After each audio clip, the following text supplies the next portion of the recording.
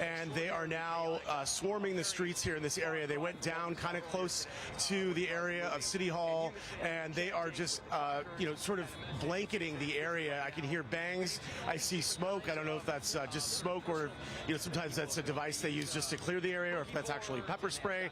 But I just saw a bunch of officers with zip ties and less than lethal weapons jump out of their vans and just swarming this area. All of the vehicles arriving here just the past few seconds. So now it'll be interesting to see what's the operation here. What are they doing? So they are obviously, with an unlawful assembly, they are trying to clear the crowd out as much as possible. Just where I was standing as the police were rolling in, someone threw a rock at one of the police cars. The police showing pretty good restraint, and as far as I can tell, the officer didn't pursue this person, and the person basically didn't run away. He had a mask over his face, and he just walked off. And officers just kind of kept their focus on what their apparent mission is right now, which is to clear this area around City Hall and around down toward the east there to the federal complex. They are adding more and more officers as we speak. I can hear more sirens coming to our area. You can hear them blaring. Here they're coming. It's like a convoy here. And I think some people are starting to get the message that have been lingering. They're trying to move their cars, but man, they are coming fast and furious right now. Here's another round. Here they come. This guy's gonna get knocked if he doesn't be careful. But they are absolutely in a pretty organized operation mode here. You can tell that they had personnel and people ready to go on the ground, and they're moving quickly. They're swarming the area. Yeah, Tom, I want to ask you something. If we can, I want to be able to put up SkyCal just a brief moment as we keep talking to Tom here, because there was someone in a vehicle seemingly unattended and kind of waving a wheelchair up in the... I believe he was at kind of the skirmish line where police were for quite some time, and he might have gotten in his own vehicle there and is now leaving the area. But yeah, he was in a wheelchair, and it looked like he was a part of the protest, now leaving that area. It was an interesting sight, to say the least. But Tom, I think it's worth going back to your point there about seeing that convoy of vans, of officers, of law enforcement making their way. I'm curious from your perspective as to the number of protesters, because as we start approaching the evening hours, as we've seen in the last week or so, is that once the numbers game starts to tilt toward law enforcement, that's when we start seeing the ramp up of really pushing crowds out once law enforcement feels like they have an upper hand in terms of more of us versus more protesters. And then we start seeing detainments, then we start seeing arrests. I'm curious if you see a significantly larger number of law enforcement versus protesters from where you are right now. Yeah, I mean, from where I am right now, definitely. Most of the people that were here when I arrived have gone, but I'm a bit to the west of where the highest concentration of people are. Officers came under fire from those bricks and rocks and the bottles that they say started this dispersal order. But we did see some law enforcement on the move from Tim Caputo's camera. We also saw some of those mounted officers. Tim, what are you seeing from your vantage point right now? Well, you guys talked about things getting accelerated fairly quickly. This is a situation where we saw LAPD move up the street, and you could see the line of LAPD officers here, and check it out, mounted not far behind them. They moved up to the intersection of Temple and Main itself. Main was where we saw those flashbangs, where we saw that tear gas a short time ago as the crowd was starting to make its way down Temple Street. Look at the stark contrast of it right now. You see up at the top of the street there at Spring Street, it is full of LAPD officers as well. This is kind of the tactic that they were using when it came to showing showing an abundance of officers out here. They came out here in numbers as officers with LAPD were flanked alongside the Sheriff's Department as well. The Sheriff's Department were the ones that would go back and forth with this crowd with the flashbangs and tear gas, and just in the last 15 minutes or so, that's when LAPD moved up the street from Aliso to Temple Street, and they have been able to move this crowd back at least from this intersection. We saw them completely packed from here all the way up to the top of the street. We got tear gas at both intersections. Right now, it is full of LAPD and Sheriff's Sheriff's Department. Whether or not they are going to move farther up the street and continue to disperse this crowd remains to be seen, but they assembled very quickly here. There were a handful of officers that were just about halfway up the block near Aliso Street, and then all of a sudden they came up shoulder to shoulder up the street, and you hear them giving the dispersal order as they moved up the street, and boy, did that crowd disperse. They moved out here and up the street. They didn't even have to use tear gas or any kind of flashbangs. It's just all of these officers in their tactical gear. You may see a couple flags, a couple lingering in the area, maybe 20, 30, 40 people at this point. It was thousands 30, 35 minutes ago. So obviously this tactic of all of these officers coming out here to try to clear the streets has worked. It doesn't mean the crowd is gone. Obviously they are moving farther back, but I can tell you just from listening, I haven't heard a flashbang in the last 10, 15 minutes. I haven't heard any of those tear gas canisters go off.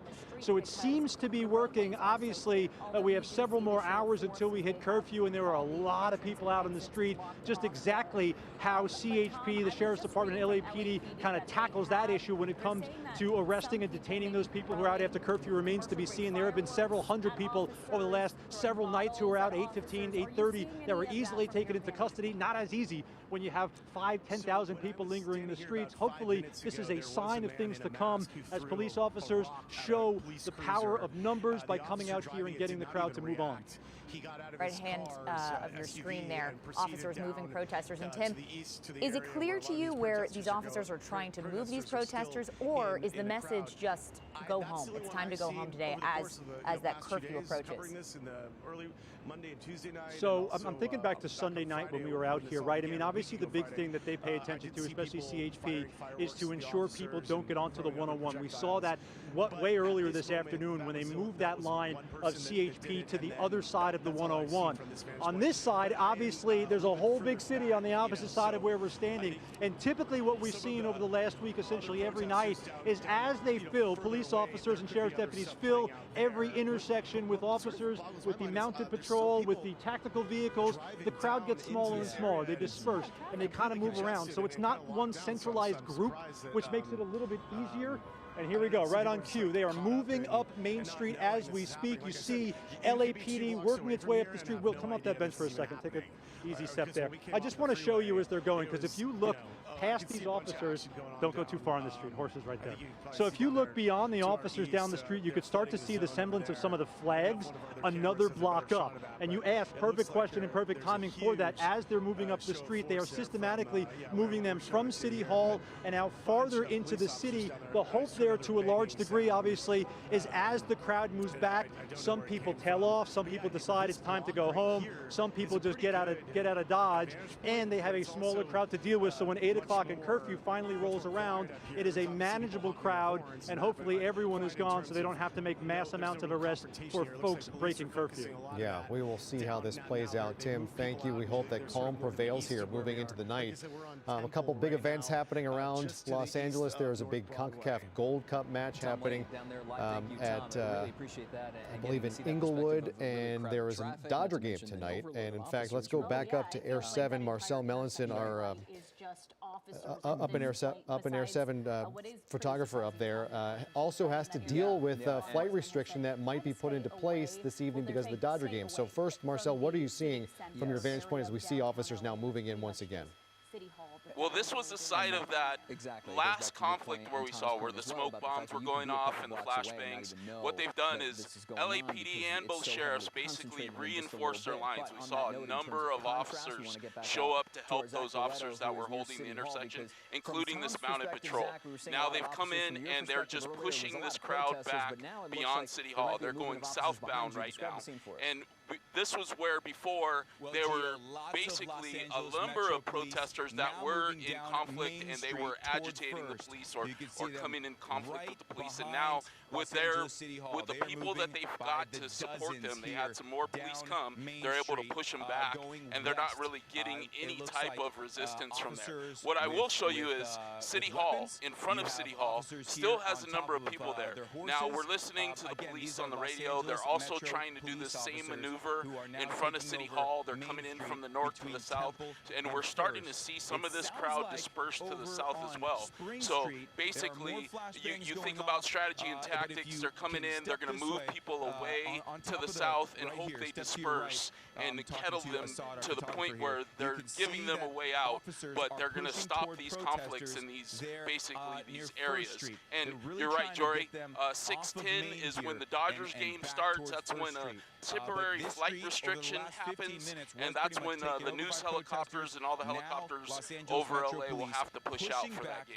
Looking like they're pushing them all Marcel, the way back to I'm first. wondering if we can just thank you for that report. If we can dip into Matt Gutman's camera. He is live on the ground, and as officers on horseback move in, we just saw a couple people, I think, get knocked over by the horses as they are moving in to try and clear this crowd out.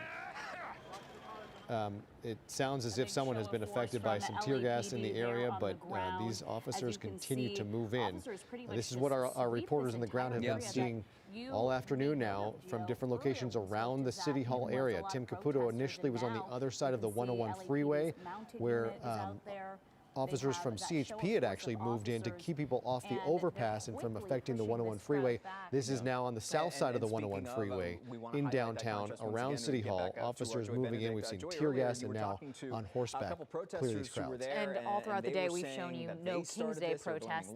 Of course, a massive one in downtown LA, but we've seen them in Santa Monica. And we want to go to Riverside now, where that's where we find our Eyewitness News reporter, Rob McMillan, who is live on the ground at a protest again in Riverside. Rob, you know, a lot going on in downtown LA, but what are you seeing over there in Riverside? Well, this protest here is just starting to take off, unlike the situation in downtown Los Angeles, where that massive No King's Day protest started around 9:30, 10 o'clock this morning. This protest just starting around 5:30 tonight.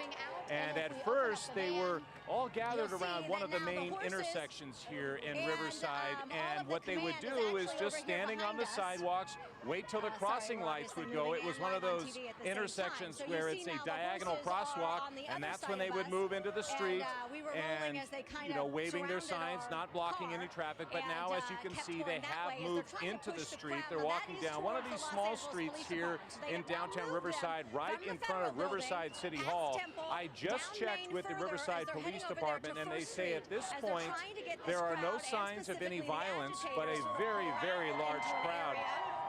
For those who have not been following this situation locally here in Riverside, there was a protest yesterday that they were actually a little bit more concerned about because it was just so organic. That was an anti-ICE protest.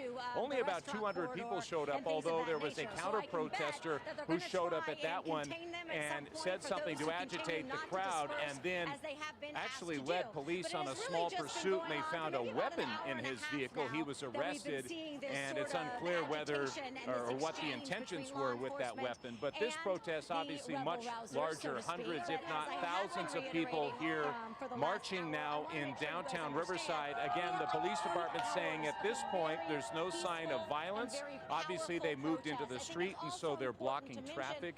But right now they are continuing to monitor the situation through the city camera system. I understand they have drones overhead. We have talked to several of the people here. The three people who I talked with so far, two from Riverside, one from Jurupa Valley nearby, very concerned about some of the ICE raids that we've all witnessed in Southern California over the past week or so. Also, this being the theme of No Kings, we see the sign here. A lot of them very upset by their perception that this administration has authoritarian tendencies. Again, that's their perception, but one they feel very strongly about. Live in Riverside, Rob McMillan, ABC 7 Eyewitness News. Okay, our Inland Empire Bureau Chief Rob McMillan on the ground there in Riverside, where things remain peaceful. Let's hope it remains that way there, because it is not the case in Los Angeles, in downtown, where things once again, tensions are rising, confrontations are happening, and we go back to Tim Caputo live on the ground. We can see on the right side, that is his picture right now. Tim. Guys, it is like a firing squad here. If you look, actually those blue, Will, to the left here, you can see they keep reloading those non-lethal rounds right here in front of you. There's a dozen in her hands right there, and you could hear them firing into that crowd right in front of City Hall, right here on Spring Street. Check it out over here. I just want to show you from this angle here because it is a barrage, one after another, of these LAPD officers firing these non-lethal kind of blue, they're like foam, they don't shoot rubber bullets anymore, but essentially foam non-lethal bullets into the crowd. Here, we actually spoke with a young man a short time ago who was hitting a collarbone by one of those. Listen, they don't necessarily break the skin, but we did see last week we were in Compton, a guy who got hit like 3 or 4 times, had huge welts and was bleeding at least from one of them. And what you're seeing now, check out to the right here too. Look at this show, of course. There are so many LAPD officers at this intersection here. We showed you a little bit earlier what was happening up the street as they moved the crowd back, and what you're seeing right here is this line of officers trying to get this crowd that is packed in front of the steps of City Hall at least to move back or move out of the area. There is, come back this way too, this is unbelievable. There are 25, 30 different LAPD officers standing in that line right here, and what they're doing is you see the box there, they keep reloading essentially with those non-lethal beanbags, they're not beanbags rather, they are foam bullets, and firing into the crowd. There is a line of these officers right here on Spring Street at the top of Temple, and to the left, there are a lot of people just still standing there, and I can tell you, just based on the people that we've spoken to who have been hit by those non-lethal, they pack a punch. They're obviously going to leave a big bruise and a big mark, and they are firing them right into the crowd to try to get them to move back. Obviously different tactics we've seen from the Sheriff's Department down the street over on Main, who for a while were shooting the tear gas and shooting those flashbangs above the crowd to try to get them to move back. And here comes LAPD coming up this street here. We're kind of in the bushes at the moment, so we should be okay. As they're firing down, sorry guys, I'm just going to get my bearings real quick. As LAPD is moving the line a little bit. Yep, we'll take a step back. Taking heat from these officers as well to make sure we're in a safe spot as they continue to move. Check to my right here. And we'll come to the right here real quick as they're moving down the street. Watch your step, guys. You're walking backwards. As they're moving. Since about 9:45 this morning.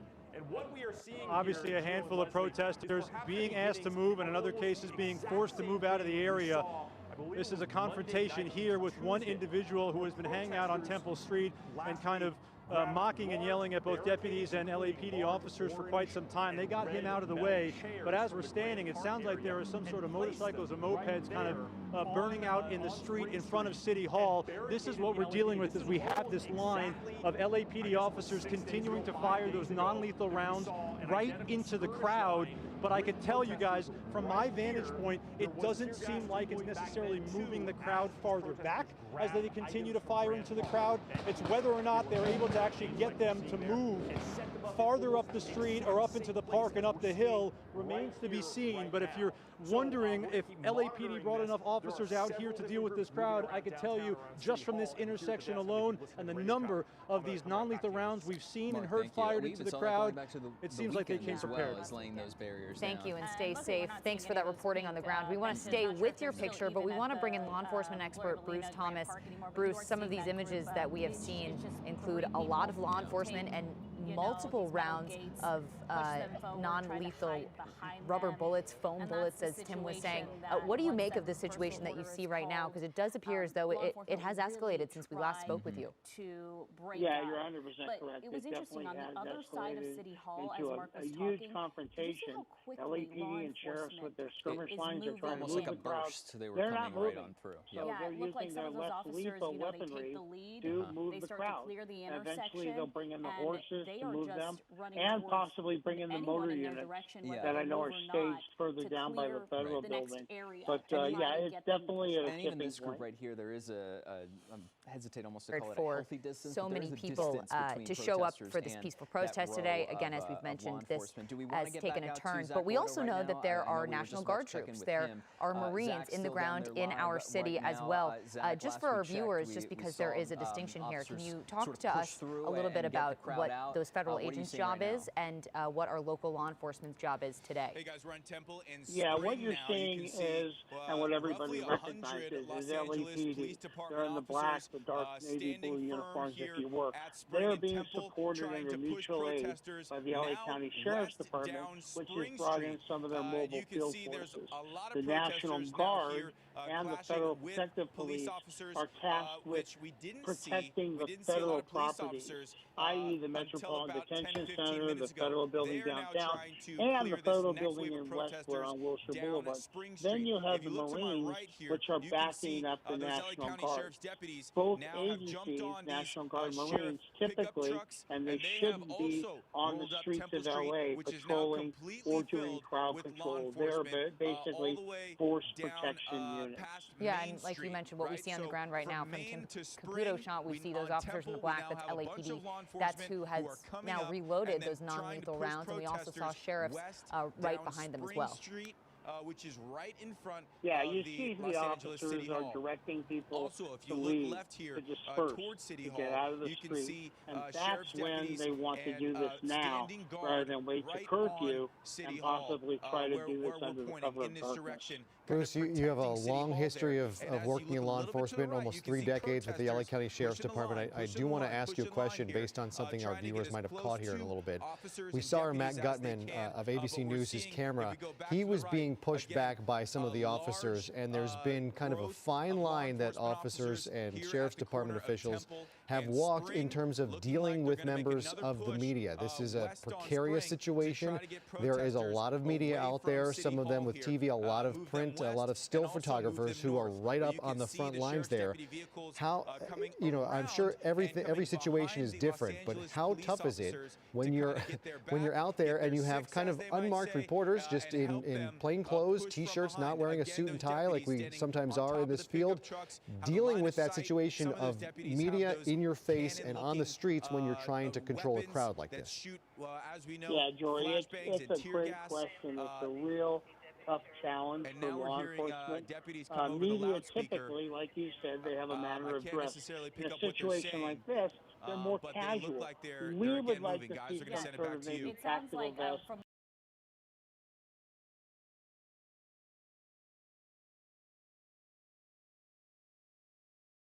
Lack of a better word, the war zones that we've seen, you know, where reporters are there. Also, we understand that they have a job to do. Sometimes they do get in the way of it because they want to get the live shot or the money shot or the report right from the action. And that's where it becomes a problem for law enforcement. We want to go back to Tim Caputo. Bruce, thank you so much for your time. But on the left side of your screen is you're seeing Tim Caputo's live picture there. He was just told to put on his mask. That is from law enforcement.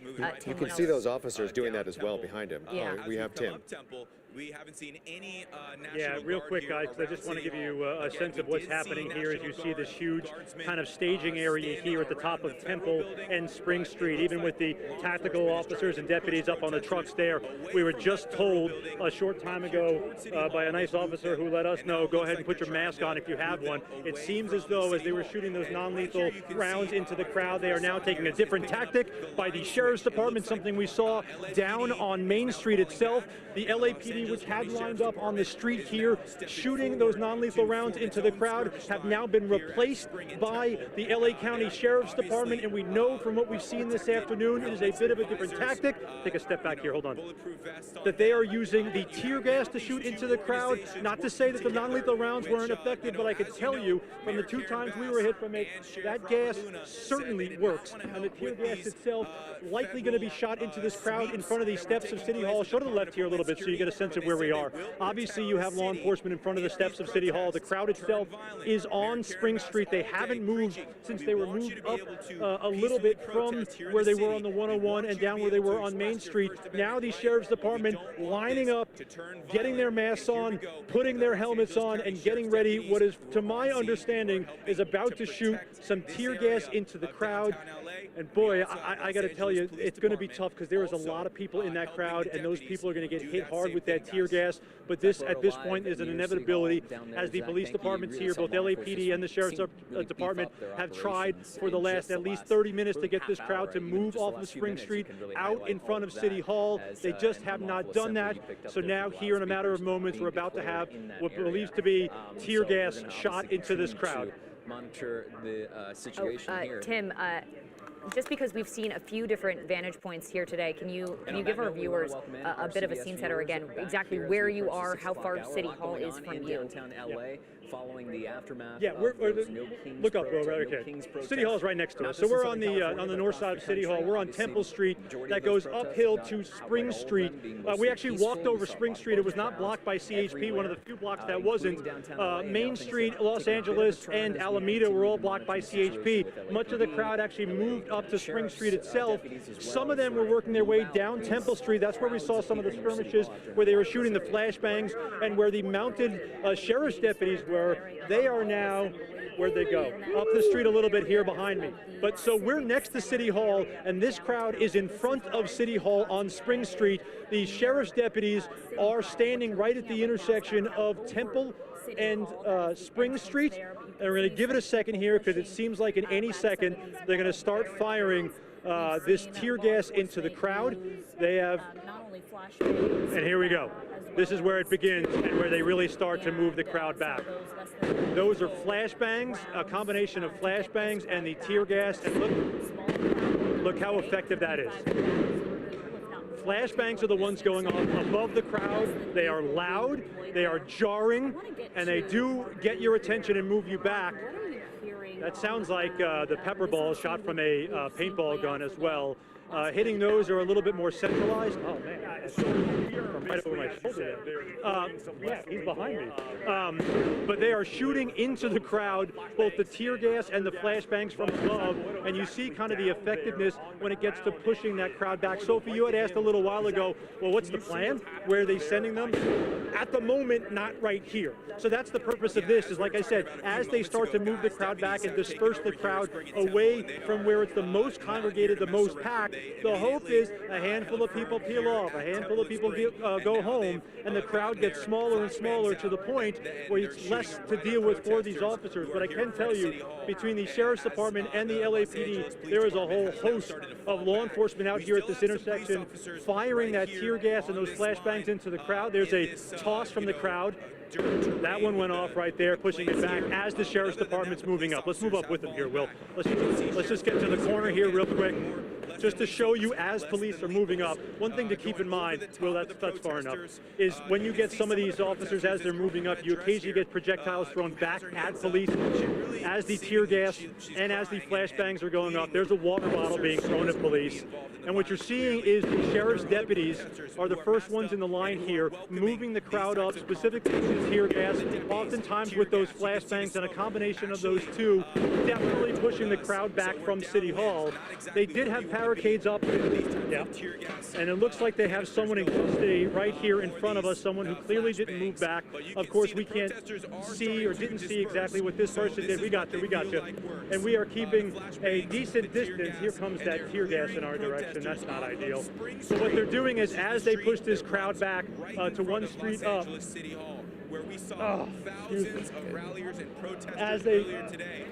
As they push the crowd back. What you can consider not all right, Tim. One street up. They're now trying to clear people out. An unlawful assembly has been declared. And it is a very effective way to move the crowd. And certainly, depending on the direction the wind is moving, it is a very effective way to move that crowd. And as they move up the street, we're going to take a step back and catch our breath. Yeah. Tim, get your breath. This is David Onum sitting in for Jory Rand right now, along with Sophie. Great reporting, Tim. A war zone that's it's quickly turning into in downtown Los Angeles. So obviously, all the pictures that you see on your screen are live pictures. That was from the ground, from Tim Caputo's camera. They have been overcome with the tear gas. This obviously is Air 7. So let's get to Marcel Melanson, who's been overhead. And Marcel, you've been seeing what's been transpiring. You saw the flashbangs, the tear gas. What effect is it having on the crowd? David, basically the crowd was not moving until those measures were introduced. We had a large crowd in front of City Hall. That was probably the largest contingency left around downtown as we looked around here. And once the sheriffs moved in and they began to use the tear gas, immediately the crowd reacted so fast. I mean, they moved out of here with a quickness. You still have a couple of agitators that are in there that are throwing tear gas back at the officers, but for the most part, the large crowd that was here just a few moments ago has now scattered throughout Grand Park and more south on Spring Street. So definitely an effective way to get them out of here. You can see as I tilted the camera and pan over here to Grand Park, you see a number of protesters that are making their way out of here where they just were not leaving prior to that. Right. Clearly it's having some effect. And Sophie, it's a shame though, because there have been a number of peaceful protests throughout the day. In fact, Los Angeles, downtown where you're seeing right now, had thousands of people that were peaceful through most of the day.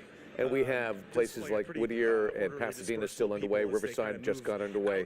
You said Long Beach and Santa Monica. All of these places were peaceful, but this is how how LA is going to be identified from today, and has continued to be identified this way, and that is the violence within the few square blocks that this is taking place. Yeah, that's right. And those protests started at around 10 a.m. this morning, and hundreds of thousands of people we know showed up in downtown LA. And now, if you take a look at your right-hand side, LA County Sheriff's Department moving in towards. Sorry, apologies. I don't know exactly which street that is, but they are moving closer to where those protesters were. Marcel, what are you seeing? I'm seeing that the protesters are now moving out. We've talked about early on about strategy and tactics and what the Sheriff's Department can do versus the less lethal rounds of LAPD. I think it was a tactical decision to move the sheriffs in here because they can use tear gas, and it was probably more effective in this case to get those protesters out from in front of City Hall. That was their main focus. So you could see this contingency of sheriff, their SRT or Special Response Team, has moved in front of City Hall. They replaced all the LAPD units, and now where we had a large crowd, I would say probably a couple thousand people, are all on the move. They have pretty much dispersed the area. They've moved to the south and to the west to Grand Park, and now they're basically what we had before with that large crowd in front of City Hall has now gone. But Marcel, it's taken a long time. That dispersal order came in just before 4 p.m. today. It's now just after 6. And part of the reason why that dispersal order came in is because LAPD reported that bottles, bricks were being thrown at law enforcement officers as well as fireworks. Yeah, I mean, we were here. I was here at 4 o'clock when the dispersal order started, and I actually saw the first interactions between the protesters and LAPD, and it was the way that the mood changed and basically the posturing of the whole situation almost changed in an instant. It went from no incidents reported all day, hundreds of thousands of people, to now very quickly. And I want to say that I think that first initial incident happened down on Alameda, down in front of the Federal Detention Center, is where it first triggered, and then it just trickled off into the rest of the area here. And very quickly, I think the dispersal order, one of the tactics is, hey, give them a chance to go on their own. We don't want to have this immediate clash, and that's one of the tactics that they've used. Show the show of force, get a lot of officers here, let them see them in the place, and then we'll try to get these people to come out peacefully. I think the last thing anybody wants is a confrontation, so they're using whatever tactics they can to forcibly move them out without actually having contact.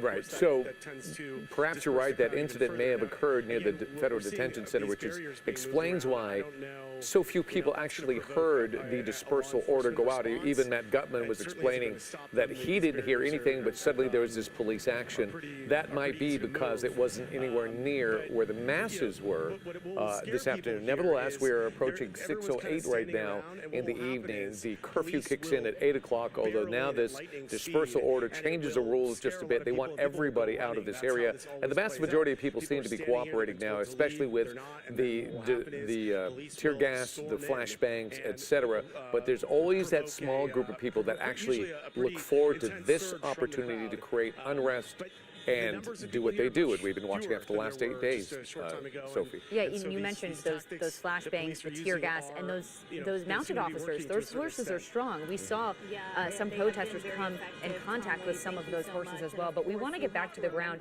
with ABC's Alex Stone. Alex, what's going on where you are right now?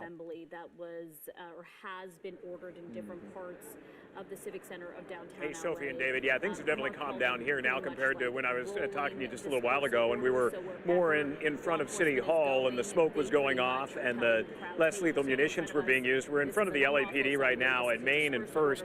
You can see they have a skirmish line right here. The Metro unit, their SWAT team, just moved everybody down, and at least on the other side of City Hall, there's something going on. But generally here, it has calmed way down, and police are beginning to take a lesser stance based on what they were able to do and move everybody down. It did clear a lot of people out. I want to show you when we were live on the air, and all of those booms and bangs were going off, and they are on the other side of City Hall and then down the street a little bit. But this is half of what we are told is called a bang ball, is what one officer called it, where it goes up in the air and then bursts open and has gas and things in it. This is part of a 40-millimeter flashbang, the big booms that were going off. These are all over the ground down here right now, and these are what we're going boom, and then either putting out gas or putting out a loud noise and getting those protesters to move. But I was talking to one detective, guys, and they say that this is going to be a very long night. They know they're going to be battling and playing kind of a cat and mouse game of the protesters running up and they push them back, running up and push them back. But it is a much lesser stance, at least in this area around City Hall and LAPD headquarters, than it was just a little while ago. So they're continuing to move people around, but it does seem they're making progress. Yeah. David, so it may explain the very firm movement by PD and sheriffs to get this crowd out of the way, because they anticipate this could be a tough fight today. There's been a lot of attention on this Saturday. It's happening right now. We're right in the midst of it, and perhaps if they get ahead of the game at 6 o'clock in the evening before the sun actually goes down, they could have the upper hand sooner than later. Of City Hall, the one on the east side made it all the way down here. David, that's exactly right. They really held off most of the day. There was a lot of screaming at police. There was a lot of screaming at the National Guard and the Marines, who are now in front of the federal building where it had just been National Guard. Now the Marines are there as well, and the federal agents, federal police who are helping them out. They had been taking it all day. And then eventually, right around 4 o'clock, almost on the dot, it seemed that there may have been a plan to begin getting ready for curfew tonight and begin getting the streets cleared out. They say they were also taking rocks and bottles and chunks of concrete and brick, and that's when the decision was made to move everybody out, and they began marching them down. And we saw it in front of the federal building, and then they went up Temple and then came down Main Street here, and now we're clearing both sides of that. And yeah, instead of waiting until 8 o'clock when then you've got the curfew and arrests being made and moving everybody around, to get going early on it, and they definitely did, and it does seem that they've made quite a bit of progress in the efforts they've been making. It was a very different scene here an hour ago. It was very active. Police were in a very stern stance to us and to the protesters, and now they're able to take a deep breath. And then they're still doing some clearing, but generally around LAPD headquarters, they're kind of making this their stopping point, where they've got it on all the streets around. They've got them blocked off. They've got the skirmish line set up, and then everybody is kind of dispersed around it. So their efforts do seem to be working. They've moved them around. They've moved them down the street, and they were able to get the, they call them agitators, but those that, they just kept coming up. They wanted to fight against the cops, and the second they would throw off gas, then they would get moved back. They would come right back in, and they would get burned by the gas. It wasn't necessarily tear gas, more like a pepper spray gas. Then they would move them back, and you can see there are more officers. As we hear more munitions going off in the distance, but more officers coming out now. So they're going to have quite a fight on their hands tonight, but they are making progress right now, guys. You just mentioned that it calmed down where you were, but again, now we are starting to hear that pick up again. We want to go to Tim Caputo, who is also live in downtown LA. And, we Tim, do want to get out what's to happening where Joy you are at Benedict this moment? At some point here in the next few seconds. Where we're on I the think steps it's of City Hall, important to physically know as standing we, on the throw to steps on the Joy front end of that, City Hall. she's The been deputies down let us move there up a little bit to get since behind 8:30 them in to the kind of get a better morning, vantage has point made, of their operation repeated as they're notes pushing and this crowd down notes towards that First Street. this We has saw not them been the scene essentially all right in the day, middle that it's of City been Hall, mostly peaceful underneath Grant Park, and the crowd here in the street just maybe 5 minutes ago, they started to throw some of those flashbangs, some of those, I didn't see tear gas this time around, but you see how much smaller the crowd, at least in the street, is at this point. What we're seeing is now the Sheriff's Department taking the lead. Earlier, LAPD had moved in with all of those officers firing those non-lethal rounds into the crowd. They have been kind of taken over initially with that big, overwhelming amount of tear gas into the crowd a little while ago, the ones that hit us too. And now the crowd has dispersed an awful lot, and they've moved them nearly to First Street. It's just a long stretch of road here, so they're not quite there yet. Here's the thing with this this intersection that's a little bit tough. Not quite an intersection, but essentially where it intersects with Grant Park. Will, if you come look this direction here, I know the sun is behind me, so it'll be a little tough to see. The park here that goes up to Hill Street is actually packed with people. We don't know if these, when we were here earlier, like I say 3 hours ago, these were families, these were people buying popcorn, buying hot dogs in the crowd, in the crowd. We don't know if that same kind of joyful group is here. Certainly the ones in the streets are the ones battling with these sheriff's deputies and police officers the last couple hours now. They seem to be focusing, authorities focusing their attention on the handful of folks in the street. It seems like maybe 100 or maybe 200, and that's where they're focusing their attention. They are not moving all that quickly, but they are certainly moving what seems like eventually to First Street. And actually, if you see down the street from where I'm standing, it looks as though the LAPD all the way on First Street, on Spring Street, blocking them. So they would have to go either direction on First Street. Obviously, there's a method to the madness on how they're dispersing the crowd and moving them out. But you hear them giving that dispersal order, telling them it's an unlawful assembly, and getting them out of here. It should be mentioned, too, because earlier when there was talk of a dispersal order, it caught me off guard. We were over on the other side of the 101. I didn't hear anything, but we saw the movement of police officers. So it's not surprising that a lot of people were relatively caught off guard, knowing that they were here maybe until the curfew at 8 o'clock, maybe leaving a little bit earlier. But obviously, since things have ramped up, it has not ramped down to that point as we see police and sheriff's deputies continuing to move this crowd. We all come from immigrants. Okay, Tim, hang tight. We have an interview now with Deputy Chief from LAPD, Tingradis. Deputy Chief, are you there? And I'm sorry if I mispronounced your name. Tingradis? Himada? We've got military here. It's clearly we an might not have one. Tactic. Hello? Oh, are you there? Yes, I am. Okay, Deputy Chief, thank you so much for joining us today. What are we watching happening here right now in downtown LA? We have declared an unlawful assembly, and the Los Angeles Police Department is currently initiating crowd control tactics and trying to gain compliance from a group that has ignored a dispersal order that was provided. So what you are seeing on television now is Los Angeles Police Department, along with the Sheriff's Department, mitigate this large crowd. We are asking individuals to leave the area southbound Alameda to eastbound 2nd Street. I'd like to say that we started off with 20 to 30,000 participants at its peak, and the protest was peaceful. Not until rocks and bottles and projectiles were being thrown at our officers did we initiate crowd control tactics in an effort to bring peace and calmness to that area and protect the children and families and protesters that were there to express their First Amendment today. Deputy Chief, we are, of course, watching this play out live in downtown LA, and protesters there right now might not be listening to this, but their friends and family members might be. What would be your message to relay to these protesters or, some of these bad actors that we've seen in downtown LA today? My message would be to leave the area. The Los Angeles Police Department has been extremely patient today. We have given direction in English and Spanish. We have allowed a proper amount of time for the group to hear this messaging and leave the area. Right now, the traffic jams, families are unable to come to and from. I am asking for the individuals to disperse and leave the area immediately. Deputy Chief, can you tell us or explain to us what happened, what forced law enforcement to give this dispersal order around 3:45 today?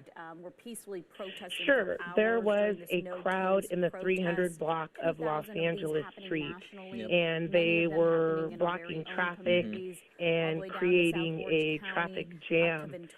Our officers were in the area, and there's a pedestrian bridge in that area.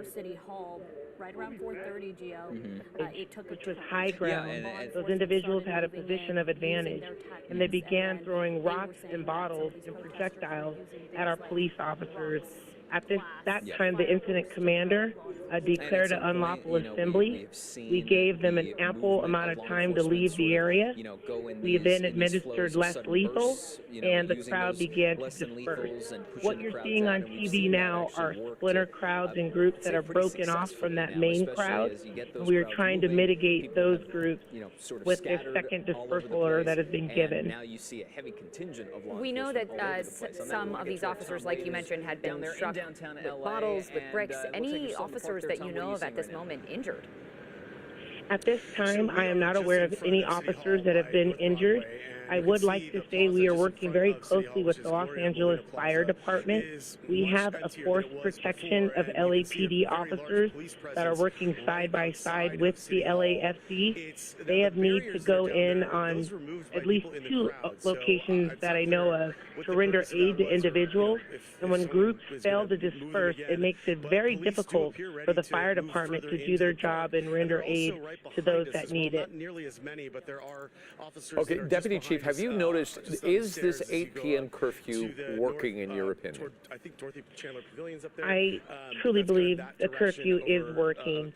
We had multiple businesses in downtown Los Angeles that were burglarized and looted earlier in the week. Once the mayor initiated this curfew, we've seen a decrease in burglaries and looting. In fact, we have not had one burglary or looting incident in 4 days since the mayor instituted the curfew in the downtown LA area. That is great news. What about the other protests that are going on? I know that they are largely peaceful. We're getting word that another protest is breaking out now in Van Nuys. When it comes to personnel, can you cover all of this? And have you heard of anything like this or similar to what we're seeing in downtown that may have been happening somewhere else in LA? The Los Angeles Police Department is fully mobilized right now, which means days off were canceled. And with the partnership of the Los Angeles Sheriff's Department and the California Highway Patrol, we have enough resources to mitigate the groups and crowds that you're currently seeing and watching on television. I am aware of different events that have occurred throughout LA County, and those events, my understanding, have been largely peaceful as well. It looks like they've now been pushed outside. Deputy Chief Amada Tingrides, this is Giovanna Lara joining David Ono here on the set. I know that you have worked for many years to establish good communications between the citizens of Southern California and the department, the Los Angeles Police Department. Do you have any comments on what's been happening here over the last week in terms of maintaining good communication, an open line of communication between the community and law enforcement? And Tom Waite is just over here. It is so vital that we are communicating. We, for the past week, have done extensive outreach. I'm currently the commanding officer of Central Bureau, and downtown Los Angeles is my area. And over the past week, we've had emergency meetings. We've met with our downtown business improvement districts, our downtown alliance, and our community members. And our main focus in communication with them is peace and safety for all communities. And we have utilized our social media platforms, emergency meetings, dialogue. Our senior lead officers have been going out to businesses, checking on them, working very closely with our city partners to get any graffiti removed from any building, and really pushing towards an effort to bring calmness back to our community, but also to ensure that they understand what resources resources are available to them in this time. And the messaging that we have put out to the community is that we see you, we hear you. The Los Angeles Police Department is here to keep our community safe, and we will get through this. Deputy Chief, I'm going to ask you one more question, but I want to give you a reference to our audience. On the left-hand side, you see that is the crowd that we talked about just a second ago in Van Nuys. This is at Irwin Street and Van Nuys Boulevard. It is a peaceful protest, although they are in the middle of the intersection, but they are literally dancing. So that's what you're watching there. The pictures on the right-hand side of the violence that's happening right now in downtown Los Angeles. So, Deputy Chief, if this continues, if the violence continues and these problems continue for the next few days, is the LAPD prepared to handle it in a manpower sort of way? The Los Angeles Police Department is prepared. We have an incident management team that has been with this incident from day one. We have coordinated with, again, Los Angeles County Sheriff, the California Highway Patrol, and we have enough resources to address what is going on right now in our city. The message to our community is we are doing our best to make the community safe, to keep our protesters that are protesting peacefully safe, but we also are not going to tolerate the small minority of agitators that are wreaking havoc and attempting to harm our officers and vandalize our communities. We will arrest you if you ignore our dispersal orders, and we will be enforcing the curfew. Well put. That's an important message. The vast majority of people are trying to make a statement, a peaceful statement. It's only a handful of people that are creating the chaos that we're seeing. Deputy Chief, thank you so much for joining us today. Best of luck to you. Guys, and really, for having me. It's continued to be. Let's take you. Okay, so that is downtown Los Angeles, and that's where a lot of attention has been. And Van Nuys, though, that is a peaceful protest in the middle of Irwin Street and Van Nuys Boulevard. The LAPD is there. They're watching them closely. They are in the middle of this intersection, so keep that in mind if you're driving through this area. But Giovanna, we've been watching them. It's a piece. It's not a lot of people, and they're literally dancing with a choreographed dance in the middle of that intersection. Yeah, and I just want to note that earlier we heard from Tim Caputo. He's in downtown Los Angeles, and he was describing as tensions were building near his live reporting, and then someone came and brought a speaker with music. Oh, yeah. And all of the people who were focused on the tensions that were building between some of the protesters and the law enforcement out there then turned their attention to the speaker, and he said it changed the mood. Yeah. Just changed the mood and lightened the mood. A lot of what we're seeing there in Van Nuys, hopefully that situation stays peaceful. We're going to continue to watch that. Downtown, as you know, and as it has been, that is a bit of a powder keg, and we will continue to watch the ebbs and flows of that. But then let's take you to a peaceful protest right now in Riverside, where this day was meant to be this way.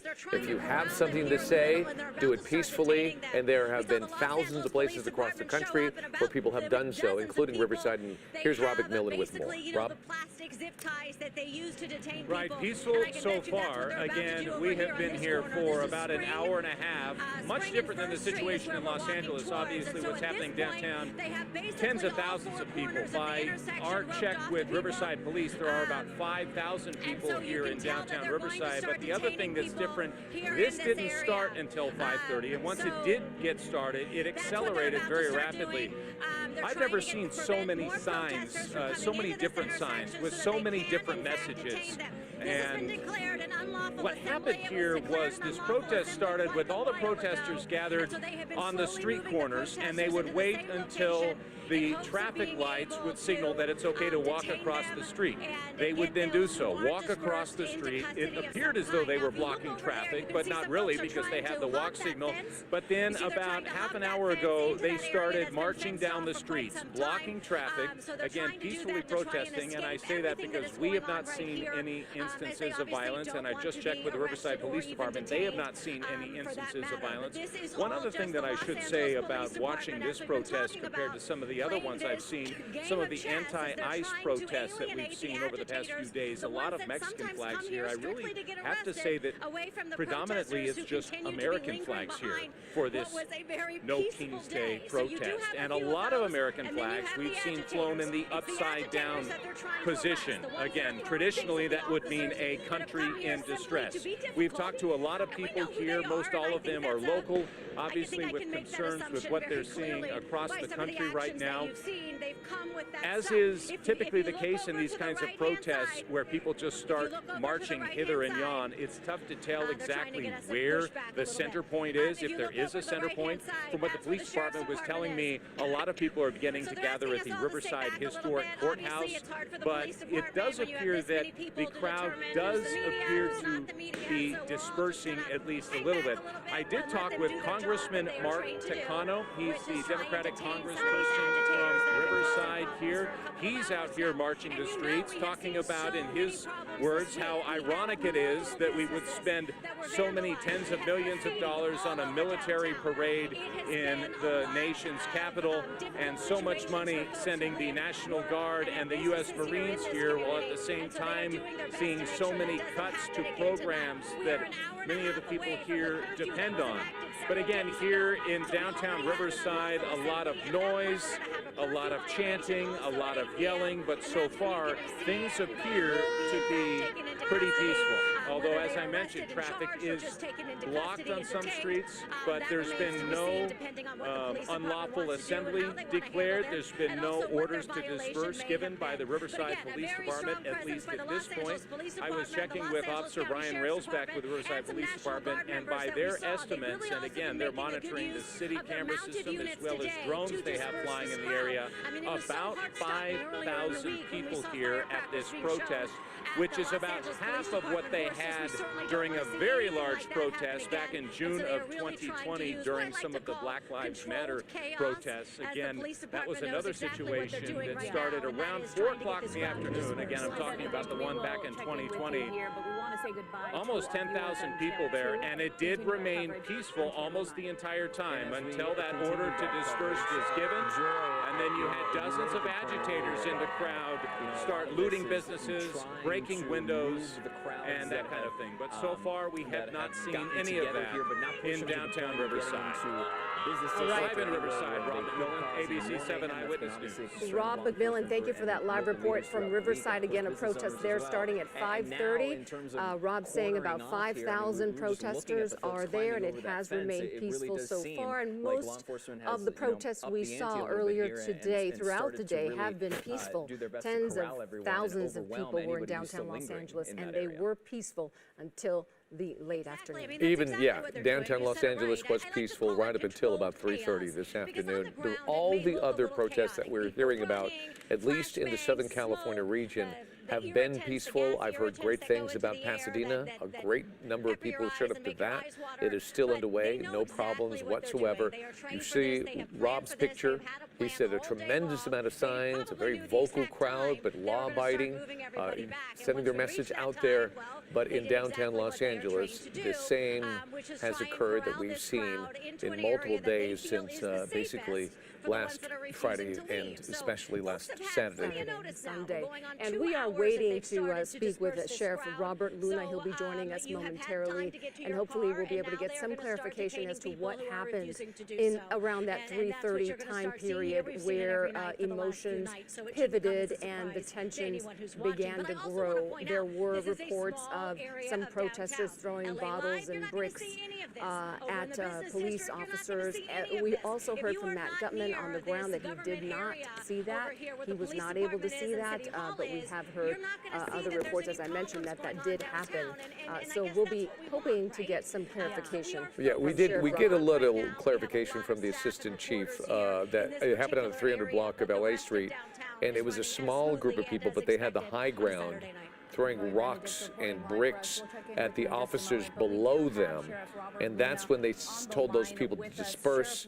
They didn't leave. And so then that's when this massive dispersal order was given about 3:45 today, and the unrest began. Now, they've made a lot of progress, but they've used, a lot of ordnance to do this, from gas to flashbangs and a massive amount of people and horses.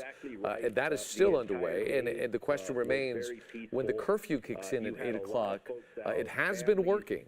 Will it work today? Because today is that day when so much attention was put on today for the No Kings protests that happened all over the country. So perhaps there's an extra amount of energy that's going on here, especially in downtown Los Angeles. But you see the amount of law enforcement personnel that's out there right now to get things under control. On the right-hand side, a happier crowd at Riverside that Rob just reported from. And of course, we showed you the shots at Van Nuys of a small group of protesters in the streets that were dancing. Yeah, and the No Kings protests were planned well before the ICE raids that began last Friday here in Los Angeles. Those were already in place because of the military parade that President Trump scheduled for today. We want to check in with Tim Caputo. He is still in downtown Los Angeles. We know you were kind of surrounded by some of that gas, the flashbangs. Are you okay? I should ask first. It looks like you're doing okay. Thank you. Thank you for that. I cried enough tears today to last me for the rest of the month, for sure. What we're seeing here, it's kind of interesting because as we watch this play out, you obviously see all these sheriff labels on the back. This is obviously the sheriff's department here. They have been the ones pushing the crowd up Spring Street. Here's what's interesting. When you get to First Street over there, the dark blue uniforms are LAPD. Now, they are actually on both sides of the street of First and farther along. So what happened is when they moved the protesters up the street, or at least this kind of faction or group of it, the ones that have been kind of sparring with police and not dispersing for the last hour or so, they've run out of room. So if you look to my right here, what they're doing is the remaining group. There's like a 6-foot, 7-foot fence there. From my understanding, this is a kind of like dirt, maybe construction area. I'm not exactly sure what it is. It's just next to Grant Park. Some of the group was moving up Grant Park up to Broadway. The others that came down Spring Street essentially ran out of room to go to. And what they've done is kind of squeeze the group smaller and smaller. So some of them are now hopping the fence and going up to Broadway. If you look up Broadway from where we are, it's a little tough to see with the fence there, but you see some of the flags waving in the background. That's how you get a sense of where the crowd has moved to this point. Whether or not the crowd, back up 1 second here. Sheriff's Department's asking us to back up. We're obviously not trying to get any more tear gas in our face, and obviously as they're shooting these flashbangs, but many of them are, you'll see them on the hip of some of these guys and ladies, is they're like grenades. So essentially they pull the pin, they toss them, and that's where you get the spark in the air when it releases, and then when it hits the ground, it explodes. It's not a grenade that has shrapnel in it, it's just a grenade that makes a big loud noise, and that's what they're tossing towards the crowd to try to get them to move back. The movement from here is going to be interesting because there are an awful lot of folks up on Broadway, but guys, as we've seen them move this crowd from Temple Street over to First Street, we've noticed it's getting smaller and smaller. The one thing I do want to point out, because I think it's important when we talk about the back and forth, there is a dispersal order, there's an unlawful assembly. Being out here right now is against the law at the moment, so that's why they're trying to move this crowd. We haven't necessarily seen, at least not with my own eyes, an awful lot of stuff thrown at police in the last 30 minutes. 2 or 3 water bottles. I have not seen rocks or anything like that, but here comes LAPD. It looks like they might be grabbing the remaining people who didn't hop the fence as they ran out of room in that area, pushed by the Sheriff's Department, flanked by LAPD, and what it seems like is happening at this point, I'm trying to get a vantage point, is they may be detaining the remaining people who are unable to hop the fence and get out of this area. Where they move from here, obviously we'll be following in tow and following close behind the Sheriff's Department to see exactly where they push this crowd, but obviously the tactics of the tear gas and those flashbangs seem to be working to not only push the crowd back, but eventually get them to disperse.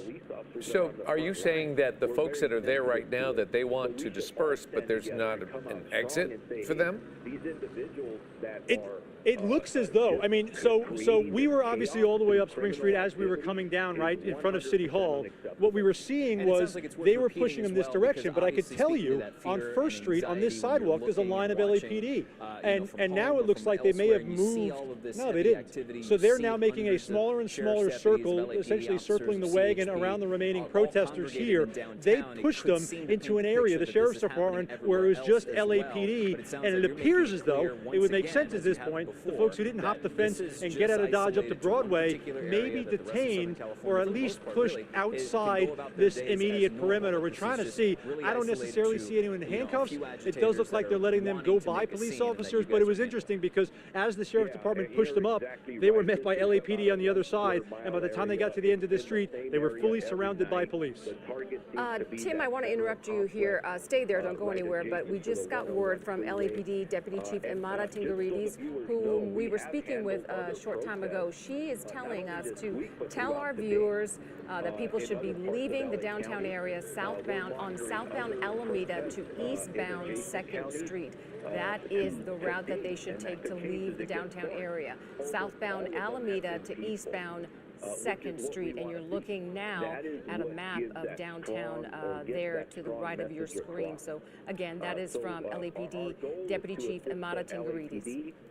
I give a lot of kudos. Giovanna, I can't see from above if there are any folks still down on that end over by Alameda Street. I can tell you, if you're on Broadway, good luck getting to Alameda, because as they've come through here, police officers are blocking all the streets. Alameda's like 4 blocks down from where we're standing. So obviously the Federal Building, the Metro Detention Center is Alameda and Aliso. That's where we've seen the protests. We've been here essentially every night the last week. That's where all the tensions began and where that dispersal order came in. As they've moved the crowd up this direction, I don't know if they could get all the way down to Alameda. Here's the thing, though. If they let them walk down to 2nd Street, excuse me, there's a chance they can get down the street. But from what we've seen from this vantage point, this kind of lively crowd, if you will, that were going back and forth with the sheriff's deputies, both on Spring Street and on Main Street, they've been pushed up to Broadway and Hill in the opposite direction of Alameda. There may be a plan to eventually get them back down or over to 2nd Street, but at this point, we've seen them move up the hill rather than down towards Alameda. That being said, this is a big crowd here. I know it was tens of thousands of people earlier. I can't exactly see if there are still lingering folks on that side of downtown, but I can say for at least this crowd,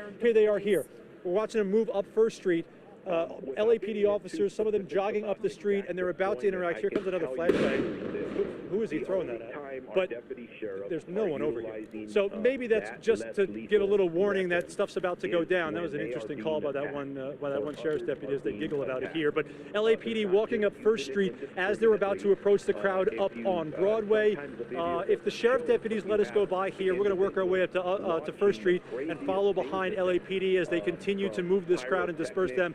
So we're going to send it back to you guys in the studio for a second while we move to the corner up here. All right, Tim, thank you. And we should remind everyone, we heard from law enforcement, local law enforcement. We heard from Sheriff Robert Luna. We heard from LAPD Chief Jim McDonald. We heard from Mayor Karen Bass that people who are coming to Los Angeles to the different protests to protest peacefully, that they will be protected by local law enforcement, but anyone trying to stir up trouble, any agitators, anything thrown at police officers, or anyone putting anyone else in danger would be handled by the LAPD, and they seem to be doing that. Since the dispersal order went out, then everybody has to leave. So that's the clarification here. You can protest in other areas. You could protest in LA, downtown LA, and thousands of people did protest peacefully. But once the dispersal order goes out, then you have to leave. Your time is up. And the people who stay behind are basically in violation of the law. There are many other protests going on throughout Los Angeles. They are all peaceful as of now, and we've shown you quite a few, and we'll show you more throughout the evening. Rob is monitoring closely the Riverside protest that just got underway at 5:30 this evening. It has a great deal of energy and about 5,000 people there, but it is peaceful so far. Van Nuys, we saw a smaller group, about 200 to 300 people. They were dancing in the street. That is peaceful. Pasadena is said to be peaceful the entire time with a large crowd. So that basically is the picture. This is the area of concern. Once that dispersal order goes out, everybody has to leave. It doesn't matter if you're peaceful or not. And then the curfew then kicks in at 8 o'clock. So even though if you are still just in the area and out in the streets, you cannot be out there in that very specific area. It's a small area, but there's a very specific area that the mayor did identify, and according to the deputy chief, it has worked. There has been no looting, no break-ins, etc., since the curfew was ordered. And to the right of your screen, you're looking at video from earlier today. You look at the number of people who were in downtown Los Angeles earlier today when the protest began late this morning and ended. It was supposed to end at 2 o'clock, and you would assume that everyone would disperse. A lot of people continued to stay in downtown Los Angeles. But the point being, the numbers of people who were in downtown and that protest was primarily peaceful, or was peaceful until about 3:30 when that dispersal order was given. And we did hear from Bruce Thomas earlier today, who said because the curfew was happening at 8 o'clock, that maybe the LAPD wanted to start getting people to leave the area because there was still such a large group there. Much smaller than what you saw there, but still a significant number of people on those city streets. That is not live. I just want to clarify. That's why we have earlier there. The one on the right is some of the unrest, and that's when it was just starting to break out. And you see the energy really does change. You see CHP and LAPD making aggressive moves towards the crowds to get people to disperse. And as you can see, that's a 200 block of Los Angeles Street. So we have seen that evolve because of their aggressive maneuvering. It has worked, and the crowd largely has dissipated. There are still a few people out there, and Giovanna, we've seen this all the time. There's always that handful of people. By handful, I mean 100, 200 people that want to remain behind. They want to create disruption.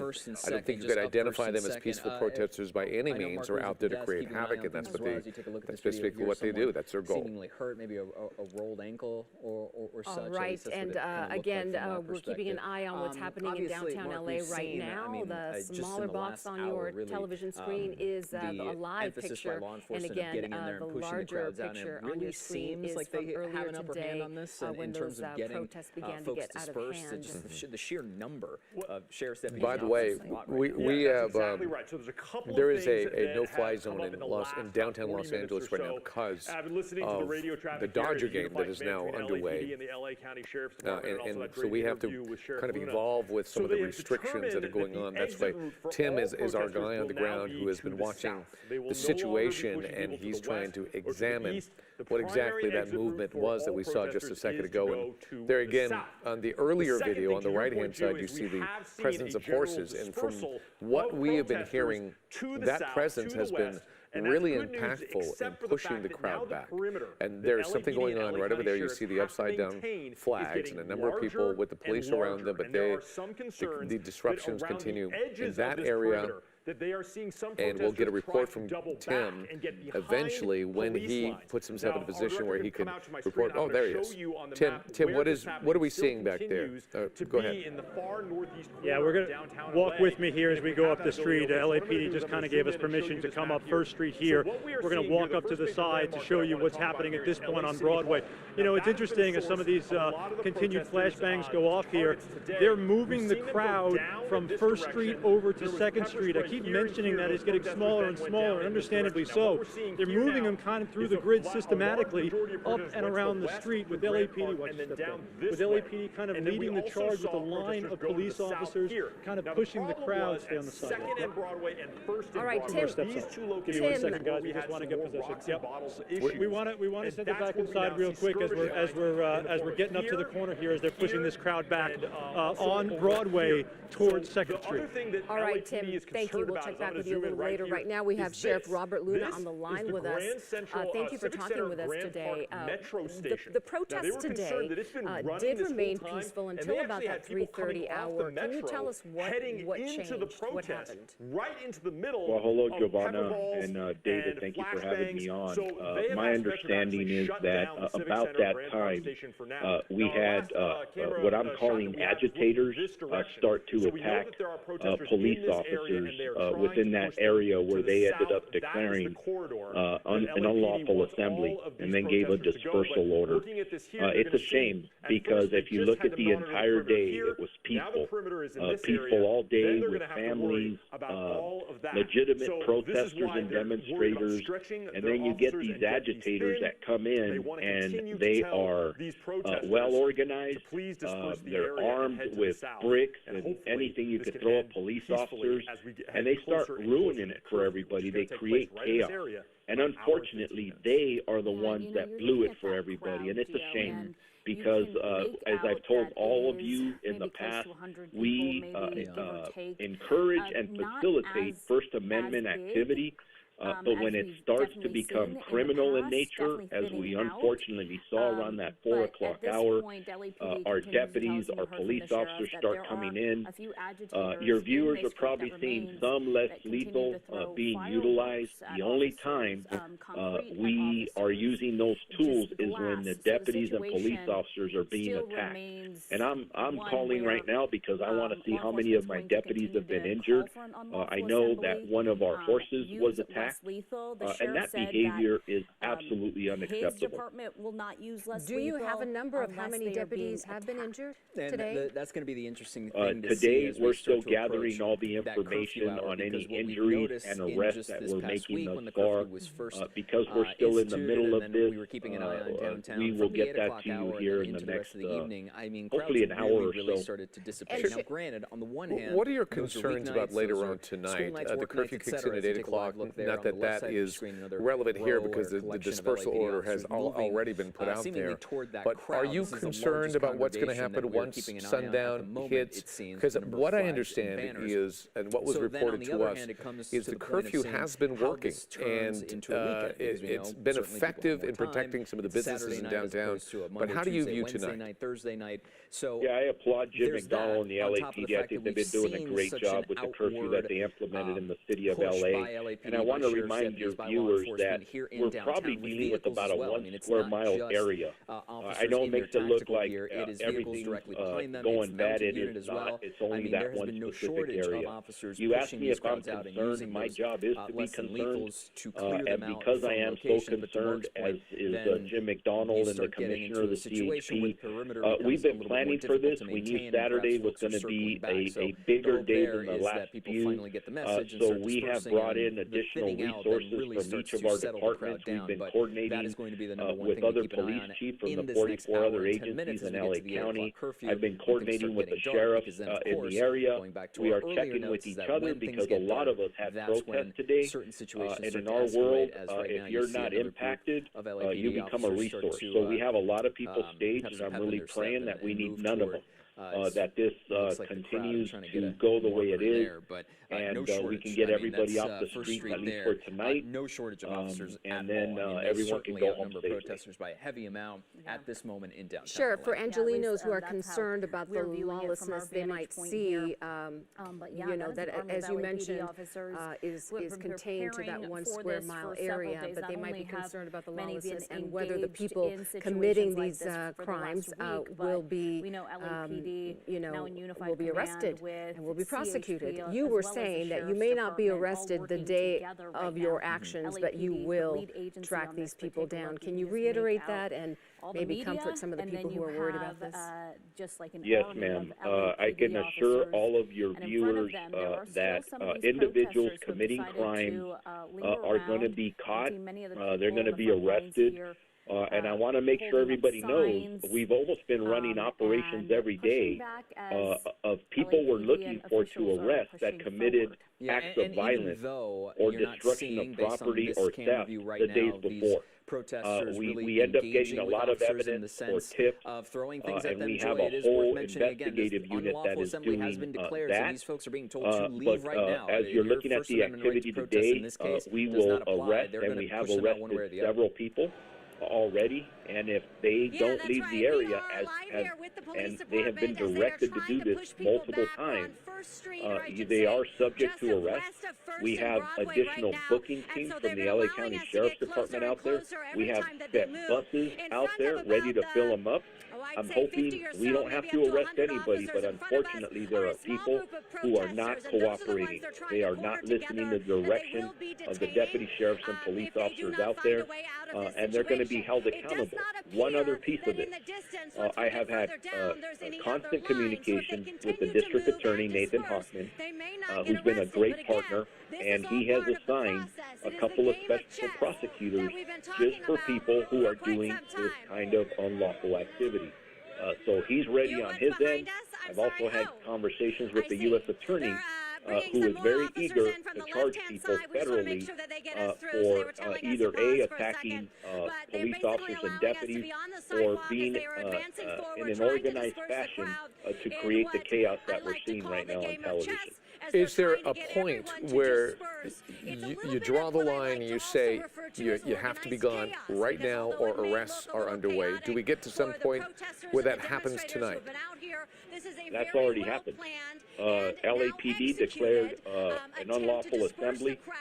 They're giving dispersal orders, very clear and concise, over and over, giving people an opportunity to leave.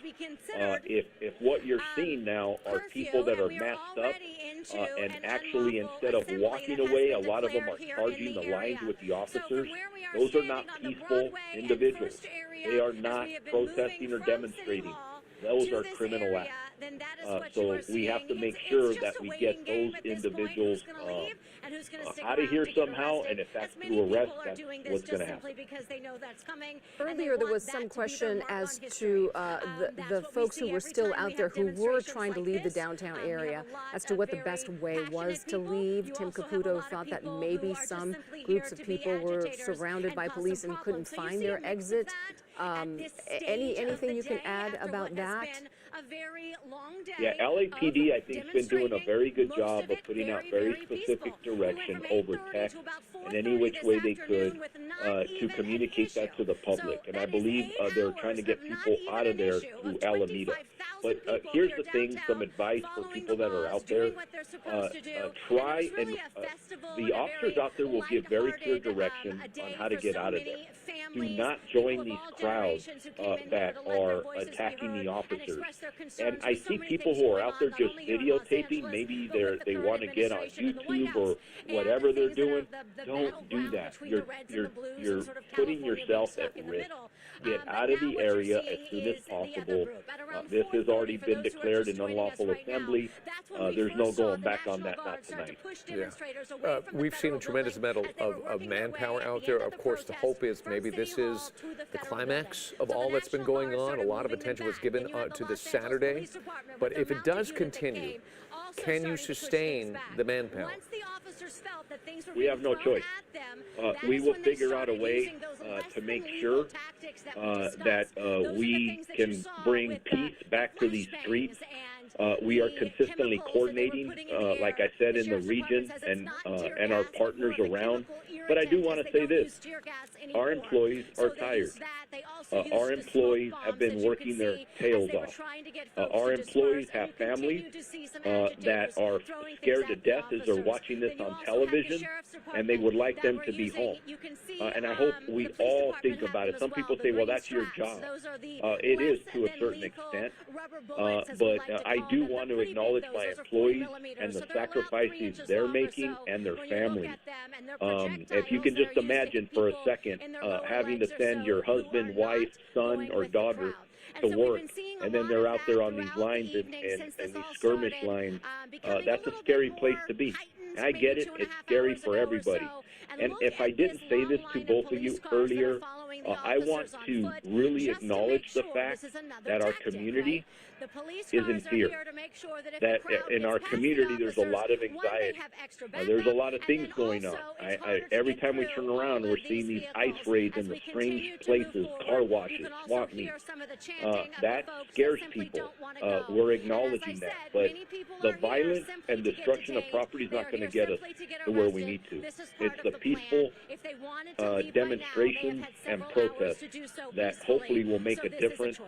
And we find a path go in the right direction here, because this is not good for us, for any of us. Sheriff Luna, before you go, I do have another question. You guys are responsible for the entire county of Los Angeles, aside, and we've been reporting that most of the protests, all of the protests have been peaceful throughout. Can you comment on the other protests that your department was overseeing, and and tell us about that. This is an unlawful assembly. Yeah, we were expecting well over 30 protests in the county of Los Angeles. I am happy to report that at least half of those that have occurred earlier today ended very peacefully. They didn't have these agitators in there that turn things ugly like you're seeing here in downtown LA. We are still monitoring everything that's going on, including the soccer game at SoFi Stadium with Mexico versus the Dominican Republic. So there's a lot of things going on out there, and our staff here at the Emergency Operations Bureau and everybody we brought in is doing an amazing job of tracking everything, ready to respond and assist and keep the peace for the entire region. And we do that 99.9% of the time. We have amazing employees. There's another soccer game in Pasadena at the Rose Bowl. We saw a big dispersal tomorrow. here. Oh, that's tomorrow. These groups have gone Sure, in this I believe that is direction, tomorrow, so and that is something we'll be keeping a close eye on and as then we well. saw these groups Pasadena that are now heading is to the also in Los south Angeles here County. along Broadway, Hopefully that and will now stay we are peaceful. even Sheriff, here your time is approaching valuable. 2nd Thank you Street. so much So we for continue to see a clarifying with motion us with what's towards going the on in our southern county. part of downtown LA The as best of luck to you as elements you of continue LAPD on. and the LA County Sheriff's Thank you. If I can ask for prayers for all of our employees out there. This is also It's really been a good rough news week, for the and it's not going to stop anytime soon. Without a doubt. Thank you for your service, Along the 101, as they had blocking forces Sheriff here Luna, at Broadway, clarifying Main, and what Los is happening Angeles. They did not throughout our want people county. going on the freeway. Largely But, good news. Let's as this clarify curfew that. rapidly Most of the approaches protests have been very 1 hour to peaceful, go, but there's a everyone big here who is in responsibility the in what's going on southbound direction downtown. from There has been this Broadway dispersal and order. Main, The people Los that are Angeles, not and even dispersing, Hill that are Street. not leaving, They arrests are are going to now have to underway. find You a just way saw out through that is the a live southern picture on part your through this left-hand commercial side where you area see of officers who downtown just LA. detained somebody And on the there are far side opportunities of there that to disperse. vehicle. That's what they're doing, is they're Certainly pulling them there are into places that that they could go vehicle. from He out might have into done that something direction, but specific, right now we but continue to see technically, LAPD all use the folks that are these, there pepper right spray now balls and are these flashbangs in order to get in people to violation of the continue law, to move to the south. so That is the they direction of could be exit, but they want arrested these protesters to disperse if tonight. law enforcement Mark, chooses to thank do you so so. But much. Yeah, this it's gonna person be that they're something trying we'll to continue put to monitor throughout the night, especially as crowds potentially start custody dispersing right once this now curfew in that starts hitting in the next vehicle. hour. We don't know what he did. In fact, we understand that Tim Cavuto now has rejoined us. Tim, can you clarify what we're watching here? Protests happening nationally on the same day that President Trump held a parade in Majority of police Washington, officers we saw celebrating the moving Army's in the opposite 250th direction from 1st Street to 2nd It Street. also We're falls closer on to his Temple. 79th We were going birthday, back to but the these car to No get some Kings waters and change our protests, battery. We came up on this side as protesting LAPD that, as are well as moving this other much things, smaller including crowd away. here in Los And as we Angeles, were the walking ice up, there were streets we have 6 or seen. 7 LAPD officers We know at trying to some restrain point that at man the who is now in the height back this of that protest, SUV. We don't know what he is people were here accused of downtown. doing. We do know when they went around him immediately, there were several other people standing kind of over the group of officers, so much so they had to call for extra officers to come up the street to essentially back them up. The crowd on the opposite side, 5-10 times bigger than the one over here, but as you guys have seen, it may only take one person, 2 people, a handful of people to interact, have a negative interaction, potentially assault police, and it could lead to this. Again, we don't know exactly what this guy's accused of doing. When we came up the street away from the large group of officers down that direction, he was already in the ground kind of wiggling around as they were trying to handcuff him. He obviously didn't go into the car very easily, and obviously you see a couple people in the street right now kind of standing face to face with these LAPD officers. That gentleman there in the kind of blue bandana has been yelling at police for a little bit. That's why they've called extra backup. Actually now we're seeing a lot more LAPD officers come up the street as well. This group size is far smaller than the big group that they're pushing out in the opposite direction, past 1st Street down to 2nd Street. They want to move from 2nd to Alameda, but what happens is we're standing next to Grant Park on my left here. That's City Hall. This is where we were about an hour ago as they were moving the crowd wheel pointed in the direction here so everyone could see it. 1st Street down to 2nd Street, but what ended up happening is a lot of people came up through the park, through Grant Park on here to Broadway. So that's why you're seeing these officers again. They were blocking the top of Grant Park here, and now they're pushing this remaining crowd. It's maybe only 20, 30 people out towards past Temple Street. Obviously, in every direction there are little pockets of crowds as they're trying to disperse them, but even if a crowd as small as 10, 15 people can turn ugly, can turn violent, and can end in arrest like you just saw there. By law enforcement right on Tim, the edge you of pushed the road. in, your camera pushed in on right a woman now, who was there sitting on the street like there, moving apparently in a different flag refusing as to well, disperse. in the middle of this established skirmish line. Yeah, with you know, and you see a bit of this. I remember seeing this last, what was it, Friday night as well, is, you know, this road is not open to traffic anyway, but this is an attempt at some peaceful resistance to police. The problem is there's a dispersal order, and so what's going to happen is if she doesn't get up and walk, she's going to spend the night in jail, and it looks as though she made the right decision there. She got up and is walking away as police are pushing them down the street and kind of getting this remaining crowd, at least on this side of the larger group, this is a much smaller group, out of this area near City Hall. All right, Tim, thank you for covering this for us. I know you're going to gather some more information that's going on downtown. We want to let our viewers know that we have a special newscast on Eyewitness News on ABC 7 at 8 o'clock, another one at 10 and 11 o'clock. 8 o'clock, of course, is in relation to the end of the football game that is on right now, but we're going to come back on the air and give you the very latest on what's happening all over Southern California and the nation for that matter. There's a lot of major news stories that are happening as we speak. So we're going to break away from our coverage digitally, and we'll see you at 8 o'clock on ABC 7. From law enforcement's perspective. Now, going back to what we were mentioning just a couple of seconds ago, CHP confirmed to us that officers were preparing for protesters. This has been Eyewitness News with breaking news. 710 freeway.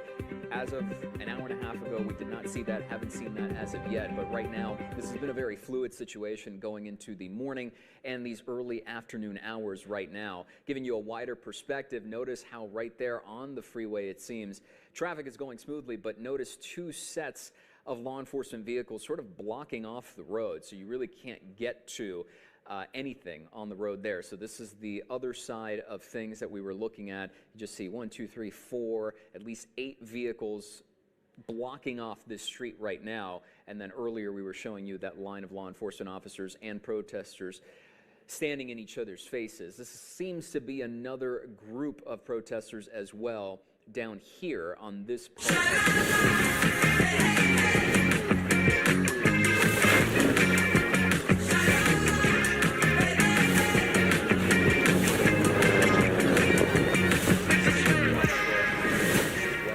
So it's been a lot going on right now. What else we can tell you, this was confirmed earlier this afternoon. The LA County Fire Department said one person at one point was transported to a local hospital from the scene in Paramount, seemingly around Paramount Boulevard at around 12:45. The extent of those injuries not yet clear, but one person taken to the hospital. As we continue to monitor this situation, no, we've had a photographer in the area throughout the morning, keeping an eye on the situation. We also have, as you see, some gas there, fuming in the middle of the street in Paramount. We have another crew headed down to the scene here as well. Our Zach Boetto is going to get a ground eye perspective for us as we continue to monitor this situation. This is video from earlier in the day as protesters tried to block a U.S. Marshals service bus, is what it looks like there, and federal law enforcement officers used tear gas, used flashbangs to try and clear the crowds. You see the noise, and you hear the noise rather, going on right there. This was quite the contrast to what you're seeing live at the moment, but it's sort of been on and off. If we can take a listen, let's go ahead and see. I'll go quiet for a moment so we can listen into the sound.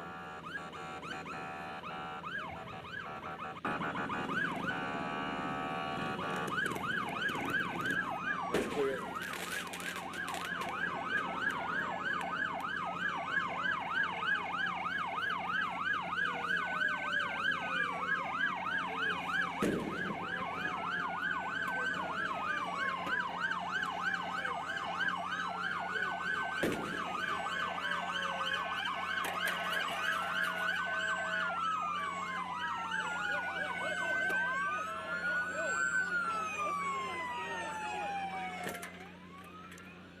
Once again, that was from earlier. Protesters trying to block a U.S. Marshals service bus as federal law enforcement officers using tear gas, flashbangs. You heard it pop there in the video to clear away the crowd.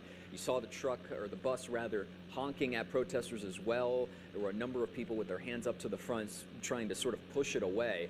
But this was one of the heights of earlier this morning of the protest we've been keeping an eye on.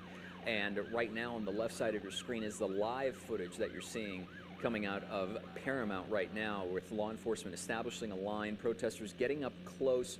You see a sign there, a number of flags, a number of signs and banners being waved by a number of people out here in this area that we continue to monitor. So once again, we want to catch you up in case you are just seeing this for the first time. This is something that has stretched. These protests have stretched going back to yesterday, so this is not a necessarily isolated event. It is a continuation of things that we've been monitoring after ICE operations happening across Southern California. So this operation involving agents with ICE, which is Immigration and Customs Enforcement, led to dozens of arrests on Friday, so just yesterday. That, of course, then spurred large-scale, intense protests throughout the city. We were covering it for you here live on KCAL News, on Channel 9, and on Channel 2 as well, when we learned that ICE conducted raids in the Westlake District, in downtown LA, and South LA. That was all on Friday.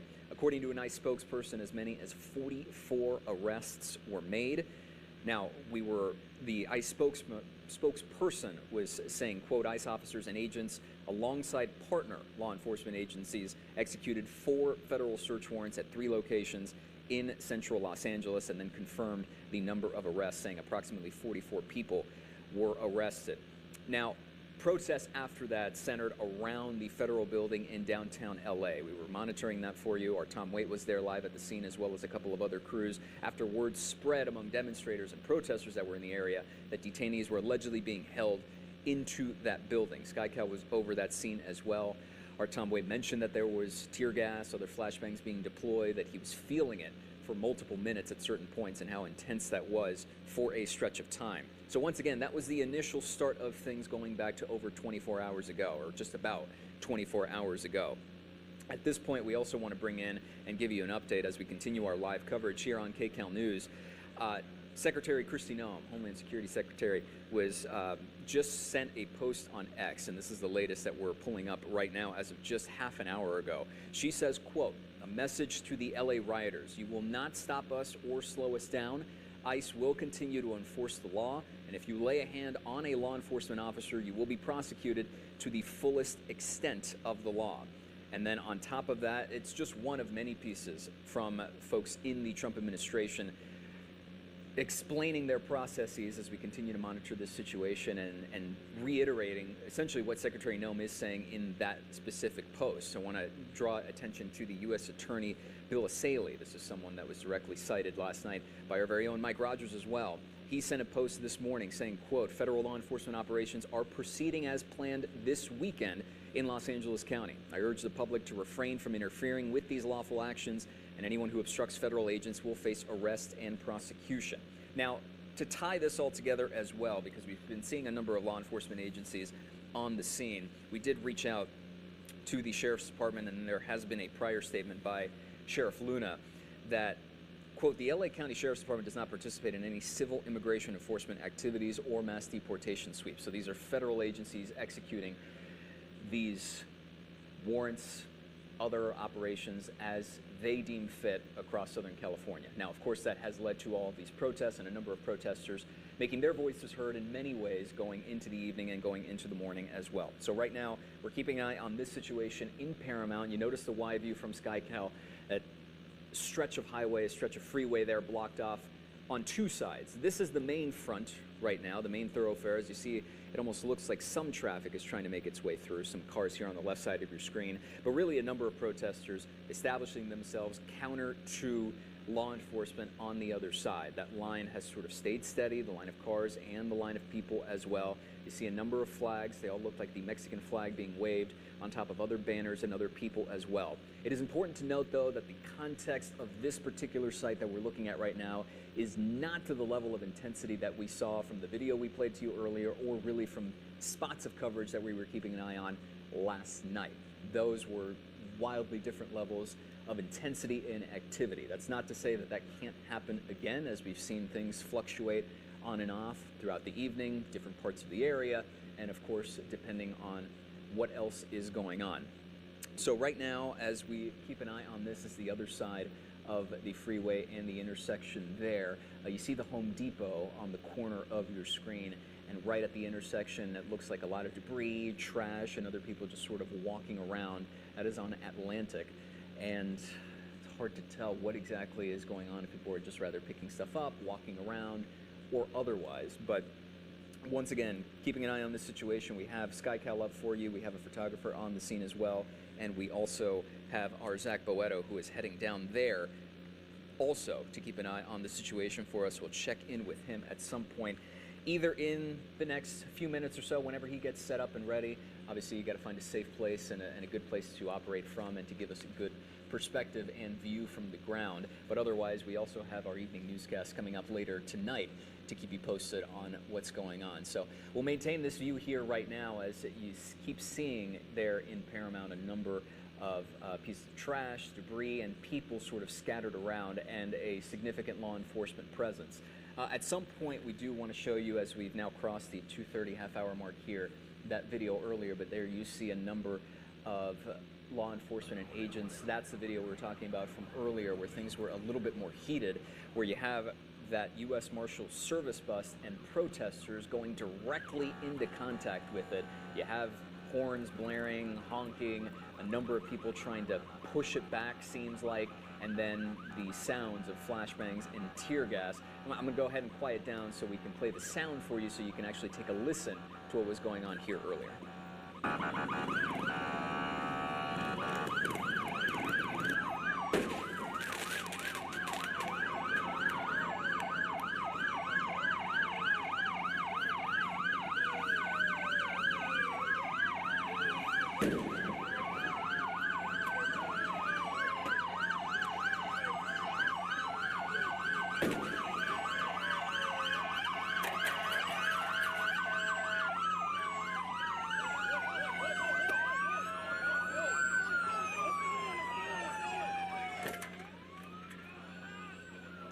Once again, that was video from earlier, as protesters tried to block a U.S. Marshal Service bus in Paramount, and federal law enforcement officers using tear gas. You heard it there, and flashbangs, heard that as well, to clear the crowd. That is one of the highest levels of tension we've seen at this point today.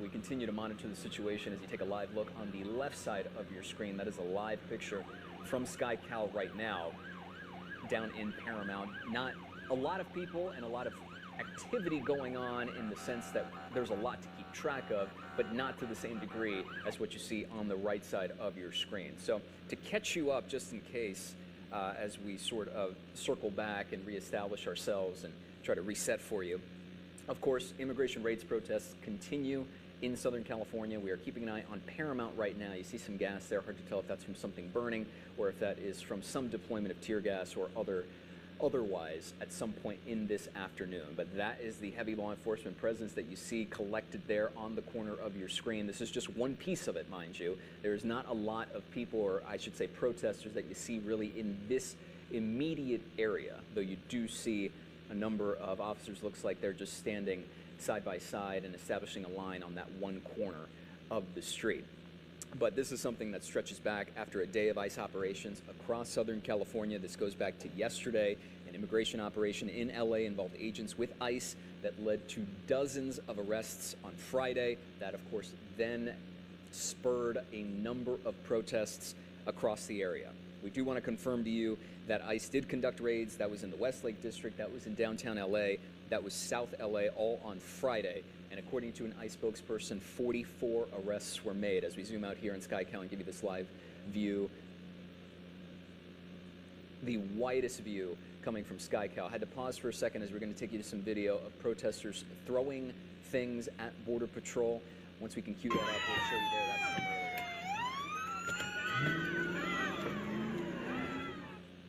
Once again, U.S. Customs and Border Patrol vehicle there, and a number of protesters throwing things at those vehicles and seemingly trying to push these vehicles back. You see it almost looks like a milk carton was thrown and then poured on top of that vehicle as well. A number of folks running behind it. We're looping it back for you just for a hair there and showing you just the chaotic scene going on there right now as we continue to catch you up on what exactly has been going on to those multiple ICE raids that were happening yesterday. The protests eventually centered around the federal building in downtown LA. That was after word spread among demonstrators that detainees were allegedly being held in that building. Now, at this point, more clashes have started up going back to the early morning hours. The LA County Sheriff's Department confirmed that today another protest erupted in Paramount. That is where you're taking a live look at SkyCal right now, after it appeared that federal law enforcement officers were conducting another operation. We are still working to confirm what exactly happened in that regard, if another operation was happening, but Trump administration officials, Homeland Security, and the FBI have confirmed that there are operations going as planned over the weekend, this specific weekend. I'll get to those statements in just a second. But after the LA County Sheriff's Department confirmed that this other protest started, they said in a statement that a large crowd was blocking traffic at one point in the 6400 block of Paramount Boulevard. That was a couple of hours ago. We're coming up on the 2-hour mark because that started at 12:42. Then CHP confirmed to us that officers were preparing for protesters at one point to march onto the 710 freeway, but so far, based on what we've been able to see, that hasn't started up. This has, of course, led to a lot of reaction. Protests themselves are explaining that in real time, keeping an eye on that. The latest we've gotten from Homeland Security officials, from FBI officials, I'm going to pull those statements up for you right now because Homeland Security Secretary Kristi Noem just sent out a post on X coming up on 40 minutes ago saying, and I'll quote it directly as you take a look at this live image from SkyCal right now. It looks like someone rolling around on a bike or scooter. Looks like doing donuts there in the middle of the crowd with a number of protesters waving Mexican flags and other banners here in Paramount. Just on the other side of them is a line of law enforcement officers standing shoulder to shoulder. Going back to Noem's statement, quote, "A message to the LA rioters: you will not stop us or slow us down. ICE will continue to enforce the law. If you lay a hand on a law enforcement officer, you will be prosecuted to the fullest extent of the law." Got it. Thank you. That ties directly into U.S. Attorney Bill Saylor saying in a post on X as well today, this was earlier in the morning, quote, "Federal law enforcement operations are proceeding as planned this weekend in Los Angeles County." So that goes to what's been happening so far. Going back to this quote, "I urge the public to refrain from interfering with these lawful actions. Anyone who obstructs federal agents will face arrest and prosecution." So that is the latest from the U.S. Attorney Bill Saylor and from Homeland Security Secretary Kristi Noem. According to the LA Sheriff's Department, we already went over that, but I do want to reference their prior statement. Of course, that shot right there. That's us earlier. Confusion as to whether or not local law enforcement participates in this sort of thing, how they get involved. That was us earlier. According to the sheriff, reiterating. Maybe. Okay, might have been them. Does not participate in any civil immigration enforcement activities or mass deportation sweeps. Immigration enforcement is the responsibility of the federal law. Yeah, Jory and Sophie, so the crowd is sort of spread out quite a bit. It's hard to show you everything. It's hard to say if it's actually grown, but this is Grant Park, right in front of City Hall. You see a huge crowd here. One of the concerns they've had was, now as we move over towards Los Angeles Street, in front of the federal building, you have another group here. There's another group behind, not quite as big, but as we tilt up towards the 101 freeway, a lot of concern because we've seen the crowd get onto the 101 freeway in a couple instances. You see a lot of CHP cruisers here. That's Mariachi Park. You see a large crowd gathering there as well. Go back to the freeway, Marcel. There's always a lot of concern when you have people lined up on an overcrossing. At one point, I think it was Sunday night, there were things being thrown over the freeway onto vehicles on the undercrossing, vehicles crossing underneath that overcrossing right there. So there's a lot of concern, but everything we've seen has been peaceful. It really, so far, there's been no confrontations that we are aware of with police. The crowd is still extremely large. It's just spread out throughout all of Los Angeles and then this downtown area, and then that does make it challenging for police to try and track everything and sort of keep it into one area. They've shut down a lot of the off-ramps from the 101 freeway into downtown. The 110 north to the 101 south, that has been shut down. I think if you're going to travel and avoid the 101 and the 110, you can use the Golden State Freeway or the Santa Monica to the south, and you should be fine. But certainly there's still a huge crowd gathered here. It's just a little bit more spread out than what we saw earlier this morning when it was standing room only. But the key here, I think, is that everything we are seeing so far, fantastically, Jory and Sophie, has been peaceful.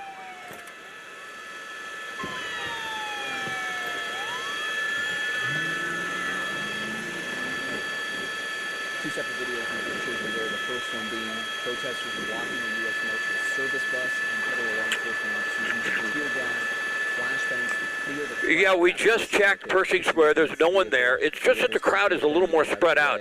Instead of the crowd being all in one spot like we saw earlier, you see lined up down the street, you'll see a smaller section of the crowd, and they seem to be going in different directions. There doesn't appear to be much of a plan. You see almost every street corner you come to, you will see a crowd traveling through this area, marching, if you will. Earlier, what we saw, it looked more massive because you were looking right down on everyone concentrated in one area. And I want to reiterate, and I want to make clear that this is just a piece of the greater picture. This is not indicative of every protest that we've seen. It's also not indicative of everything we've been covering.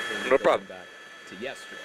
So whenever you like, we're ready. From SkyCal, a grand picture up in Paramount right now, where you don't see much activity on the street. You see the remnants of what's left. You're seeing of what's left, whether that's there's some single blocks there. We saw that also in the depot as well. There is some, it's inverted. So I can show that in SkyCal as well, because there is the second road too. So we can get a clear shot of it, but it almost looks like it does. Those are the parts seen in the Home Depot that are top side on the road, one person riding their bike. And then as we pan over and just cross the street, that is the other line, one person establishing themselves there. So nobody else is getting on the track. This is where the main public activity has established itself there in what looks like market, but a number of vehicles and law enforcement established there, shoulder to shoulder, protesters going up to them, and we've seen some parts of the starting to know, and rather perhaps a conversation from our vantage point that it's impossible to tell, obviously, but a number of flags, a number of banners, and everything that is very looks like we're seeing American flag, we're seeing American Mexican flag, multiple Mexican flags as well. A bit of traffic more, this is the main hub of congestion, but right now, keeping an eye on this for you. We're SkyCal overhead, we have a crew on the ground, we have our reporter and photographer, Zach Loretto, heading down there as well to give you a better perspective of what the ground looks like, because this is just one slice of the grander piece of immigration-based protests that have been happening here in Southern California in our area going back to yesterday. But once again, I want to reiterate that it seems like these will continue, at least that's according. And we want to get to, when I drop in my original thought there, that there are more, presumably more raids or ICE operations going to be happening according to federal officials. But right now, it's some of that around the vote in the middle of the screen. We also want to get to some video earlier of more protesters seeing it on the ground as well. They're throwing that kind of tear gases. Oh my God. They're throwing tear gases.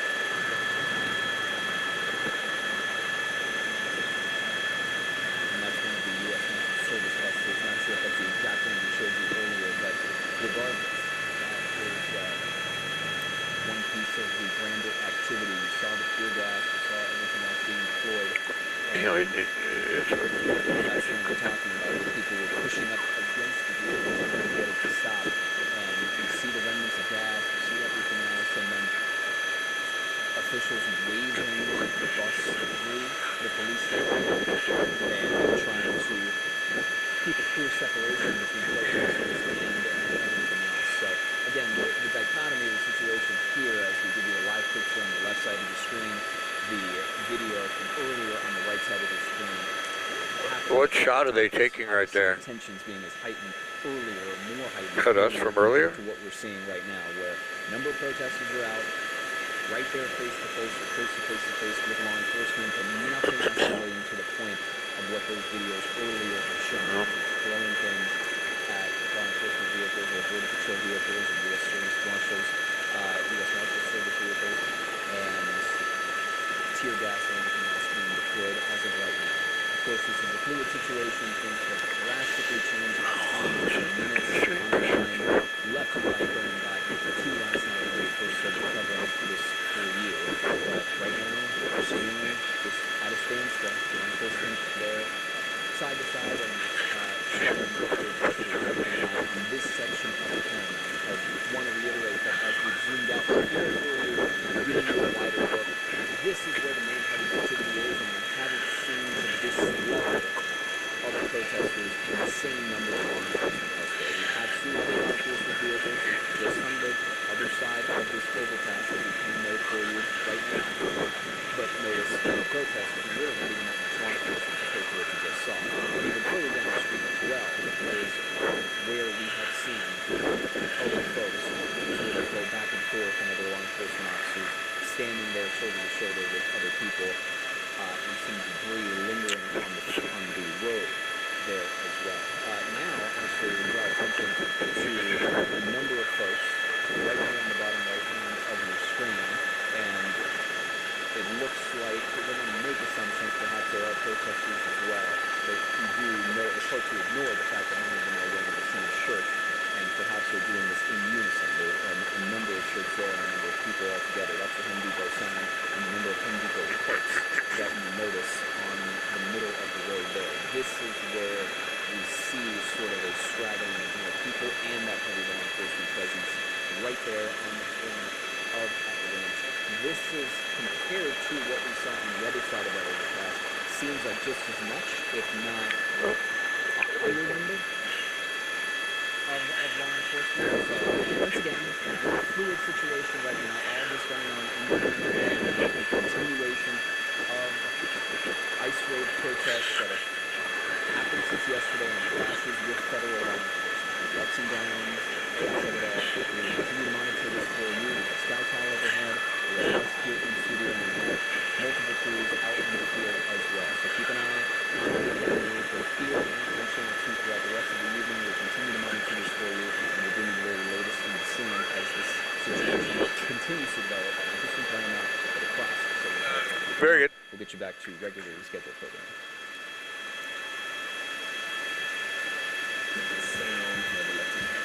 Fast, reliable internet, starting at $30 a month, backed by the Spectrum commitment to keep you connected. When you've been hurt in an accident, hang your right. Sheriff or National Guard? Those are guards. $10,000 or $10 million. All the further one's big. Call Sweet James. Real cases, real people. Judge Judy. We're in for ourselves. Ex-boyfriend Robert Waters broke her laptop, assaulted her, and had her falsely arrested. And welcome back to Take Down News Tonight. We're taking another round of protests against ICE raids over downtown Los Angeles. And this is a shot, as you can see, where a number of protesters are still on the streets, waving flags, carrying signs, and a trail of force behind them as we make them through the LAPD and a number of municipalities. Ventura County, we saw in that line of at least 3 blocks, it looks like, of law enforcement there to provide support. They made some arrests. We have reporters on the ground talking about that. They made some arrests. They appeared to be peaceful as far as we could see there on the ground tonight. And it appears to be calm right now, at least in this area that we're seeing. And a far different picture from last night. This is on day 4 of these protests. And they're calm at this hour, at least from this end. Railroad vehicles on fire, trying to set up a CHP vehicle on fire, and spread. Is that 4 right underneath us? In downtown Los Angeles, spread out in different areas, which was, find that way? Very difficult. Okay, somebody just looked like a smoke bomb or something like that. I'm going to go back and look. I didn't get to the long for it because I was in the crowd had it and thrown out. There have been fireworks too. We've been seeing now. That was a fire extinguisher. Tom Wade is in downtown Los Angeles. We're going to go to him now, and Tom will be able to give us more information about what we're looking at here. Hi, Tom. Yeah, we just walked up on the scene right now. What's second in San Pedro, I think this is our aerial shots from here. Yeah, can you... So we're on the ground here, and sorry, just a lot going on here. This is those are sheriffs, huh? Concentration of people that we've seen, and it definitely has a more volatile feeling here in this area. And police do have the area locked down pretty closely here. but it certainly has a tension. Sorry, I'm trying to stay away from people yelling profanity. Yeah, there's definitely this is definitely the highest concentration of people that we've seen since the crowd dispersed was broken up from the area around City Hall. Now it sounds like there's almost like a street takeover kind of.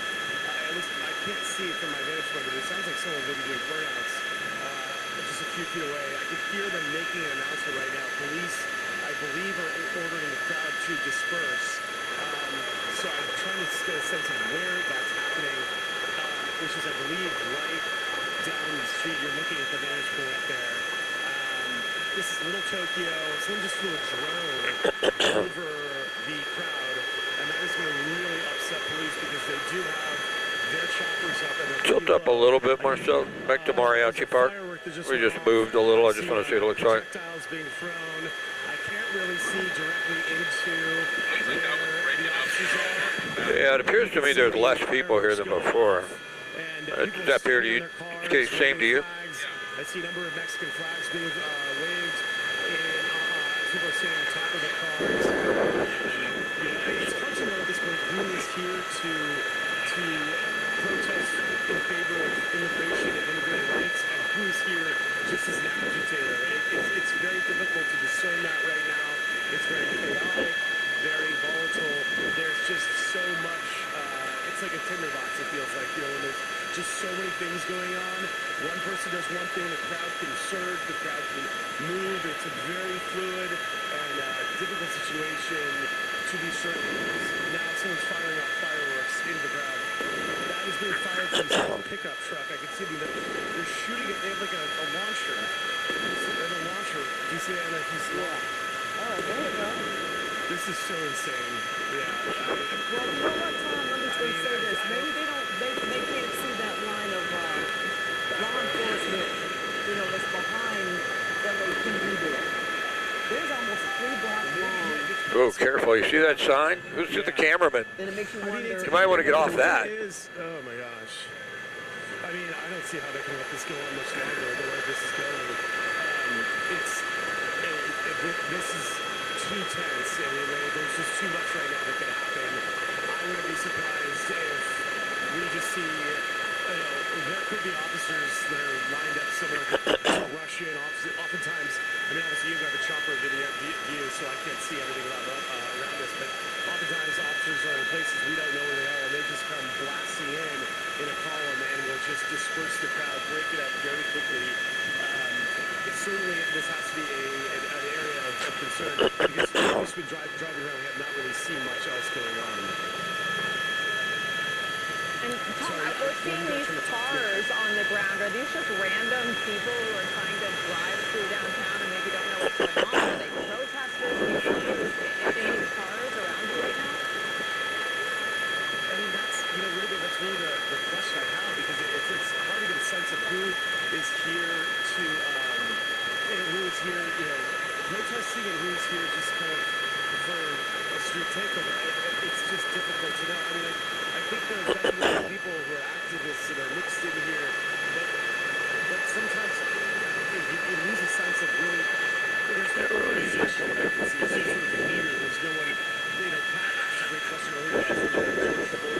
Marches and protests and then rallies that we saw back in 2020, and there were much clearer sort of organizations and leaders and people kind of guiding, and obviously the outset of those were very violent, but that was the first couple of days. But then for the weeks that followed were very organized. They were very methodical. They were marches. That doesn't, in this case, it just doesn't seem like that. And that doesn't mean it sounds legitimate or anything like that. It just means that it doesn't have that feel.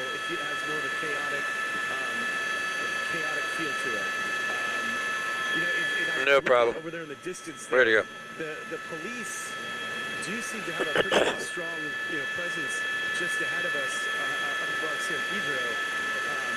But I can't tell, and obviously you guys can see in the chopper kind of better of what they may be doing, or the National Guard there. Personnel is ahead of this way. Well, it's a massive show of force, and right now, we're seeing Is that City Hall? get out of their vehicles. I hadn't seen this before until now. there are the line of LAPD that are right there at the front, and they haven't moved. It appears that they're trying to make sure that people don't get past them where they are. And when we bring Mike back in here, he can probably give us an exact location of where they are right now. Sophie and Jory, we're right over City Hall, in Red Grand Park right there, and you see this large crowd. If I had to gauge the size of the crowd, I would say maybe it dissipated a little bit from the peak at about 11 o'clock this morning. Some of the protesters went down to Pershing Square. They have come back now, and now we have 5 or 6 groups similar to this one. You have the federal building. That is blocked by National Guard officers to make certain no one goes inside there. And then what's interesting is, you know, we have not heard any mobilization whatsoever of the police having to respond to anything. It's been extremely peaceful. There's always concern when you get a big crowd crossing over the freeway, the 101 freeway. I believe that's Los Angeles Street, if I'm not mistaken.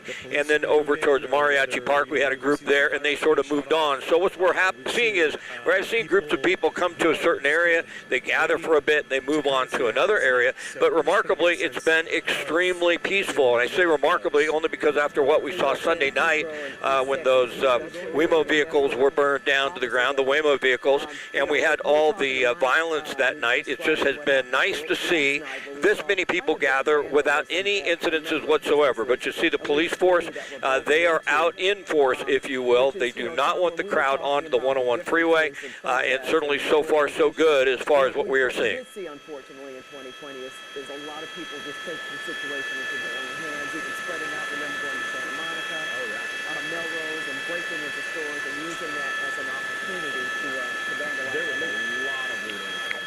All right, no problem. I remember in the days, you know, we'd have the really bad violence at night. The next morning, the business owners. Where's the baby Trump? Set, understandably. So we had the 3, you know. No, they the 2 street stores and they're blowing them back up. That all got looted pretty badly. Now, where Tom is at 2nd and San Pedro.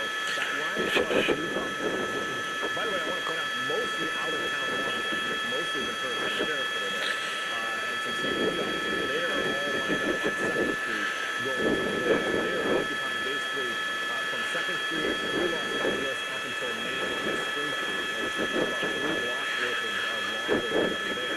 And like I said, as you see some of the crime and traffic over here at the San Pedro market,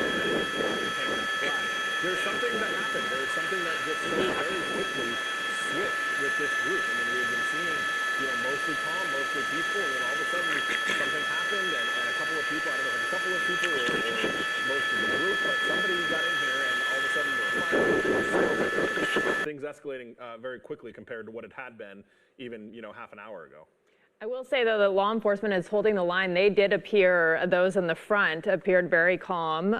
Looks like now they're moving in a little bit, and the crowd is dispersing, and they're taking projectiles from the crowd. They have their shields up, some of them, and taking some of that. Is there any idea why specifically they staged on this street, Mike? I can't tell if it's just because tactically that was the smartest thing for them to do. There's nobody that can come into them from the sides. And I think, you know, Tom's seeing that as well. As you can see there, they are in formation. Go ahead, Tom. Oh, I was sorry. I thought Mike was asking me. Yeah, the crowd just surged forward. Oh, you're fine. The crowd just surged forward, and obviously you guys probably have a better vantage point. I'm up a little bit higher now on a stair, kind of at this. It's a bank on the corner, and I kind of see a little bit better now. But I can see now it's going to get worse. They're firing things into the police line. Yeah, they were the fireworks. Yeah, I mean now this is just going to get ugly. You know, the police are not going to allow that to continue. At this point, they might be starting to spread pepper bombs. I think, guys, I'm going to have to move. I don't know what's going to happen next year, and they may be beginning to spray pepper bombs or you know, I don't want to get hit. So we're going to have to duck away. Okay, go ahead, Tom. Yeah, we can see. No wonder they were moving closer in formation to what is happening. Does that give you some indication, Mike, that they're going to call an order pretty soon to move in? Yeah, for sure. And let me look and see really quickly if they've done that already. LAPD's been really good about tweeting this, though I don't see LAPD down there. This is CHP primarily in the front there in the darker uniforms, and then you've got Ventura County Sheriff behind it. You see somebody moving in with fire extinguishers or in a cone. The CHP's throwing some of that smoke. We saw that last night. CHP's got both. We've seen them throw just smoke, and we've also seen them throw tear gas. There was a moment there while Tom was talking, I don't know if you guys saw it, but those CHP officers and the sheriff's deputies all reached down and put on their gas masks. So they are equipped with gas masks because we see this really large canister. I think that's smoke that they've thrown out there. This is what CHP kind of threw yesterday. There's a drone right there as well, which I'm sure is not from law enforcement. And so they'll have to deal with this. Obviously, it's difficult for them to see through the smoke, but this is why they came with 3 city blocks of cops to be able to facilitate what they need to do here. They've kind of stopped that smoke. I don't know if it was smoke or tear gas, but it definitely helped create distance between the officers and the deputies and the crowd there.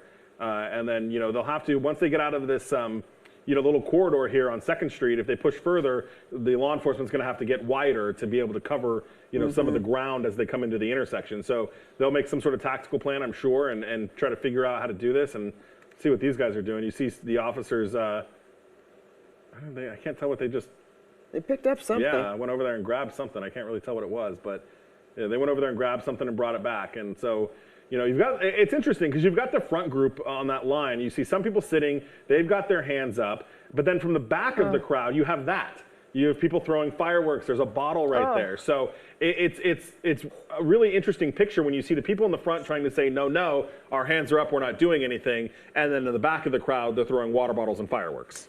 Yeah, wow, look at that. Okay. Oh, throwing them directly. Tom is on the ground. Tom, what are you seeing? This is getting pretty crazy. Yeah, it was getting pretty crazy. We just moved back because at this point, there's no way that police are not going to respond to these fireworks and the other projectiles that are being thrown. So it's only a matter of time before this escalates even further. And that police will move in at some point. We're just concerned that if they did something sudden and the crowd, surged back toward us, we would get trampled. Obviously, it's been so chaotic here. And I'm sure you can probably see from the chopper shot that, there's just a lot of stuff being thrown. And as that escalates, it's just going to make this even more dangerous. It's just a simmering thing right now that will ultimately come to a boil. There's no question about it. And it certainly does. And if anything, it takes away from it. I don't even know if you can tell when you hear those booms.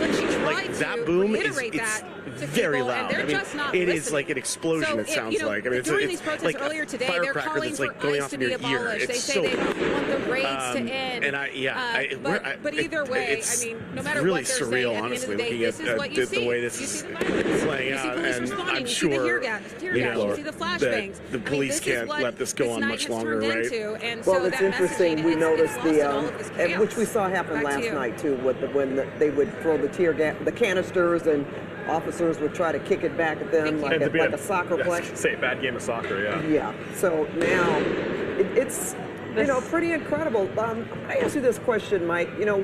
We know these are primarily Ventura County police or police from other jurisdictions. So LAPD, you can see the PDs. They observing all of this, and maybe they'll make something. They surround, create a perimeter. Yeah, and I'm trying to look. They have enough of them. CHP's got a fixed-wing aircraft above, so they at least have eyes on it that way.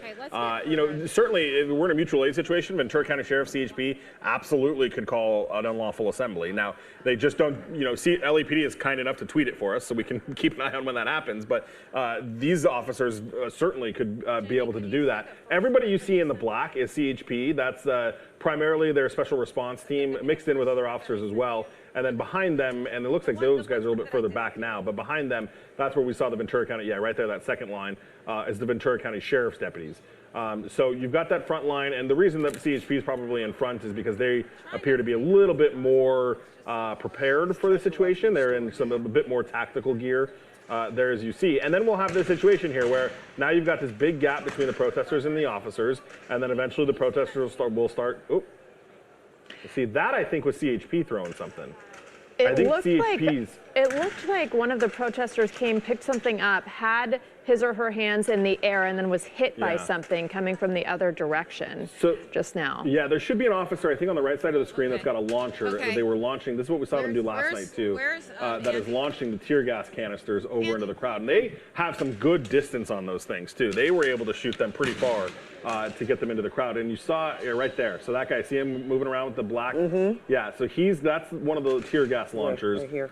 And it was very effective on the crowd. And John, if you can go back over to the crowd, I want to see how far back they went. Because that's what we saw yesterday too on the freeway. It doesn't feel good. And so this will really weed out the people who are like, okay, it's time to go home, and the other people who are here to, cause problems. And as you see the crowd start to move, I believe that is down Alameda, John? I'm sorry, I keep saying Alameda, San Pedro. So they're now moving kind of in a southwesterly direction down South San Pedro. There is no way, I'm asking a question. Are they concerned about the exits? Do they have them blocked off, or do they feel they don't need to do that? I think at this point we're pretty far, and they're moving in the opposite direction of the freeway. Okay. So I don't think that we're in a situation, unless they were to, circle back and go back to the north, we're moving away from the freeway pretty significantly away. So I think we're okay on the freeway right now. And they also have to think about the buildings above them. Yes, there are a lot of tall buildings, rooftops all around them that they also have to, keep an eye on from all directions. And they were really holding their line, exercising a lot of restraint. And then you saw from the crowd projectiles, fireworks. At one point there were little fires started in that police line, and that's when they really started responding. It really is, and I was even having a conversation with our executive producer about the temperature of this crowd, and when we had talked, it was like, yes, the protesters are there, the cops are there, but things seemed to be okay, and then all of a sudden it wasn't. Okay, let's go back to our Tom Wade. He's back online with us. Tom, are you still hearing loud bangs and... Yeah, you are. Oh yeah, I mean it's nonstop, right, Pat? It's going nonstop. And I can tell you though, it looks like but now they're like firing into the walls. It looks like. I mean, I don't even know where they're aiming these things, but it looks like a lot of the people in the crowd have dropped back, and it looks like some were hit by tear gas because they're trying to clear their eyes. But yeah, they're still firing these fireworks into. One of them looked like it was shot to a building, but they do look like they're being fired at police. Can you run that video that we sent you? But as you probably have that better vantage point, whether or not I'm gonna I can't tell if they're coming from the police or from the CHP. Yeah, those are from CHP. But yeah, people are dropping back. Oh, they are? Okay, yeah. I mean, that's what I thought. The other ones, I could kind of tell when you were saying that it was coming from CHP. It's a different sound, and I could see there one of our other news stations. Their truck was trapped in the crowd. They're trying to get out. Obviously this is so volatile. Thankfully we were parked a little bit further away, and I'm sure they're just relieved to get out of there. But yeah, you can see now. Or I can even see now from this vantage point, it looks like they've really cleared out a lot of the people. There are still, a scattered bunch of crowd, and I can tell they're about to surge again. They're moving back toward us, and then they kind of charge back toward the officer. And I don't know if they're like making a barricade. It sounds like they knocked something over. That are doing their best to protect the community. Oh, wow. Okay, they're all surging toward perhaps like a car, I think. Oh my gosh, this is nuts. Okay, so they're all. You might be able to see they're like behind a car right now. Now everyone's running. Now everyone's running. Such a dangerous situation. I mean, we're here in downtown. You've got these condos. Well, that's a trash can. Are there people living there? Yeah, they gave it one good push and go right into the officers. From an elevated level. I mean, that's what they're dealing with. The one guy they're worried about potential threats not only on the ground, all right, so that was in some of these buildings here in downtown. Just being annoying, if you will. Right. Thank goodness there was nothing in the dumpster. They're telling somebody to drop you've got the crowd that is splintered. Some of them went down San Pedro. Some of them were down on 2nd Street, which is good because it makes the crowd smaller. But at the same time, it makes it kind of harder for law enforcement to figure out which way they want to go. So we'll probably see law enforcement stay at this intersection until they can figure out how they want to push, or if they'll split and push both ways. We'll have to see how they handle it. But they've had to kind of spread out now because of the distance and the wide area now that they're sitting in here at the intersection. Thank goodness we don't see stores being vandalized. And last night they were at, was it an AM PM or a gas station? It was like Chevron or something, I think. Downtown? Yeah, and that's when, I think that's where Lori was. That's where the van thing happened. And as soon as they got there, all the lights of the gas station turned off, and that business was like, no thank you, we don't want any of this. And then they kind of, stayed there for a while. They lit 2 trash cans on fire there. They didn't really do any damage to it, but they hung out there for a pretty decent amount of time. Here you go again. You've got this violence in the downtown area. area. Various locations, we're seeing a majority of them now, as you mentioned, though, but they aren't LAPD, of those held in LA County. Obviously, law enforcement was aware of at least 200 LAPD of them statewide. Different locations and meantime, that we're you got not these Democrats necessarily continuing to criticize President Donald Trump for deploying 4,000 National Guardsmen and 700 for sure. Marines I mean, to the area. And that's the design of mutual aid, is that last night what was happening is these guys would move, and so we had a pocket that was almost in Chinatown, and then all of a sudden they popped up near LA Live, which geographically is the total opposite end of downtown, and it made it difficult for LAPD to hurry up and get over there. Okay, they're doing something. They're moving in. Yeah, they've got those pepper balls trained on the remainder of the crowd that went down San Pedro here. And there you see.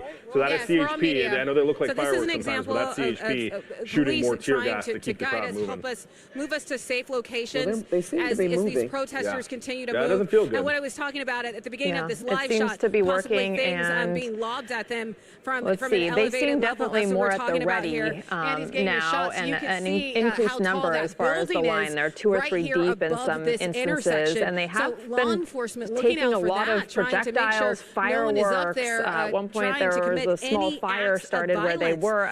Now a dumpster that they had to fend off. So they are. They've been on defense for a while now, and then they went on offense and dispersed the crowd. Lawlessness that has been allowed to fester during the riots here in LA. If they're still taking and people their federal custody. partners, they say they're going to continue. Rather different location where they had those buses. They're going to continue. Yeah, I actually think John. Can you show that to us? John's in a spot. Sky Cal is who I'm referring to when I talk about John. He's in a spot where he can usually see both. So John, I don't know if you can go back to Alameda and see if they're still facilitating those arrests over there. It's just, I think Sky Cal's almost like right on top of it. So he'll pan over, and we should be able to see where that location was. Yeah, it was right here. Drug trafficking, assault, cruelty to a child, domestic violence, robbery, and smuggling. They say that was some of the prior criminal histories for some of the illegal aliens that they have arrested during these immigration sweeps here this week. That protesters continue to call out and say they wouldn't stop. For sure, and you can see again, a lot of the Trump officers moving in right now across that intersection. So there must be something going on, some sort of information they have. They're forming a line at one of the crosswalks and then moving across the street. Hours ago, they had and they've got this they issued a dispersal order because of the violence that erupted here, and it's unclear how long this goes on tonight. So clearly really they coordinated this with multiple agencies, and this is a coordinated approach now. I'm sure they knew to expect something like this given the events of the past few days. Right. Yes. Yeah, and this situation looks like, pretty wrapped up at this point. I mean, there was those people that we saw with Lori that were being taken into custody. By the way, a CNN reporter was detained at that location as well. And detained, put in handcuffs briefly, and then escorted out of the area. It doesn't sound like they ever processed him or took him, but I was just looking at we're a CNN affiliate technically, so I was looking at some of the video they were putting up on the server of that interaction happening.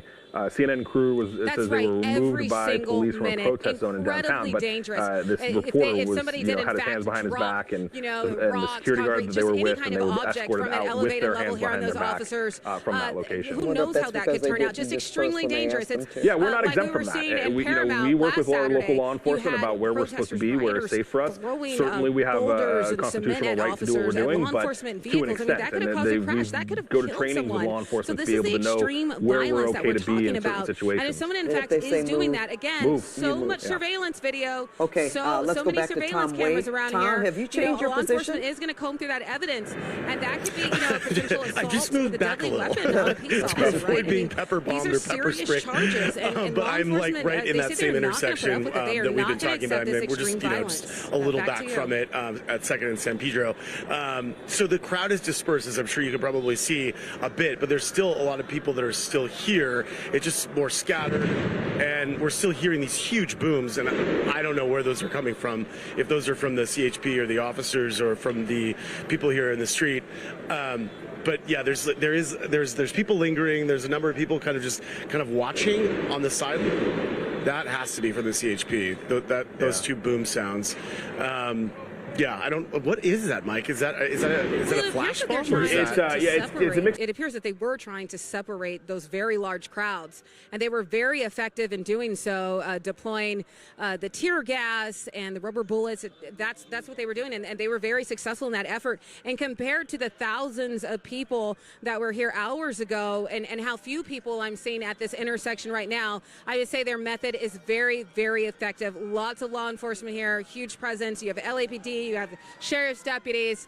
It sounds like we're hearing sirens about to come by right now. I'm not sure what is going on around the corner, but I would say they are doing an incredible job in a very unpredictable and dangerous situation. And also, in terms of clearing them out, I imagine they are trying to get them to leave. They have been calling for people to disperse. They want people to leave this area. And again, that's why they issued that curfew, city officials, from 8 p.m. to 6 a.m. For a mile around downtown LA.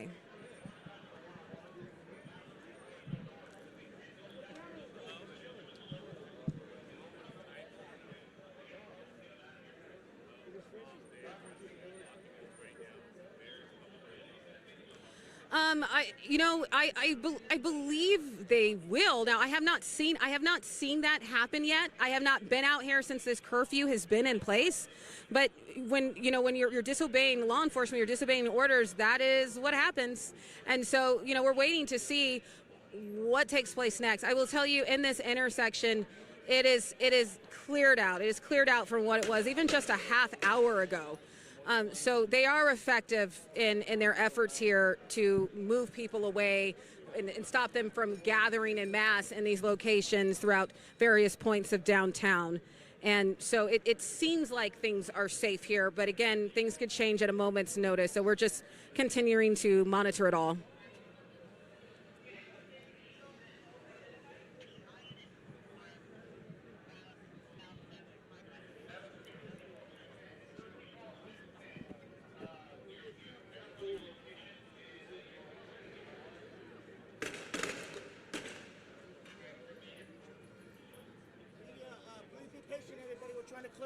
The roof right now.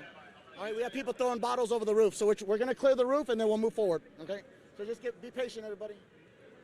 Okay, sorry. So we're just listening to police there. They said they're going to clear the roof and then move us forward. I'm getting out of the way so Andy can get a direct line of vision of this intersection that they have so heavily guarded. I saw a couple more things being tossed at officers. I'm not sure what directions they are coming from, but yes, at night you definitely have that criminal element. You have opportunists that come in and take advantage of the situation, the looting, the vandalism. I was there too in Ferguson on the ground night after night, and you had a lot of that, unfortunately, and that is how it is played out here some nights. And so police doing their best, law enforcement doing their best to try and curb that violence. Again, these business owners, they've been through so much.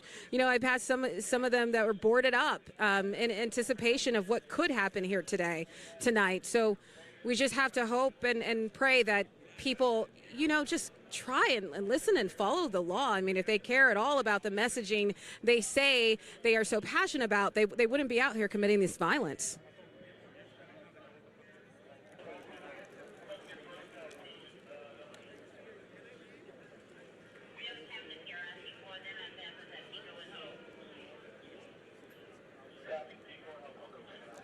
Yeah, so the officer, he came over and just said they're going to clear the roof and then move us forward. So I can see a couple of people up there right now.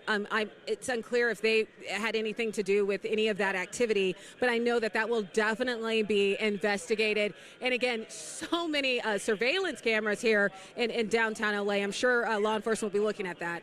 Back to you.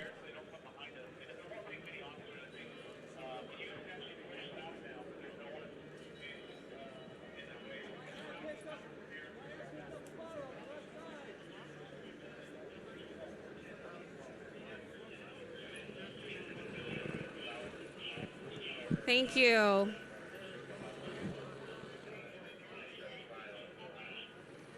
done. Thank you so much. I mean, okay. Nancy texted me and telling me how great you're doing. Oh, thank you. Yeah. Good job, Andy. Gosh. It should be clear.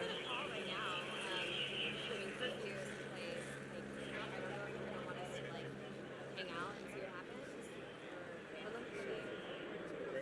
police out there. Let me check on them. I think that they are. There's nobody up there anymore. They pulled them, man.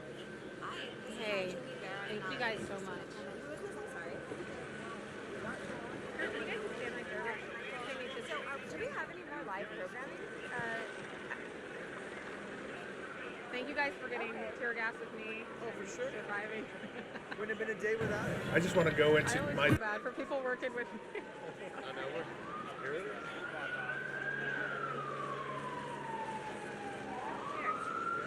Let's go. I mean, unless you want to. Are you good? I'm gonna just skip this video.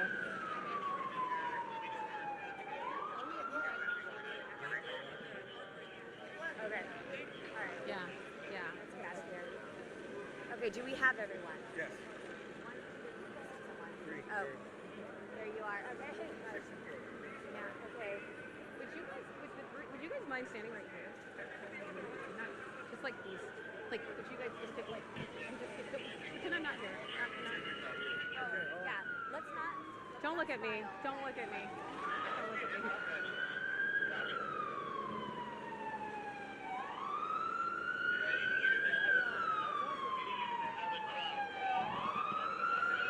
Thank you guys so much.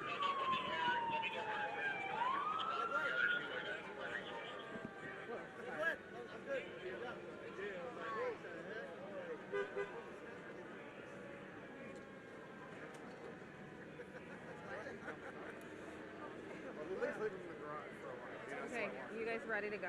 Yeah. What do I say? Down a third and then here, yeah, let's.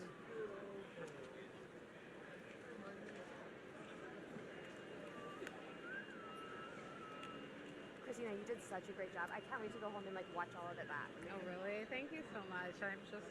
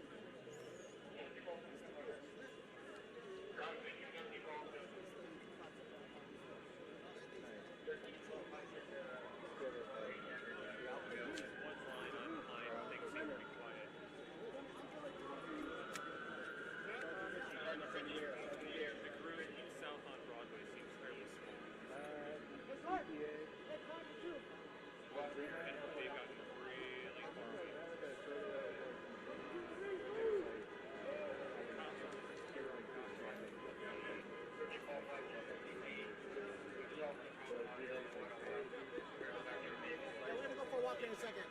Get some water or something. Okay.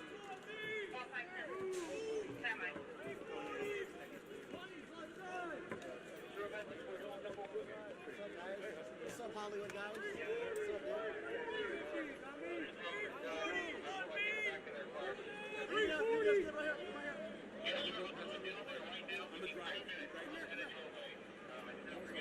gotta go?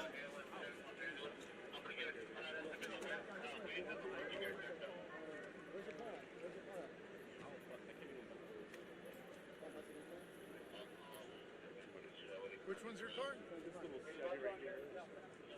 Where are you going? That's fine. I'll get. I'll walk this guy. We'll work it out. We'll work it out. All right. Take care. Hey, 13 100 there, Jim.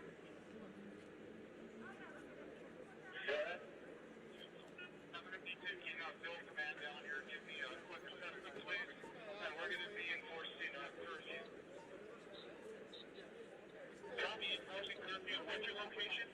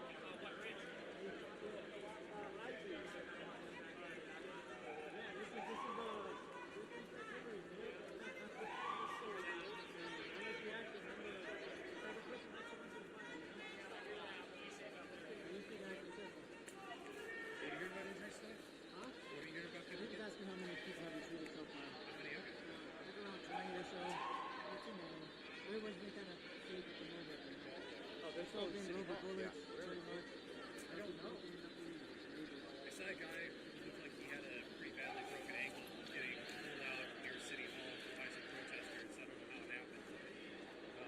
Tried to ask the cops for help, and they shoved him to the ground, and they just threw him. That's over here. That's over here because we know that the fire department is not going to be staging anywhere. I mean, they're going to stage far away from it, you know. They're not going to come in until it's over. It's crazy at the moment. So that's why we're out here. We're volunteering, and we're helping out wherever is injured, whether it's police, whether it's protesters, bystanders.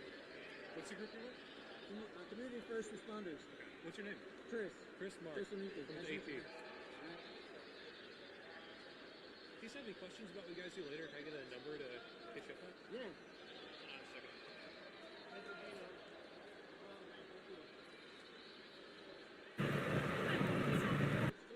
Like that?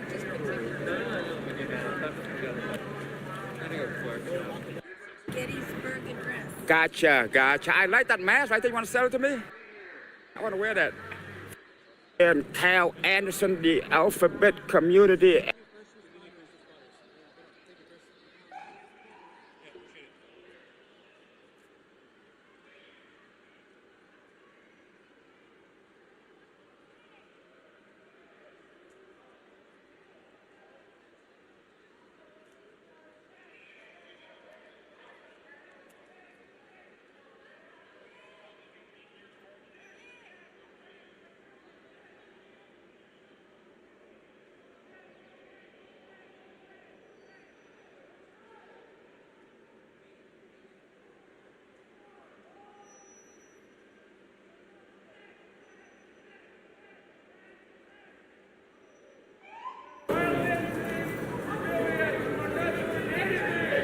Fifth and what? Broadway.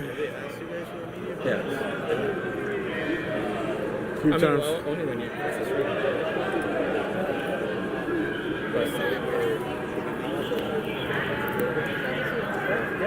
What's up? How are you? You just got here? A couple hours ago. No, that's just for credentials, man.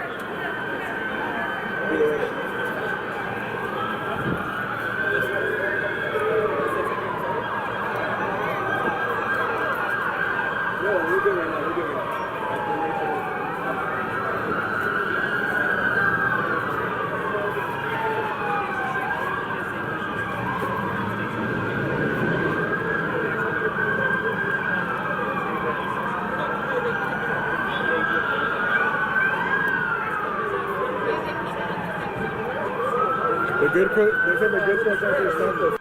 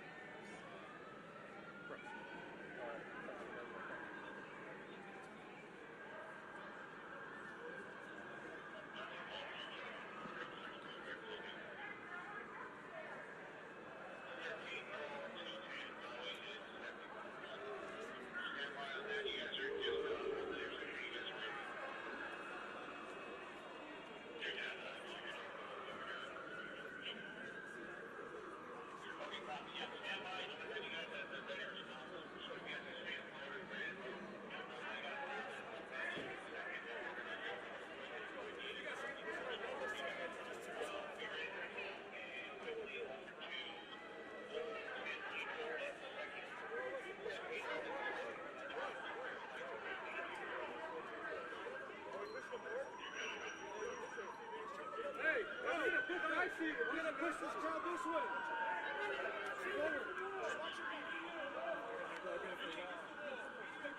Not media, let's go.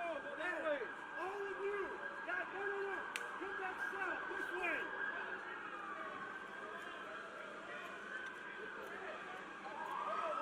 Hey, hold.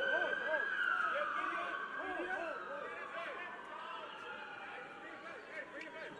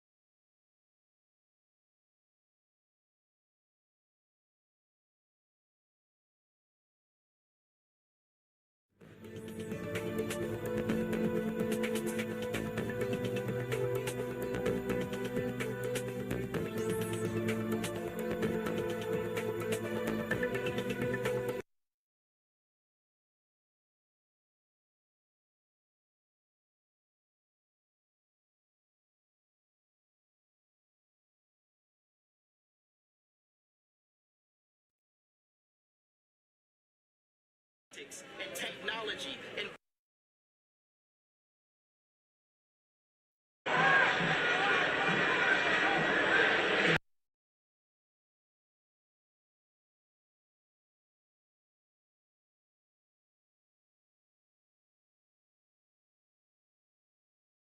Chaotic, that we need to get Welcome those to my answers channel. from Chief McDonald. Make sure and to like and subscribe. where Thanks we for get the support. answers right now, heading into Hey the everyone. 8 o'clock hour. We are now less than 10 minutes away from curfew, and as we stand here right now and we wait to hear from Jim McDonald, I will tell you it seems fairly quiet, at least in this block of downtown Los Angeles.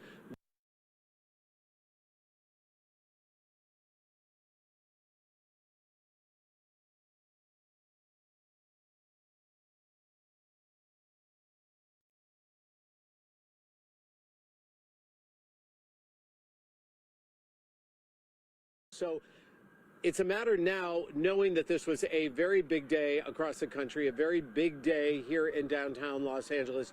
Will those people who took to the streets, will those people be willing to leave, because an 8 o'clock curfew is now going to be in place? We can hear the sirens now starting to go off, and the warnings will start to come, and whatever orders that people have. And as we wait right now, and as you look right here, and you stay with us, there is Jim McDonald, the chief of the Los Angeles Police Department. He knows we are waiting. He knows we are here live to speak with him. And again, this is the very first comments that he will have, and he is giving them exclusively to NBC4 about the status right now in the city of Los Angeles after what has been some very tense few hours. Chief. Chief, it's good to see you. Thank you. Let's get right to it, sir. We are live right now on NBC4. First of all, where are we in terms of the skirmish lines and what is happening in the city? Yeah, the day started out very peaceful. We had a lot of people out here, about 30,000. Went very well up until the point where officers started being attacked, LAPD, LASD, and the CHP. When that happened, dispersal orders were given for people to break up and leave the area. Those orders are given multiple times very clearly. Those who refuse to leave then are subject to arrest. officers started taking rocks, bottles, and missiles at that point from a high ground position over by the LA Mall. At that point, they deployed gas in order to disperse the group and were successful, used some tactical maneuvers as well, flanking movements, and moved the group out of there.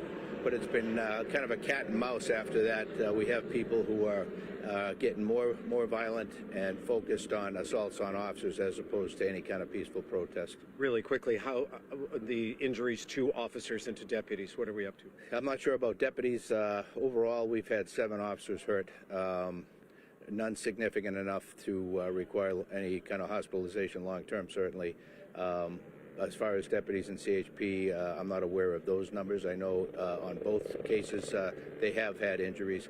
We'll figure, the final tallies out when we get some peace here. But right now, my ask everybody is, young people, please stay away from here. The curfew starts at 8 o'clock. If you're here, you're subject to arrest. There's no dispersal order needed or anything.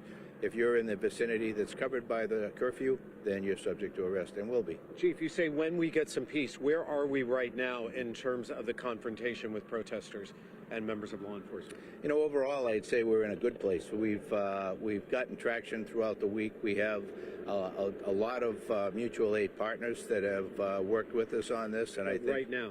Yeah, right now, overall, we're in pretty good shape. Again, as the night goes on and it gets dark, it's hard to predict what's going to happen, but we're ready for whatever happens, and we'll take appropriate action. Anybody who's down here who is not supposed to be here, don't have a reason to be here, they will be arrested for curfew violations. Those that do violence, vandalism, or attack police officers will be arrested. Our NBC4 cameras noticed people were being detained. Do we have a number of arrests today? I don't have the final tally yet. But people are being detained. People have been arrested. Have there been protesters injured as well? I have no tally on that yet either. Okay. So right now, is there a skirmish line set up? Is there, again, that cat and mouse that you're talking about going on? Yeah, you can see right here. Turn right around, Chad, and show us as we talk to Chief McDonald. Go ahead, Chief. Yeah, you can see here we're moving resources into place. This looks like a situation where somebody is in need of medical aid of some kind. What you see with the police is force protection for the fire department. As they go into what they consider a hot zone, they will always have police with them to protect them, watch their back, and ensure their safety while they treat anybody who's injured. Skirmish line set up right now. Where and what's happening? Yeah, I'd have to check with you. Now, the one was set up when I came down from the office. That has since moved on, and so now it's fluid right now. And these folks that are out here now move from location to location as part of their strategy. How many people are we talking about right now when you talk about protesters getting ready to confront LAPD? On the streets right now, spread out over probably a 10-block area, we probably have 1,000 people still out. Chief, this isn't what you wanted to happen. You said things were peaceful, things were going fine. And then was it just, do you blame this on a few agitators? All of a sudden something was thrown? Yeah, no, absolutely. There are agitators who come in for the sole purpose of creating havoc, vandalism, assaults on police officers, assaults on other people here to do peaceful protests. And so our goal is to be able to identify them and hold them accountable for what they're doing. We work with the city attorney and the district attorney to be able to ensure that charges are presented or cases are presented for charges, and they'll be held accountable. Chief, we've got less than a minute left before we have to go off the air, but just tell me right now the plans for the LAPD, for law enforcement, going now into these overnight hours. Yeah, we're still heavily deployed. We'll be all night. We'll be tomorrow as well. So we're ready for whatever comes our way. My ask is to people that, hey, this is our city. The eyes of the world are on us. We're better than this. To see people out here doing the things we've seen over the last week, disgusting in some cases. Farm in the wild, raise animals and harvest crops, make food for yourself and for sale.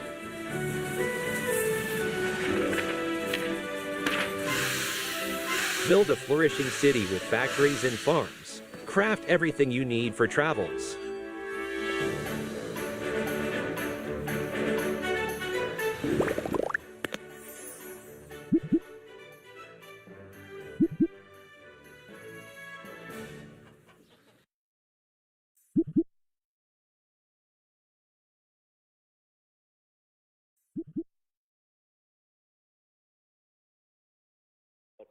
peacefully protesting, and I heard one of the reporters say then something shifted. What shifted is that you started to have these agitators who came here with the purpose of creating chaos, and they started to attack police officers and deputy sheriffs.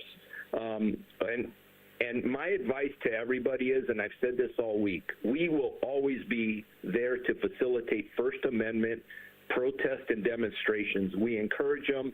We think it's a great message.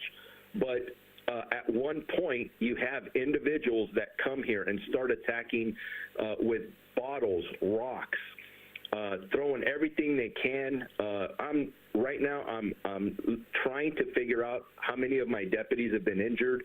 I have a report that one of our horses was injured. I mean, you have people attacking horses. That's crazy. This is unacceptable. I even have a report of somebody who rode up on a motorcycle to throw some kind of gas at our deputy sheriffs. So what your viewers are seeing is when our deputies are responding with less lethal munitions, they are doing that because they are being attacked. Something else, for anybody who's out there, if an unlawful assembly is declared, that means you need to leave the area immediately. What you're seeing on video are individuals who are not only not leaving, they're actually moving towards the police officers with masks on. I don't think in police work we call that a clue, right? You got people running at you with masks, with rocks in their hand. Those are not peaceful protesters. Those are individuals that are creating chaos, and they're hurting people, and it's unacceptable. We have made several arrests. Arrests will continue. And again, I want to emphasize, they're not arresting protesters and demonstrators. They're arresting individuals committing crimes against deputy sheriffs and police officers. We saw as your men came and formed a line. We've seen the horses. We've seen them ready to go in. Do you have any idea who the agitators are, who these people are, who want to do this sort of thing? You know, unfortunately, we see this the last several nights. Between LAPD, the CHP, and us, and even other police departments in the region, the majority of the protests and demonstrations have gone great. It's until these individuals get involved. Some of them have been arrested. We're continuously working with other agencies to make sure that we're identifying them because, honestly, what is their purpose? And that's what we've got to ask. And I've been talking to individuals that are in charge of the protest and having good communications and saying, hey, don't allow these people to ruin it for everybody else. So we have to continue to work together, and I appreciate our media and our partners out there capturing a lot of what's going on, because when you see these individuals out there, for example, holding umbrellas, there's only one purpose for that umbrella. And that's when the confrontations are happening, when law enforcement, they're trying to repel the rounds, the less lethal rounds coming at them, or the gas, because people behind them are the ones throwing objects. And I think a rock, the size of the rock and bricks that they're throwing, and the other devices can seriously injure or maybe even kill somebody. So it's a serious business. It's criminal activity, and it's not going to be tolerated. But please, I want to reemphasize, this is the peaceful protesters and demonstrators. None of this was going on earlier today. As a matter of fact, we had a lot of law enforcement out there engaging with a lot of the protesters in the most positive way. And that's something that we've been seeing in different cities across Southern California and across the country, Sheriff Luna, as we continue to watch some of these images of, you know, as you guys have talked about, these protests tend to devolve to this smaller group of people who cause this type of violence. We've seen looting, unfortunately, and businesses broken into, and tagging and other types of violence. You have that curfew that will take effect at 8 o'clock tonight. How will that help you and other law enforcement there on the ground in trying to get these people out of this area as quickly as possible? Yeah, the curfew has been very effective. That's something that the mayor and Chief McDonald and the city of LA implemented, and that is only implemented within a certain geographical area, and it happens to be that specific small area where a lot of the activity has occurred that you're reporting about. That has helped, to be honest with you, because I've been involved in implementing curfews. That's not something we take lightly. We'd like to remove it as soon as possible because it impacts our normal community. It impacts our business community. We want to get life back to normal. The protests, we can deal with that all day long, and demonstrations as long as they're peaceful. But you've seen it, people graffitiing, breaking windows, looting. That has nothing to do with the legitimate protest that I believe the majority of people are engaged in. How has the coordination been between the different agencies? We've seen CHP out there, we've seen mounted units, we've seen LAPD and the Sheriff's Department. The coordination, in my opinion, has probably never been better. Jim McDonnell and I have a fantastic relationship, so do the members of our department. We're officially in what we call unified command. That means command decisions are being made at the same location between the California Highway Patrol, LAPD, and the Sheriff's Department. And I think you saw a press conference yesterday where we were talking about our preparation for today. And although it's the three of us there, for me as the Sheriff of LA County, I'm in constant communication with other agencies in LA County, the other 44 law enforcement agencies in LA County. I am in constant communication with the sheriffs that are all around me, from Orange County, Ventura, San Bernardino, Riverside, and even as far as San Diego. So we are prepared to positively engage this situation, not only here in the Civic Center of Los Angeles, but anywhere else in the county of Los Angeles where other violent protests may break out, and then ready to assist any other agency around us. A lot of good work being done. I'm very proud of law enforcement here in Los Angeles County. And to your point, Sheriff Luna, you mentioned, that a lot of the times these, what you call agitators, are taking away from the larger message of these mostly peaceful demonstrations. Before we let you go, just quickly, your message to these people who hang out night in, night out, that, that this won't be tolerated. Well, my first message to them is that you're ruining the positive message that a lot of our protesters and demonstrators are trying to pass on. They're trying to pass on to the federal government that this is wrong. That's the opinion that we're getting over and over. And I respect and acknowledge the fear and anxiety that's going on out there. But these individuals that are out there committing acts of violence, really just criminal acts, are ruining the message. In my opinion, it's falling right into the message of the other side of this. And I'll leave it at that. And that was Sheriff Luna. Right now, we want to switch to our Conan Nolan. He gave some good insight and analysis on the day and President Trump's military parade. Witnessing, Conan is always a person, he's covered so many important stories. He's always got great stories for us. I just wonder what you think of what's happening today. What are we witnessing? Well, first, hats off to Jacob Soboroff. He's done stellar reporting, not just on the streets of Los Angeles, but remarkable interviews of those who are at the forefront of this debate. A couple of things. This isn't necessarily in defense of the tactics of the LAPD or the Sheriff's Department, but they've been at this a long time now. It started over a week ago. And from the people that I've talked to, the officers that have been on the street are exhausted. And I think there's this sense from the police chief this past week, he believes that there's been a tremendous amount of restraint on the part of his department. They've issued unlawful assembly, please disperse notices time and time again. They have not acted on many of them. They've slowly been bringing crowds to trying to control them around the area of the Civic Center where most of the demonstrations have been taking place. And so if you ask them, I think they would say that they're interested in being proactive now, night's going to fall when darkness arrives. That's usually when the problems start to multiply, and so there's a possibility that they, in erring on the side of caution, they actually were more aggressive, which is what a lot of people were concerned about, that Jacob Soveroff was talking about.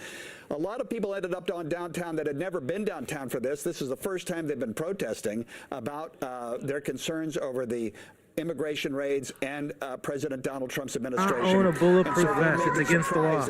You can do up to 3 years. From the sheriff's department and maybe from LAPD. If you're caught with a bulletproof vest and you're a convicted felon, you can do up to 3 years in prison. Including looting at 9 stores on Broadway, one of the streets there. Just to teach you guys a little something. As well as the destruction Inquiring minds appreciate the 20. Thank you so much. So that's all the bullet on the shoulder. You can't take this day. Unfortunately, you should be able to take it in isolation, but based on what the police have been going through. Thank you for the love, you guys. I appreciate it. The feeling that they've run out of patience and they want to clear the street before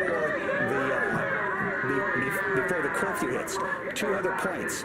This curfew is killing downtown. If you're a restaurant owner, you're a Grand Central Market, people are not coming into your establishment, and you're closed at night. People I talk to from downtown say it is a real problem. They've been through a lot. I'm telling you guys what's happening right now. The police are circling this whole block. I've seen there's so many. There's like they got like 13 instead of 8 o'clock, maybe 9 or 10 o'clock on around Saturday, this building on the back side, on the other side, and this other side. They're going to be closing in, and they're going to come in and close in and start arresting people any minute. Watch this. Because there will be lawsuits from this. And remember, it's going to happen fast. $1 billion shortfall Everybody's in the city's budget like rats. is because of the tremendous amount of payout in litigation over LAPD actions. They're going to take this. They're going to let there has been an effort by the police department to train their personnel.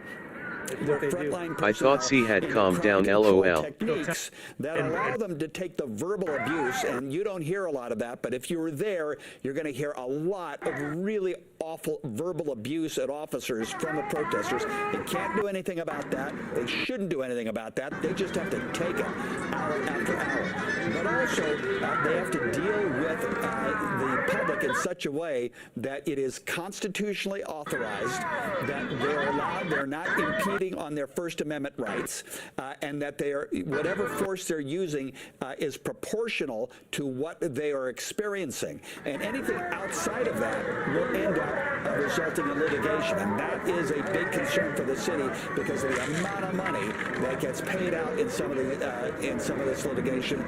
And that's one of the concerns they had with the police chief earlier this week. Members of the city council talking to Jim McDonald about whether or not his officers are trained properly because they don't want to see more of these lawsuits. So those are some of the things that are taking place downtown Los Angeles. I wasn't there today when they started the flashbangs. Jacob Soveroff was. He saw it. It's not a surprise that a lot of people were upset with the response. They thought it was again out of proportion and was simply not called for. But at the same time, this does not happen in a vacuum. This has been building up for a week, and I can tell just from where I sit here that there's a good possibility that some of the directives downtown are, listen, we need to end this and we need to get people out now. And so we'd rather be aggressive early and have the advantage than try to be aggressive later and not have any advantage if indeed things start to go south. That's just a possibility.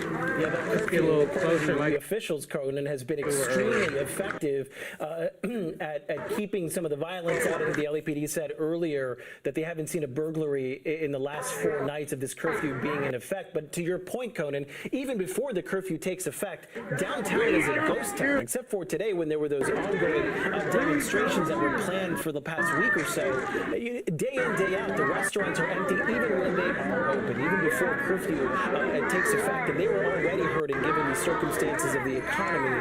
Conan, this may be an impossible question for you as we take a live look here in downtown LA, but I asked Jacob about President Trump toning down some of the raids that we've been seeing in the fields and the hotels and the restaurants, even in the churches, right? Maybe going after what he initially said was the worst of the worst, which I don't think anybody on any side wouldn't mind seeing. Nobody wants to see murderers or rapists or what have you in the streets. But do you think that President Trump now indicating, hey, we don't want to see some of these raids, that this may finally tone down some of the temperature here? How much that hot dog outfit cost? The other part I would, and Jacob was talking about this, about the farm fields of Ventura County and the raids through there.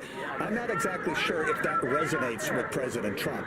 What does resonate with the president is when farm state senators in the Midwest, in Indiana, in Iowa, in Ohio, start coming to him and saying, whereas I don't know if there have been ICE raids in any of those areas. I've heard some of them. There have been a few.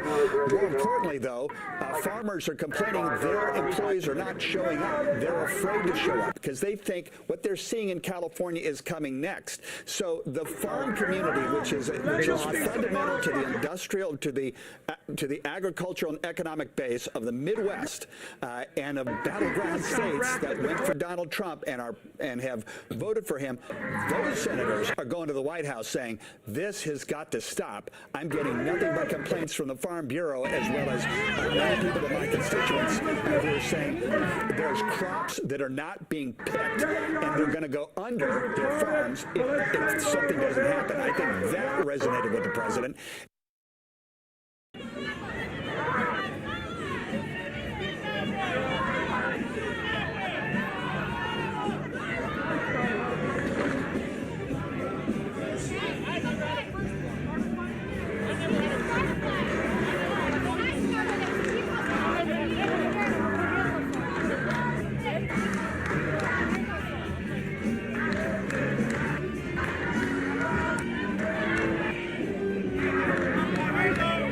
Damn, not getting fish, huh?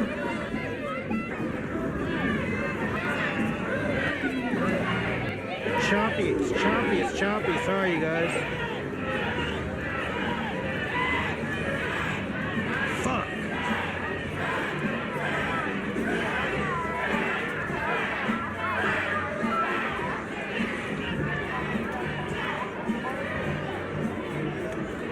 Make sure this is shirt, guys. Shirt now.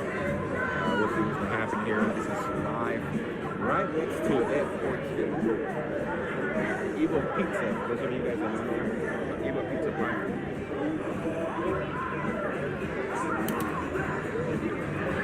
I'm trying to find a good spot.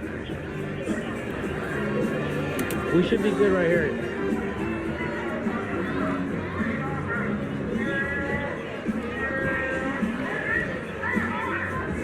Are we clear now?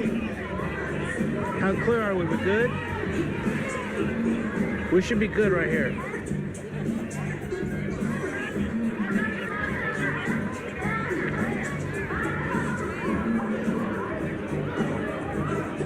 We're good? Cool. Sorry, y'all. I have the most expensive live streaming package you can get with turbo and everything. So it's not me, it's downtown. It's this area.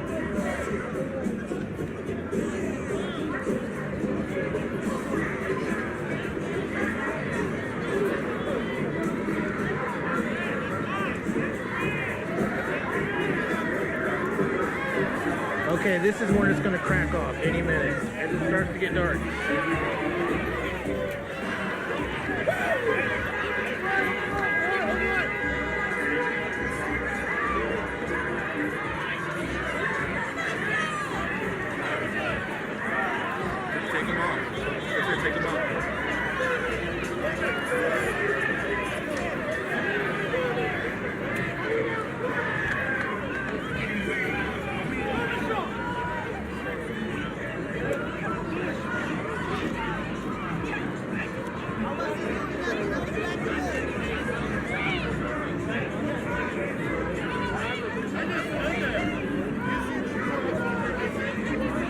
Thank you, Ron. I appreciate you. Thank you for the donation. Thank you, Ron H. Live Silkies. How you doing, Ron? Appreciate you. If you guys like to learn how to take care of chickens, subscribe to Live Silkies.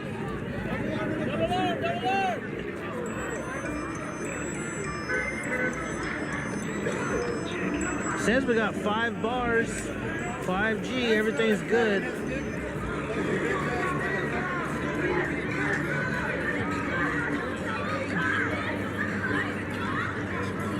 Okay, shit's gonna pop off right here, watch.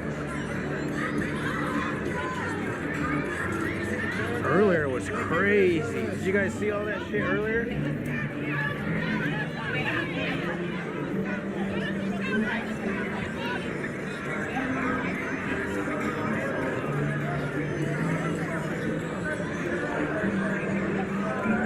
Monty plays games. Thank you for the 5. I appreciate you. Thank you everybody for watching. Okay, I see a lot more people here right now in the last 2 minutes.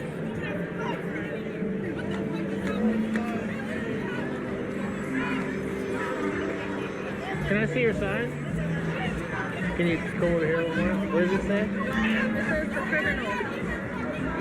The criminal? Oh, he's got handcuffs and shit? What's that on the side? Thanks in a bit, man. Thank you for supporting the stream. If you guys want to support the stream, links are up there, guys. For 150 funded, can't do it with other funds, so thank you so much. We're doing out. All it takes is one person to throw something, and then they're all gonna come in and do it. Throwing rocks and shit. Had some funding left for us from Los Angeles. Look how deep they are now. Look how many people are now here.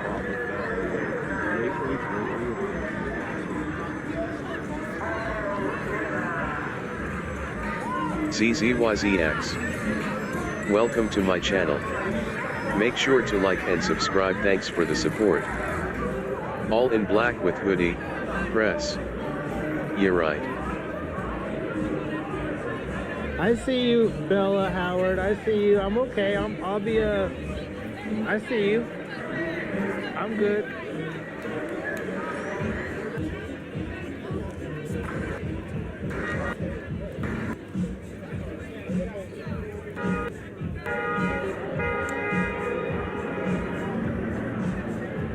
Okay. I say give it 5-10 minutes. Something's gonna happen. Antifa Media LOL.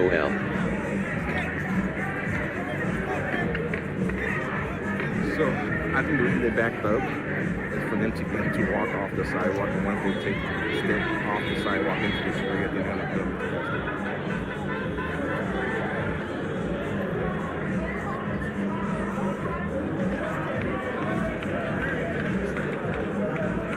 Let's get a little closer.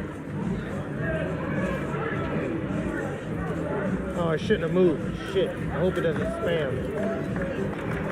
The other live I got up got a shot of Fremont ST in Vegas too.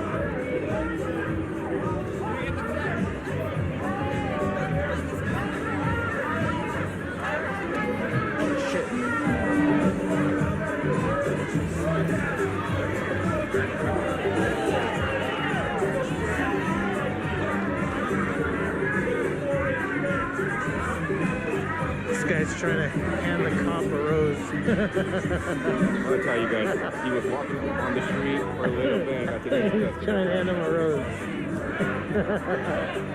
Just take the rose.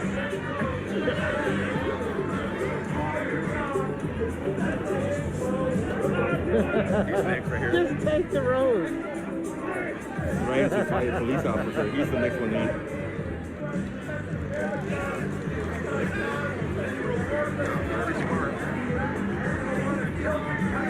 Is the cop going to take the rose? Look! Oh, he almost took it. He's going to take it.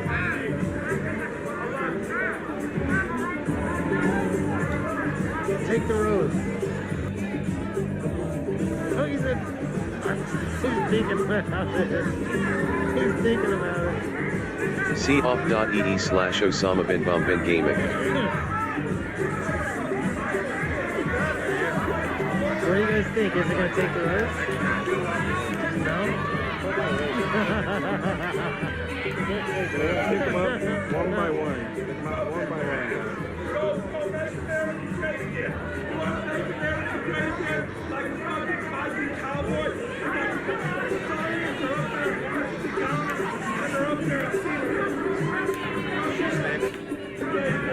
street. They're both on the street. They're told to stay on the sidewalk.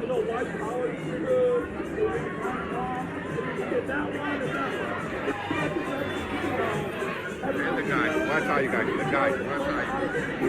They're backed up for that specific reason. As long as they make it.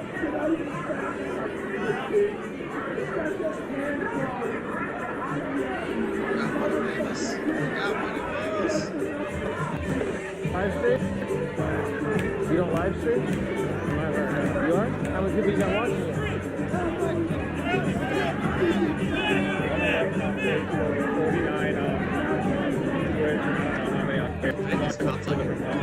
You don't eat? I do, man. I signed out of my YouTube account. It's been like used to stream. I was like one of the bigger streamers for the protest back in the day, so we shut down. I think people started up a few days ago. Just started my stream again. I gotta pull all my stuff again. I think people just start following you. It's whoever steps on the street. I think they know who you are. They on purpose. They don't step off the sidewalk. Very smart of them. For them to break the law, jaywalking or whatever, but then take it in.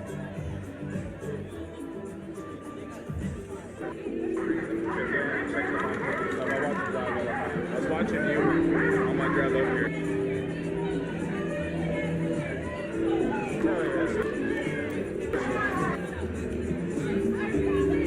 Now soon, how are you?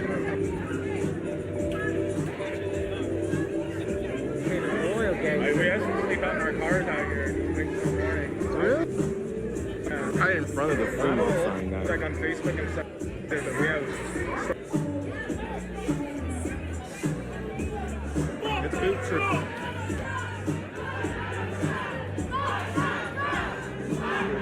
Food Truth Eugene. If you just search that on anything, you'll find it everywhere.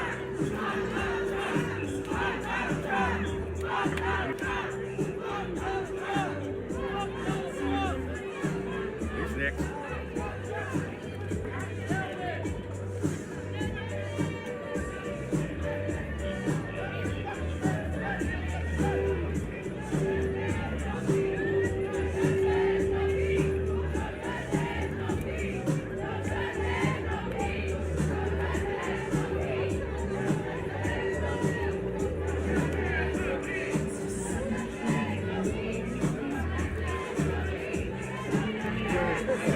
I'm all ready though. I got my cup on.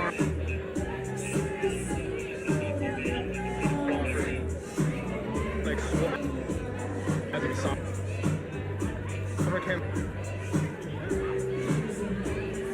Yeah, everybody has the right to protest. It didn't hurt, but it, freedom of speech.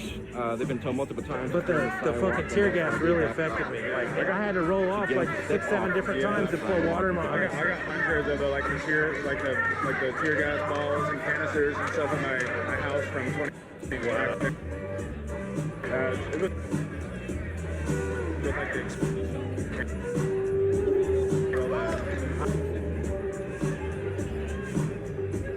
Ran battery, so I just now I bought this for like $40, like 6 months ago. $70, $80. Everyone's grabbing. Now I just had to order a bulletproof helmet. So they're regular 180 with Kevlar. Idiots, they're on sale for. Order my bulletproof helmet today and my fucking. I'm not trying to get shot by dick. Maybe trying to get people out. Think about it. If you're one of them, aim for the new challenge. We're gonna send people home real quick. For real. I have the whole thing on stream. I have the whole thing. Really? Oh yeah, I was live streaming. There was probably like 8,000 to 10,000 people downtown. Well, hey, when you get your shit going on YouTube, make a comment on my channel, and then I'll share your YouTube channel. Put it on my community. Forward some of the video to LAPD, right? On the next training. Yeah, y'all, that tear gas was so bad earlier, I felt like my nose was fucking bleeding. The guy with the mask. With the rose?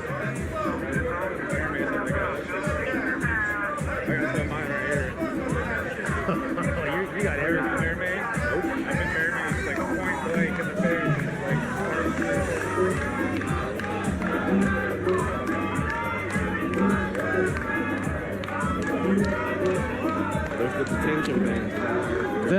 this. You're a choppy right now. Looks like I'm clear to me.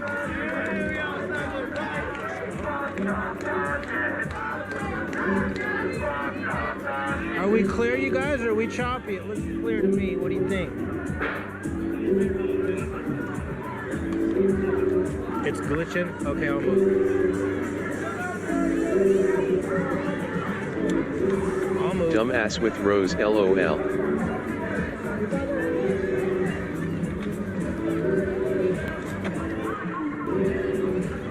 Thank you, Gianna D. Let's see, is this better, you guys? Next time I'll just record the video.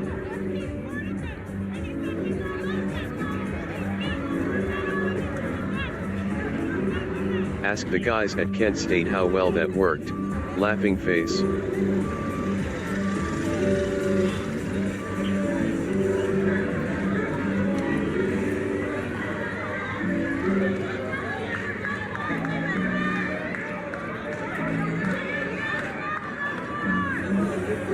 We're good. All right, appreciate everybody watching. Marky Fries, Foot Juice 81, H, Pause My Lady, Joseph Dowry, Robert Kirkendale, Rika, Everyday FA, Austin Skelton, appreciate you. Shaka Zulu's Christmas, Celeste, Zombie Cartman. Here we go, you guys. Now shit's gonna crack right here. I told you. They're gonna do it right when it gets dark, right now, watch.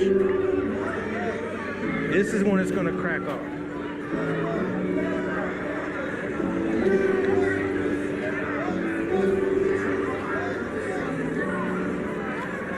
Crowd's getting closer and they're getting bigger.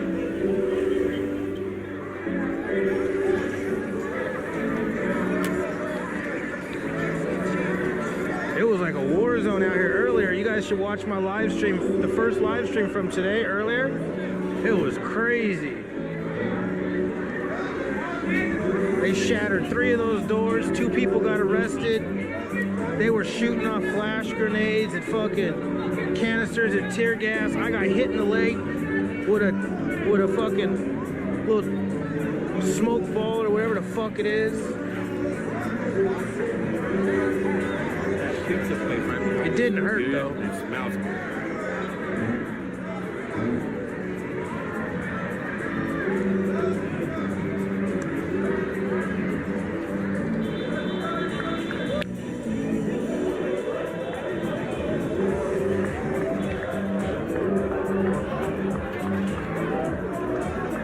Yep, Mike H. It's gonna start popping.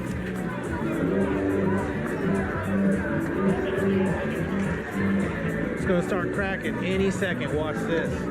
Look at that. Shout out to the 500 people watching. 524. Appreciate you. Hit the like button. Subscribe to Belly Ray's channel. If you want to see the incredible shit I do in Portland, Oregon, subscribe to the channel. I do shit that nobody in Oregon does. And that's a fact. He's a good dude. He feeds the homeless like every day. That's why I was on Inside Edition. I guess a sidewalk taxi. Now that I think about it, would not work. Yo soy el que los foco, no pienso francamente, yo tampoco. Get away with me, that fucking music. I know they're gonna copyright me. They keep copyrighting my videos because of music.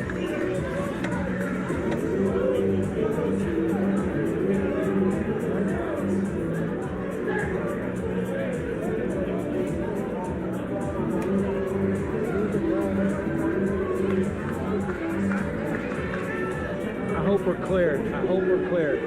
This shit's about to pop off. Here it goes, you guys.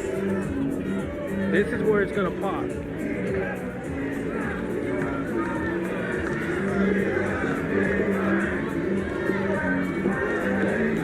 Here it goes, you guys. I told you guys. I told you.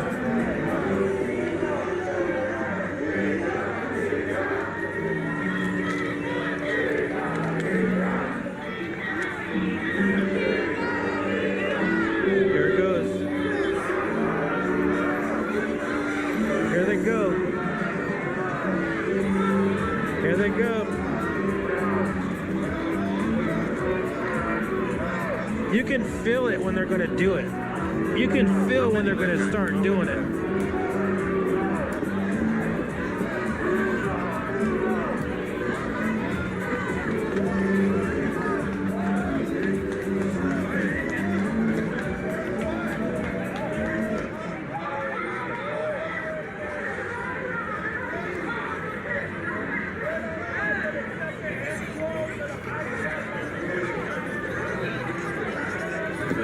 We're in front of the ICE building, downtown Portland. Look, it's all boarded up. Here we go. Here come all the police on the left. Here we go. Look, here they come. Look.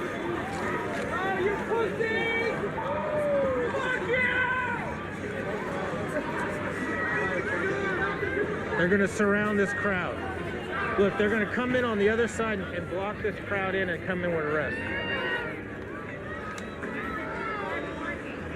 Is that this? Eli! They said coming in. Watch out. Oh, what? That was so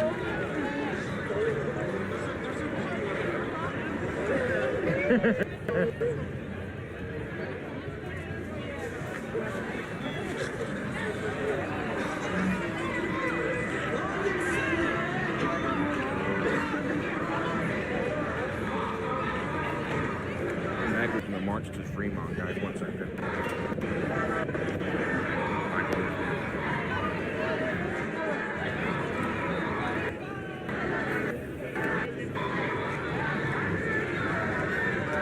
I can't believe it's not dark yet. What the fuck? How is it not dark? What time is it?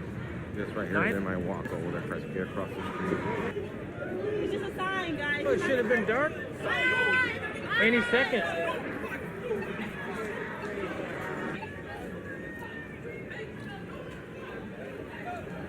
Another 20.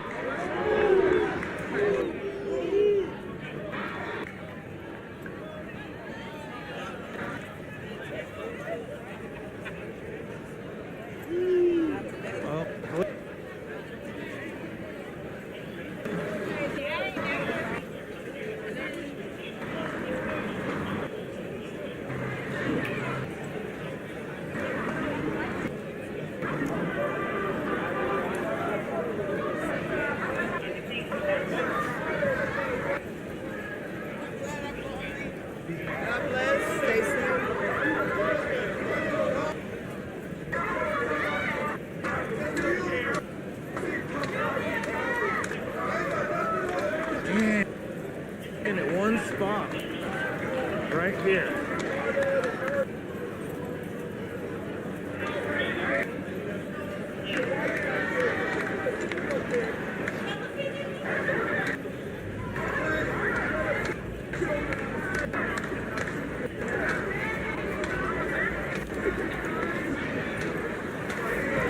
So, then taking people into custody pretty much broke the crowd.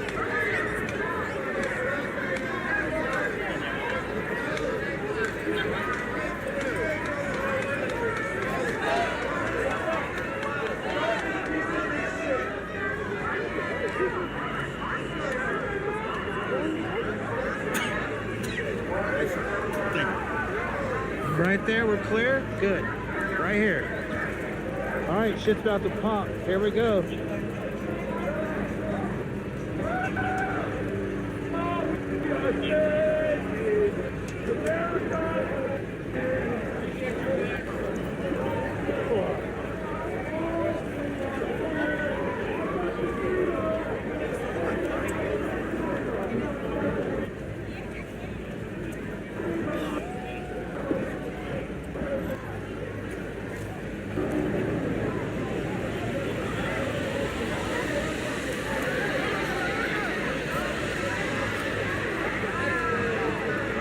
As you guys can see, they already, on my footage on my earlier, they shattered those 3 doors. Stopped 2 or 3 guys. They broke down those 3 doors. Oh, they're boarding. Oh, you hear the drill? They're boarding up the window. They're boarding up the doors now. It's a real heroes look like.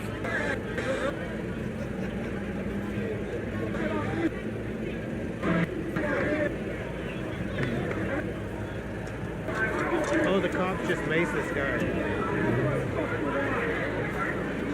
Cops just maced him. Would they hit him with bear mace?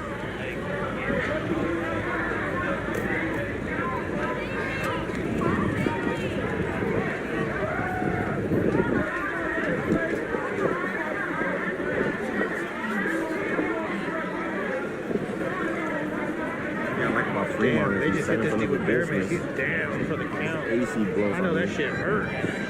I've never had that. I know that shit hurts. Everything starts hurting. For how long you been? Like with constant wheels, like constant. I feel like it's like a minute. Really? This guy's ripping up the American flag.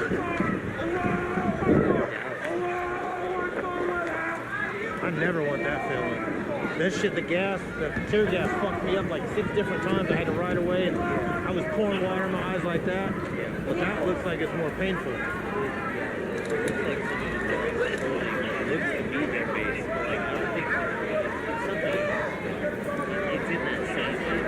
It's probably their own fucking concoction shit. And they can, they can put anything in there. Refillable.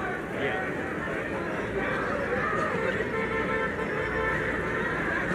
Dude is yell Allah Akbar.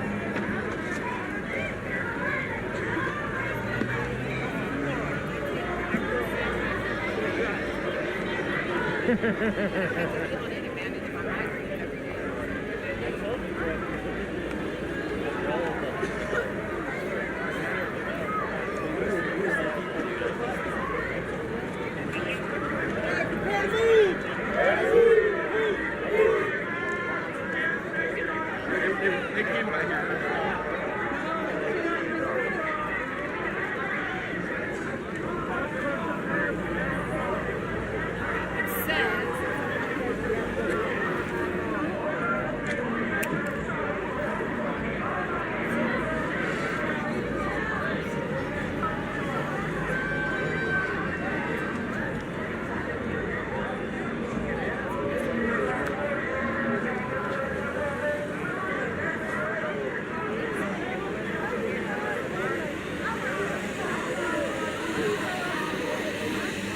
Luis Tresco, Candy Smith, appreciate you watching. Yeah, the crowd's pretty much gone, guys. There's a couple of arrests pretty much. Shout out to the 705 people watching. Here we go.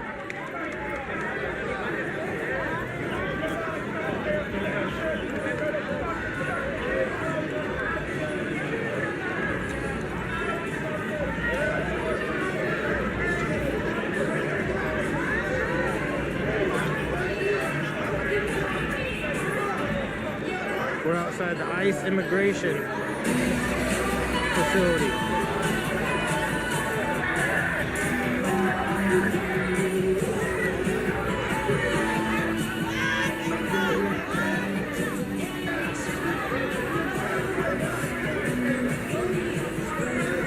These protesters ain't going nowhere.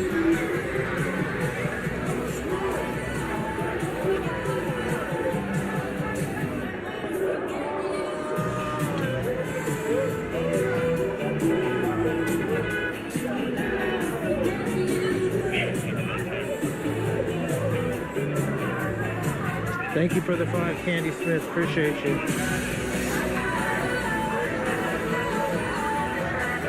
How you doing, Live Silkies? Appreciate you.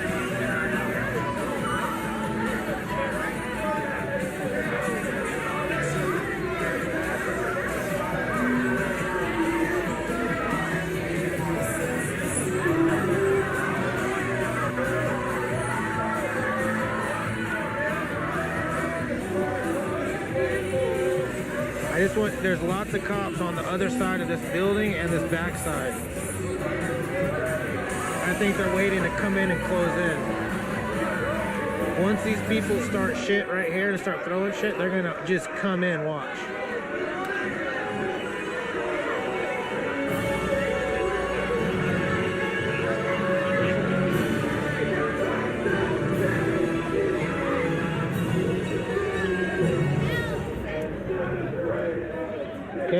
getting more people.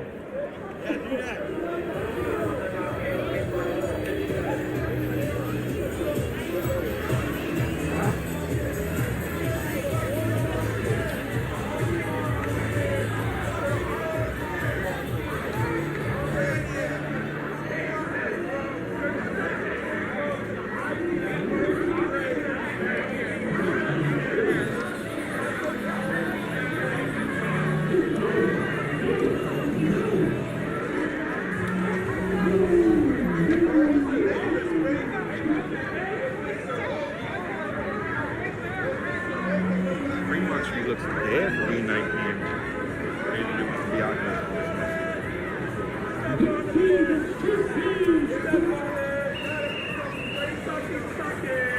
gonna come get you tonight.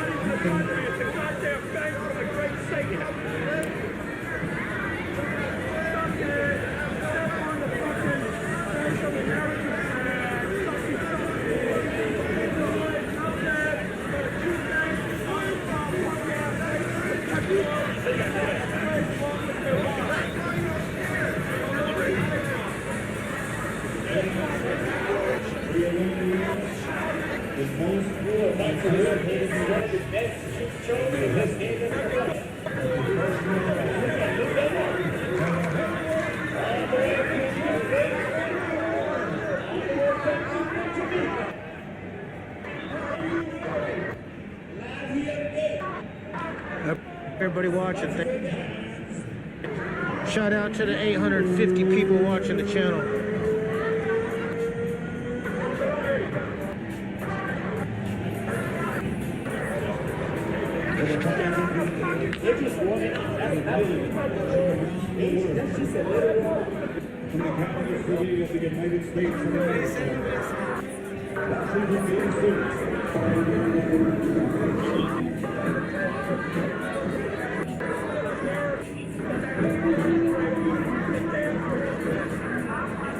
My phone's on 5%, but I'm charging it right now. My GoPro's on 10%, my phone's on 5%.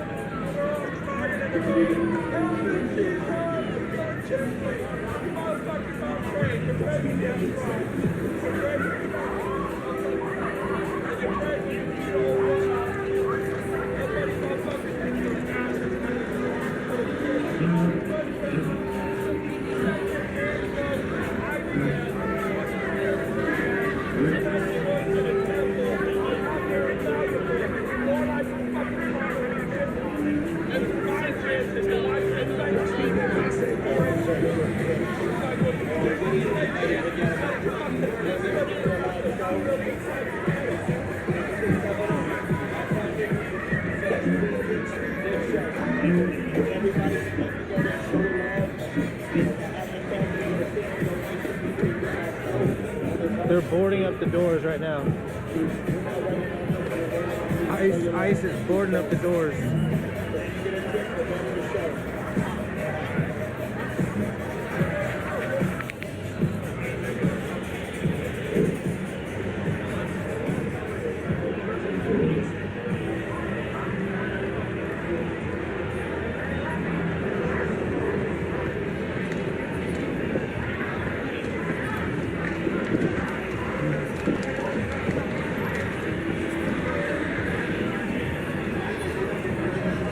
I think I'm gonna have to go home and charge my phone.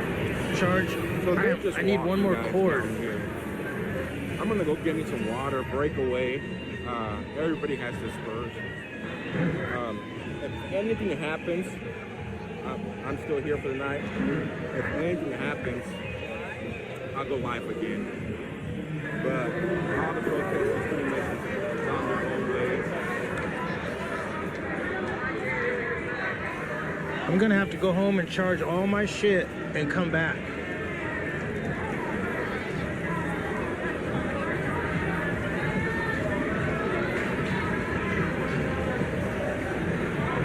I'm gonna go you guys for a second. I'm gonna go you. Well, thank you all for joining me. Thank you, viewers. Thank you, mods. Thank you, supporters.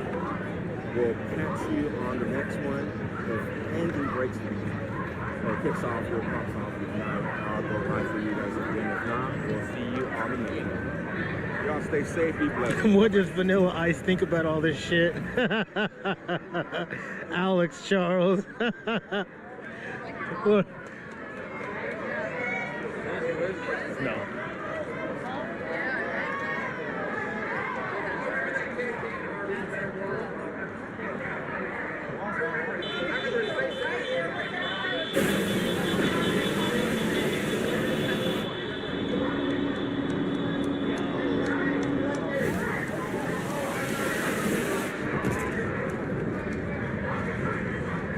They're gonna go crazy once it goes dark. Once it goes dark, it's gonna go crazy.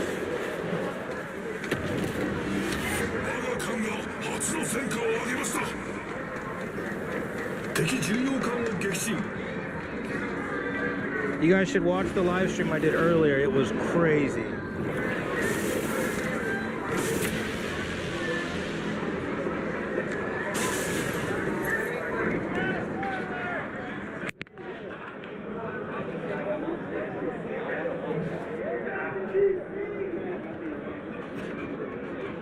Most people who have lived through an opioid overdose have something in common. They didn't do it alone. I keep switching my charger from my phone to my GoPro. Someone had naloxone. Someone called for help. What's that like? So, live stream right now? If you use opioids like fentanyl, for real? Know who your someone is. That's dope. Use with them when you can. Have naloxone. Won't show anything when you type it enter in. Is ready to help you if you need it, just like you would for them.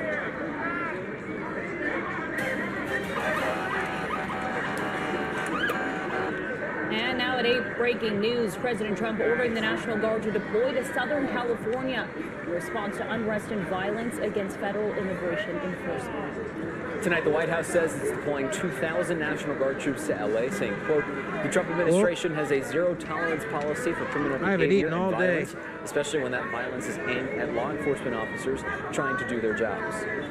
And Governor Newsom responding, saying, quote, the federal government is taking over the California National Guard and deploying 2,000 soldiers in Los Angeles, not because there is a shortage of law enforcement, but because they want a spectacle.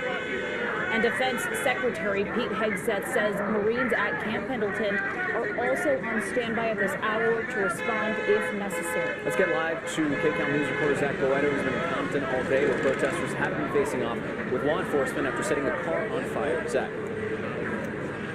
All right, you guys, hey guys, I'm leaving. In the last hour, deputies have since moved up Alondra, closer to the 710 freeway on-ramp. They're now staged there and holding off protesters. Here behind me at the intersection that we've been standing at almost all day, Alondra and Atlantic, is basically now turned into a takeover where people are running. Welcome to my channel. Make sure to like and subscribe. Thanks for the support. Over to our left here, you can see that a security camera has been pushed over on this telephone pole. A lot of graffiti all over the businesses here in the intersection of Alondra and Atlantic, including Dave's Donuts here, an iconic location here in Compton.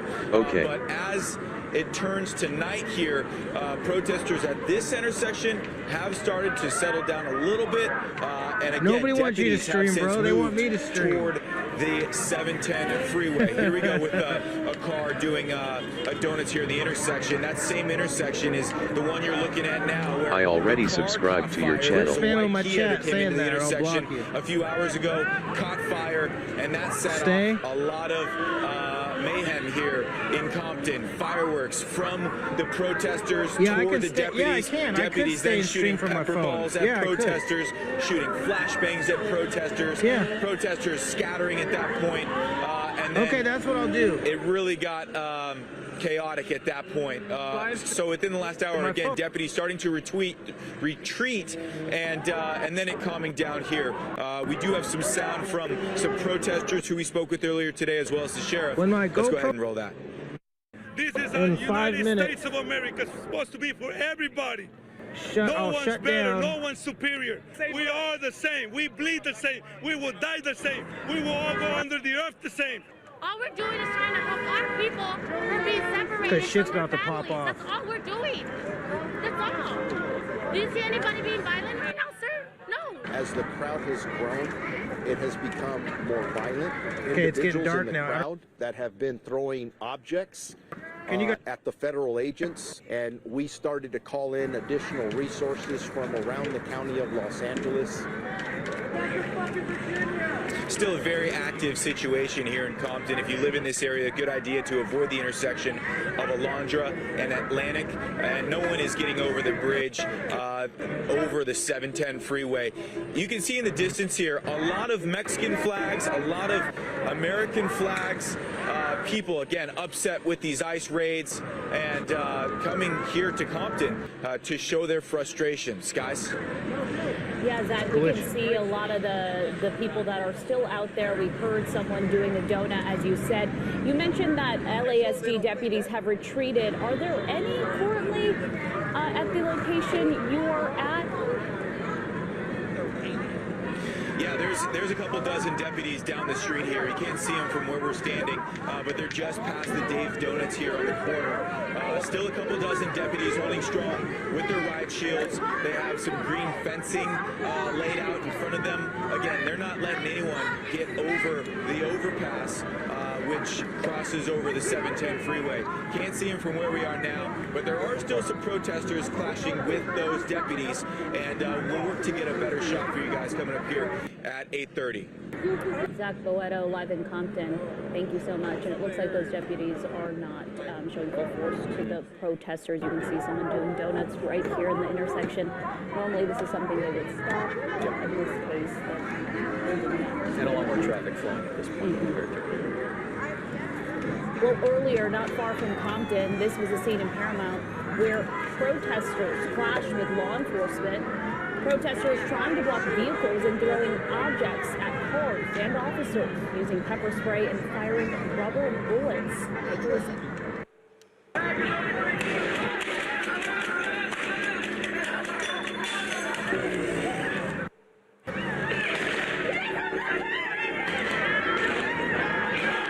All right, you guys.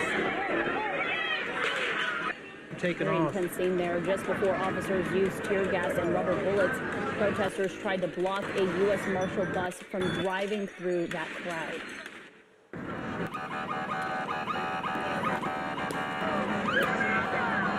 Huh? Oh, you are? Oh, you are? Right on. You subscribe? This also on Paramount, you can see a U.S. Marshal Service bus head-to-head with a group of protesters, at one point trying to push the bus back before then making its way through, and law enforcement allowing it to cross past there. Bauer Tools give you the confidence to take on challenging home projects. 5 hours? With hundreds of corded and cordless tools and accessories, I gotta leave and come back. Bauer enables you to complete tough vehicle maintenance and Be safe out repairs, here. manage difficult landscaping projects, tackle demanding home renovations, and even turn your garage into a workshop. Appreciate For all you. your current Thank and you, future Rick K. projects, Bauer is ready to deliver. Bauer, heavy duty guaranteed.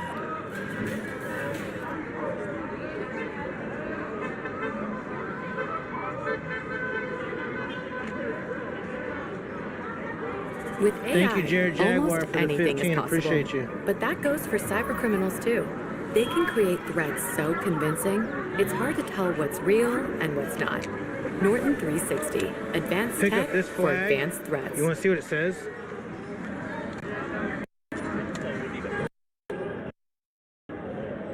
This is what the flag says.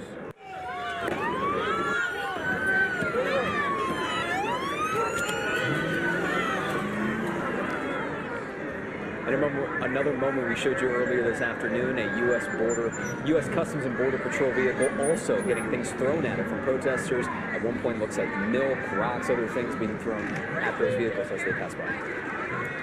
Over in Inglewood, this was the situation here. Citizens' video shows someone being stuffed inside a Border Patrol vehicle there. A few people were outside of the car protesting the law enforcement. It's unclear if this was part of a larger raid or who the person was that was being taken in this video. We have reached out to federal officials.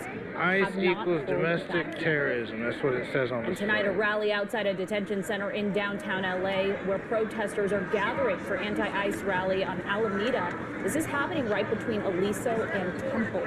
After yesterday's raids, they say they're standing against President Trump's immigration policies and fighting for dignity and equality. Now, joining the rally there, SEIU President David Huerta's nephew, who says his uncle is physically okay after being hurt during I'm his not arrest keeping that yesterday. flag for what it's written We're here on in it. solidarity with him, here with in solidarity with the immigrant community. They're trying to criminalize people that are working my agenda. class, It's not what people I'm that doing are the here. backbone of this country. If they want to deal with bad people, I'm here to fine. That's a document. whole different conversation. But they're targeting working families. They're separating children. Children are not the bad guys. Families and mothers are not the bad guys. Huerta is the leader of one of the nation's largest labor union, remains in federal custody. He's accused of interfering with the LA immigration raids. Now, the U.S. attorney says Huerta was blocking an ICE detention van. You guys, the union says Huerta had I to be appreciate taken you to guys the hospital. watching. Thank you so He is much. expected in court. But I'm going to have to leave. Today's because protests come I don't have after another an charger hours-long cord. I only demonstration in have downtown one. LA yesterday. And People crowded the federal I building could where live stream from my detainees were phone, taken but following then I widespread can't ride immigration my sweeps bike. in LA. The protest got tense at times And with officers when firing shit tear pops gas off to here, clear you the got to crowd. move quick. Where federal agents appeared to be staging. Protesters confronted those agents as several flashbang grenades went off. Several of the armored vehicles were also vandalized with graffiti. Thank you And guys today, for watching. I California appreciate lawmakers you, but say they are being I'm gonna have to leave and maybe denied come entry back. into the downtown LA detention center where detained migrants are being held. Congressman Jimmy Gomez, another elected leader, say they should be allowed to visit any facility that's detaining migrants, but we're told they weren't allowed in because of safety issues. I've been to the Middle East, I've been to war if he is- zones, so I know what it's like to actually be in a situation that's a lot more dangerous than inside this building. How many people are there? It is our job as members of Congress to provide, to have oversight. Now, we reached out to Border Patrol for information about the facility, but have not heard back. And breaking news tonight, President Trump deploying the National Guard to deal with unrest over immigration enforcement here in All right, Southern you guys, thank you so much And for let's watching. get live to KCAL News reporter Zach I'll Loretto come in back Compton, tonight. where protesters have been facing off with law enforcement. Zach? Yeah, hey Thank guys, you. still an Thank you, active guys. scene I'm here gonna at get out of here. Alondra I in still have to Atlantic. ride You can across the see Ross behind Island me. Bridge. People are starting to go through this intersection. Traffic is I appreciate you guys. smoothly. Everybody have a good But night. Earlier today, a much different scene. Wow, we have video Big L? of a car fire that took How- place oh, right at this no. intersection. Big L? Protesters and deputies clashing here in I haven't Compton, left yet. right next Now to you're Dave's talking Donuts. shit, see? There were If I fireworks. stay or go, you're there gonna were talk pepper shit. bombs, I'll come There back. were I got flashbangs to go. going I'm off running earlier on out of today. power. And I you got can hear in the 7% on background, my it sounds like phone. there are still flashbangs going on just up 5% on my Alondra here GoPro. near the I can't do it, the you guys. 710 Sorry, I overpass. ordered new shit. That's so where protesters and deputies are now I appreciate clashing. you guys. Thank you for all We've the been kind donations. of, I appreciate you guys blocked watching. into this Thank you so gas much. station, Much this love Arco from gas Valley Ray. station Have a here, good. where a lot of the action was taking place earlier this afternoon, now things have changed. There were people doing donuts in the intersection, a lot of damage and destruction happening, people tagging up walls in the area, businesses. They have since calmed down here, but deputies again and protesters now clashing up closer toward the overpass. I just did hear from a young man who said he was at the Home Depot at Paramount early this morning when ICE arrived. He said they blocked people off. They started to pepper spray and tear gas people. A young woman and her daughter got out of the car. They were tear gassed. Then he and his girlfriend got out of their car and began recording the situation, and he tells me that's when ICE detained his girlfriend. He says that she was born in the U.S., fully documented, but he says because he believes she was recording, they took her and detained her, and he has not heard from her in now what is 12 hours later. So we are here in Compton, and we are hearing from people who are having these firsthand experiences, and we're seeing what is taking place here at the intersection of Alondra and Atlantic. I don't see any other news crews here on scene right now. Helicopters overhead. Egg, Still a grocery, very and gas active prices are situation going here. up, but Protesters getting an still exam and clashing with x-ray at the police. dentist, And of that's course, now free for new they're Aspen here dental because patients of without the ice raids insurance. that have taken place We're over here the to last make few taking days, care of guys. your oral health easier and more affordable. Zach, you heard from the sheriff earlier today as well. I know we had some sound from him earlier, but Anything that really stood out to you from what the sheriff said? And if you have to go, that's okay. Prices going up everywhere. It's goodbye steaks. Yeah, well, the sheriff was mentioning that they did not want to be involved in the immigration raids. That was the biggest thing from the sheriff. The sheriff said they only deployed deputies because the Department of Homeland Security asked for backup because the protest became violent early this morning, making it clear that the sheriff's department did not want to be involved in the immigration raids. Again, reacting and responding to the Department of Homeland Security's request for backup once the protests turned violent. And we have seen the violence. We've seen protesters shooting fireworks, and these aren't safe and sane fireworks that they're shooting at these deputies. They're shooting M80s, they're shooting Roman candles, and the deputies were firing back. So tonight, the White House says the president has also decided to send out 2,000. The Trump administration has a zero-tolerance policy for criminal behavior, individuals who are coming out to help especially when that violence the guardsmen at law enforcement officers. And so we'll see what happens now that it's getting dark. And Governor Newsom responding, saying, quote, the federal government is taking over the California National Guard and now turned more into 2,000 like a sideshow or a takeover here, and less of a confrontational moment. But we know, of course, the protests and the deputies are still going face to face on the 710 overpass. Are also on standby at this hour to respond if necessary. Let's get live to KCAL News reporter Zach Boetto, who's been in Compton all day where protesters have been facing off with law enforcement after setting a car on fire. Zach. My pleasure. First and foremost, hey guys, in the last hour, deputies have since moved up Alondra closer to the 710 freeway on-ramp. They're now staged there and holding off protesters. Here behind me at the intersection that we've been standing at almost all day, Alondra and Atlantic, is basically now turned into a takeover where people are running and riding bikes and dirt bikes through the intersection. There's been a lot of trucks doing donuts here. Over to our left here, you can see that a security camera has been pushed over on this telephone pole. A lot of graffiti all over the businesses here in the intersection of Alondra and Atlantic, including Dave's Donuts here, an iconic location here in Compton.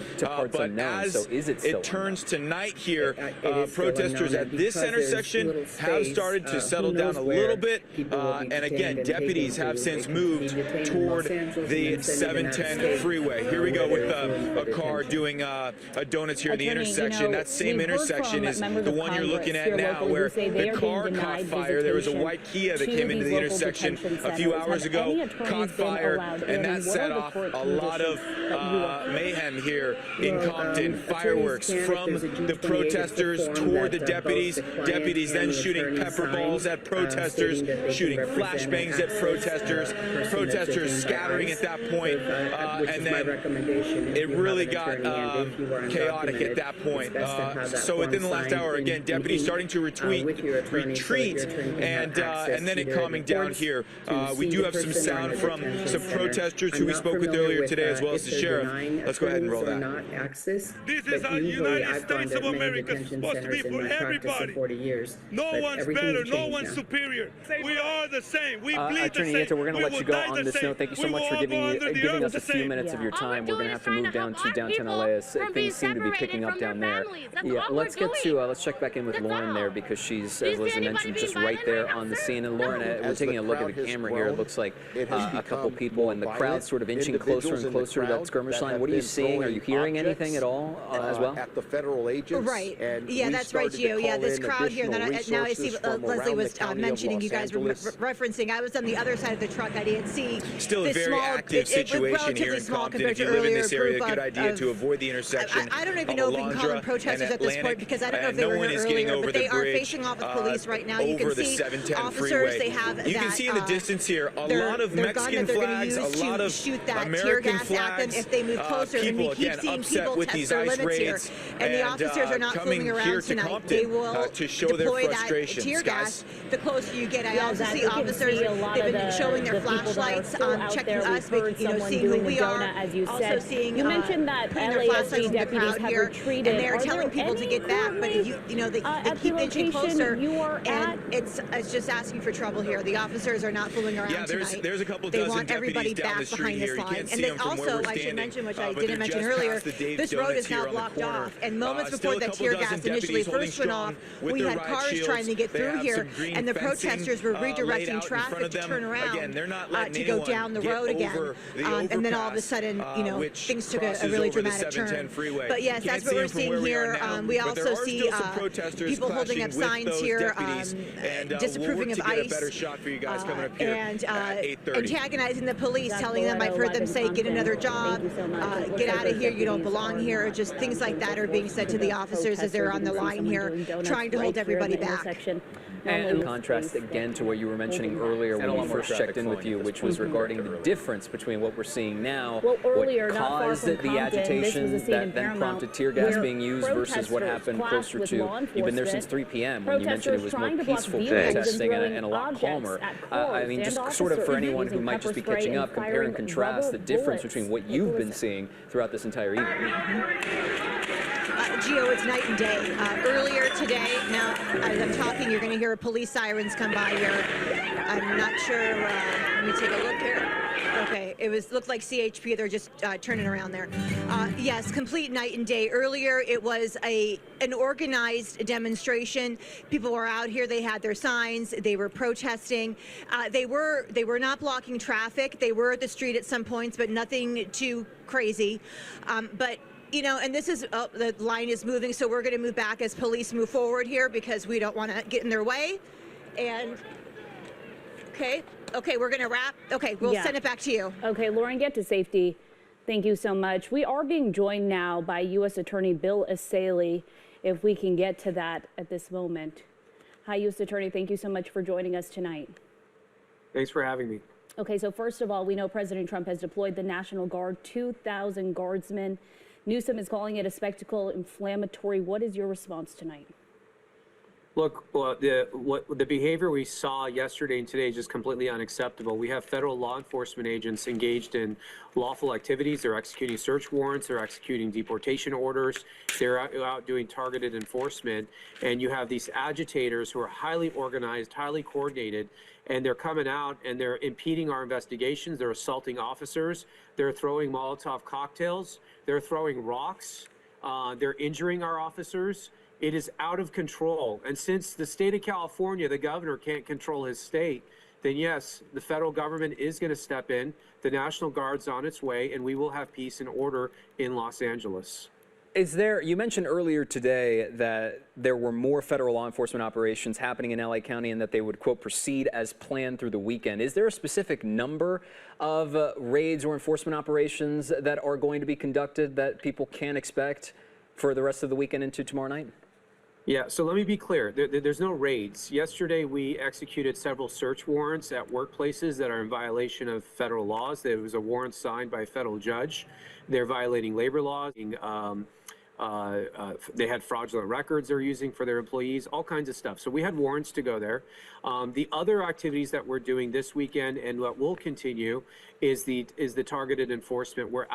We're looking for criminal illegal aliens who have arrest warrants and final deportation orders. People have deportation orders. We're arresting really bad people out there. We're child abusers and violent criminals. We're getting them out of the country, and that's what the American people voted for. And that's going to continue. That's not stopping. And I want to get back to the situation currently in downtown LA. The video is playing as we're speaking with you, and we're watching law enforcement, in this skirmish line as we're watching fireworks go off. What, if any, action has your office taken against some of these people that have impeded on these investigations? Yeah, so we've made over 20 arrests today. If someone is impeding a federal officer, if they're assaulting a federal officer, if they're damaging federal property, they are subject to federal prosecution, and we are doing that. I think what you're seeing on the TV today, that falls more under the state jurisdiction where you have an unlawful assembly, you're having riots, you're having disturbance of the peace. I know the sheriff's office was doing arrests today out in Paramount, And I suspect the LAPD will make appropriate arrests in downtown LA tonight. And going off of that, I sort of want to draw attention once again to really separating who is responsible for who, or rather who's operating what exactly, because I think there's a lot of confusion among viewers and perhaps anybody else watching at home as to who is doing what. And I know the Sheriff's Department issued a statement earlier today that they would not cooperate with federal authorities. But if you can, I want you to draw some distinctions for us as to who's doing what throughout this weekend. Sure. The federal government does have ongoing criminal and immigration enforcement operations. We have not asked the state or local officials to assist in that. We are doing that. The sheriffs and the local police are only getting involved when there's a public safety issue, when there's a danger to our agents or there's danger to members of the public in Los Angeles. There's a disturbance of the peace. They're getting involved from a public safety perspective. They are not involved in any of our immigration enforcement operations. You know, U.S. Attorney, something that the governor has come out to say with the National Guard coming in is that the National Guard really helped us through the Eaton fire, the Palisades fire, and built a sense of trust. He mentioned that having them come for a situation like this would break that trust. What is your response to that? I mean, they're there to restore order. Anyone who looks at the scene on your TV, look at that. It's out of control. What normal person, what member of the public feels comfortable being in downtown LA right now? Nobody. So I don't know what he's talking about. He needs to watch the TV and see what's going on. It's out of control. And since he can't control the state, he can't control the lawlessness, we'll do it for him. And that's what the president's doing. He's deploying the National Guard. We will have order in the city of Los Angeles. Well, to continue on that topic then, because I want to bring in the fact that the mayor said something regarding that as well, and I'm going to use her words directly, where she says, quote, "These tactics sow terror in our communities and disrupt basic principles of safety in our city." And there is an argument about, you know, executing lawful search warrants and et cetera, but then when it escalates into something like this, there are naturally a lot of people that are afraid. I wonder if you see at all any potential argument for the fact that perhaps it's almost overblowing to a degree and getting to a degree where sort of everybody has lost the handle on the wheel, so to speak. Well, we are in control of our operations. We have not canceled any of our operations. We have been successful in both our missions yesterday and today. So everything's going as planned on our front. What's out of control is the response by the agitators. And I will tell you, they appear to be highly coordinated and sophisticated.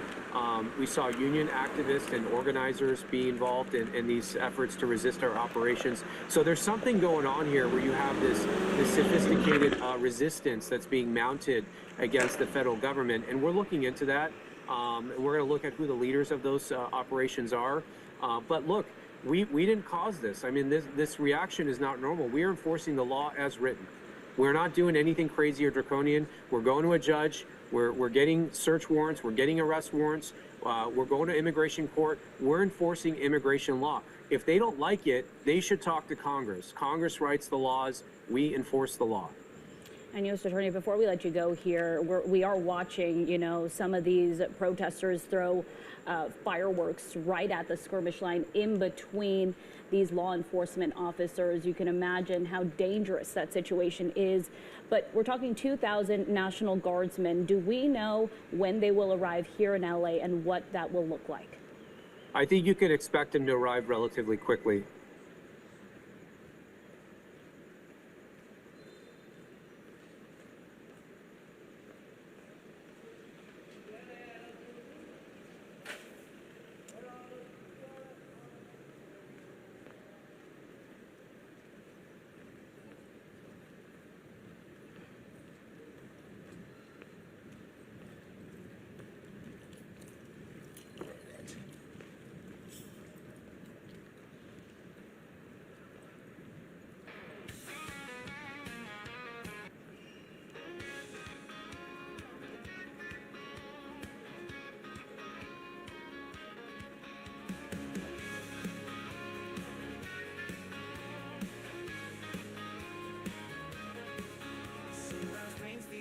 A fresh coat of morning dew. Another day is dawning in the faithful red, white, and blue. From a shipyard in Virginia to a Texas oil field rig, for the ghosts of the Alamo who stood and fought so big. There's a quiet strength in calloused hands on the plains of golden wheat, a promise voice whispered on the winds. Now Wall Street, City Street. Raise the colors high, let the soar eagles scream. This is the land of Lincoln, this is Washington's own dream. From the ashes of the fallen, a mighty spirit grows. She's the home of the courageous, as everybody knows. My heart beats in a rhythm with a 50-star design. Oh, America, my country, forever you are mine.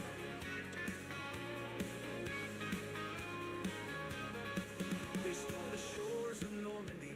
They answered freedom's call. They raised a flag on Iwo Jima, standing proud and standing tall. Remember the defiance in that Boston Harbor team. The fire and the anthem for the brave and for the free. Through the dust of Oklahoma, through the California sun, we're a nation bound together, but people forged as one. Oh, raise the colors high, let the soar eagles scream.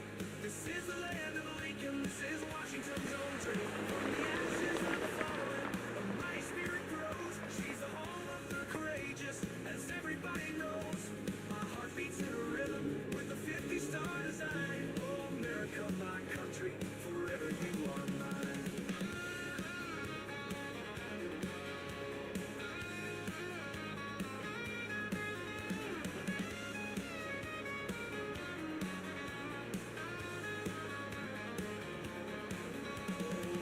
City's down, the storms may rage and bite. The torch of Lady Liberty will burn throughout the night. When men got cracks with unity and stand up to the test. For the country that we cherish, the land that God has blessed. So raise the colors high, let the soar eagles scream. This is the land of Lincoln, this is Washington's own dream. From the ashes of the fallen, a mighty spirit grows. She's the home of the courageous, as everybody knows. My heart beats in a rhythm with the 50-star to sing.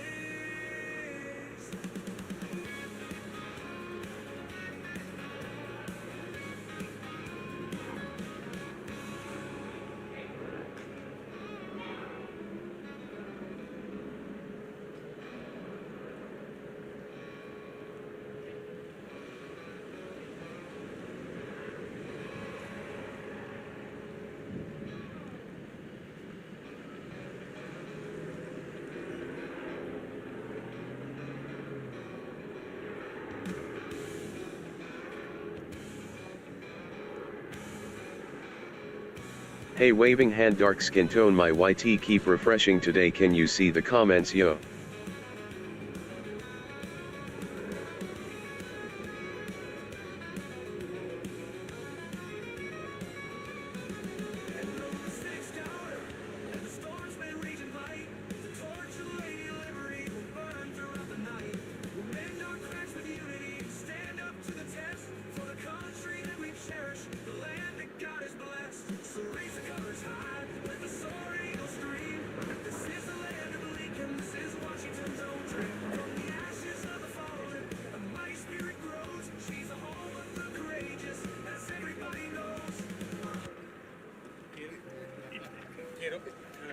Stay safe. You too.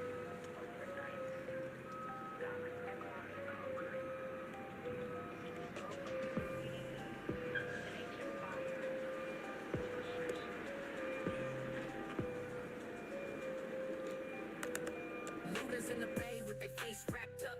Blast break loud like the bass turned up. Flash mob running in the plan, just rage. Another storefront bleeding on the front page. They say it's just kids acting wild in the street, but don't nobody ask what they got to eat. System failed jobs don't get too steep, and the law quick to cuff, slow to meet. Whole block boarded up like it's war zone living, but they spend more tanks than they do Thanksgiving. This ain't just crime, nah, this. Hey, it's Justine, and today we have a really fun video for you. I partnered with Aber to show you their scuba. City burned down, they just fly up. They blame us all when the nights erupt, they not like us. Hands in cuffs for a bag and some stuff, but who built the pain that to make this rough? This ain't chaos, homie, this is just us. Corner store hit, now the owner on edge. Same store fed kids when they barely had bread. It's complex, not clean cycles repeat. You fix the roof, but ignore the heat. They looting cause hope got looted first. From Fruitvale down to the Hurt.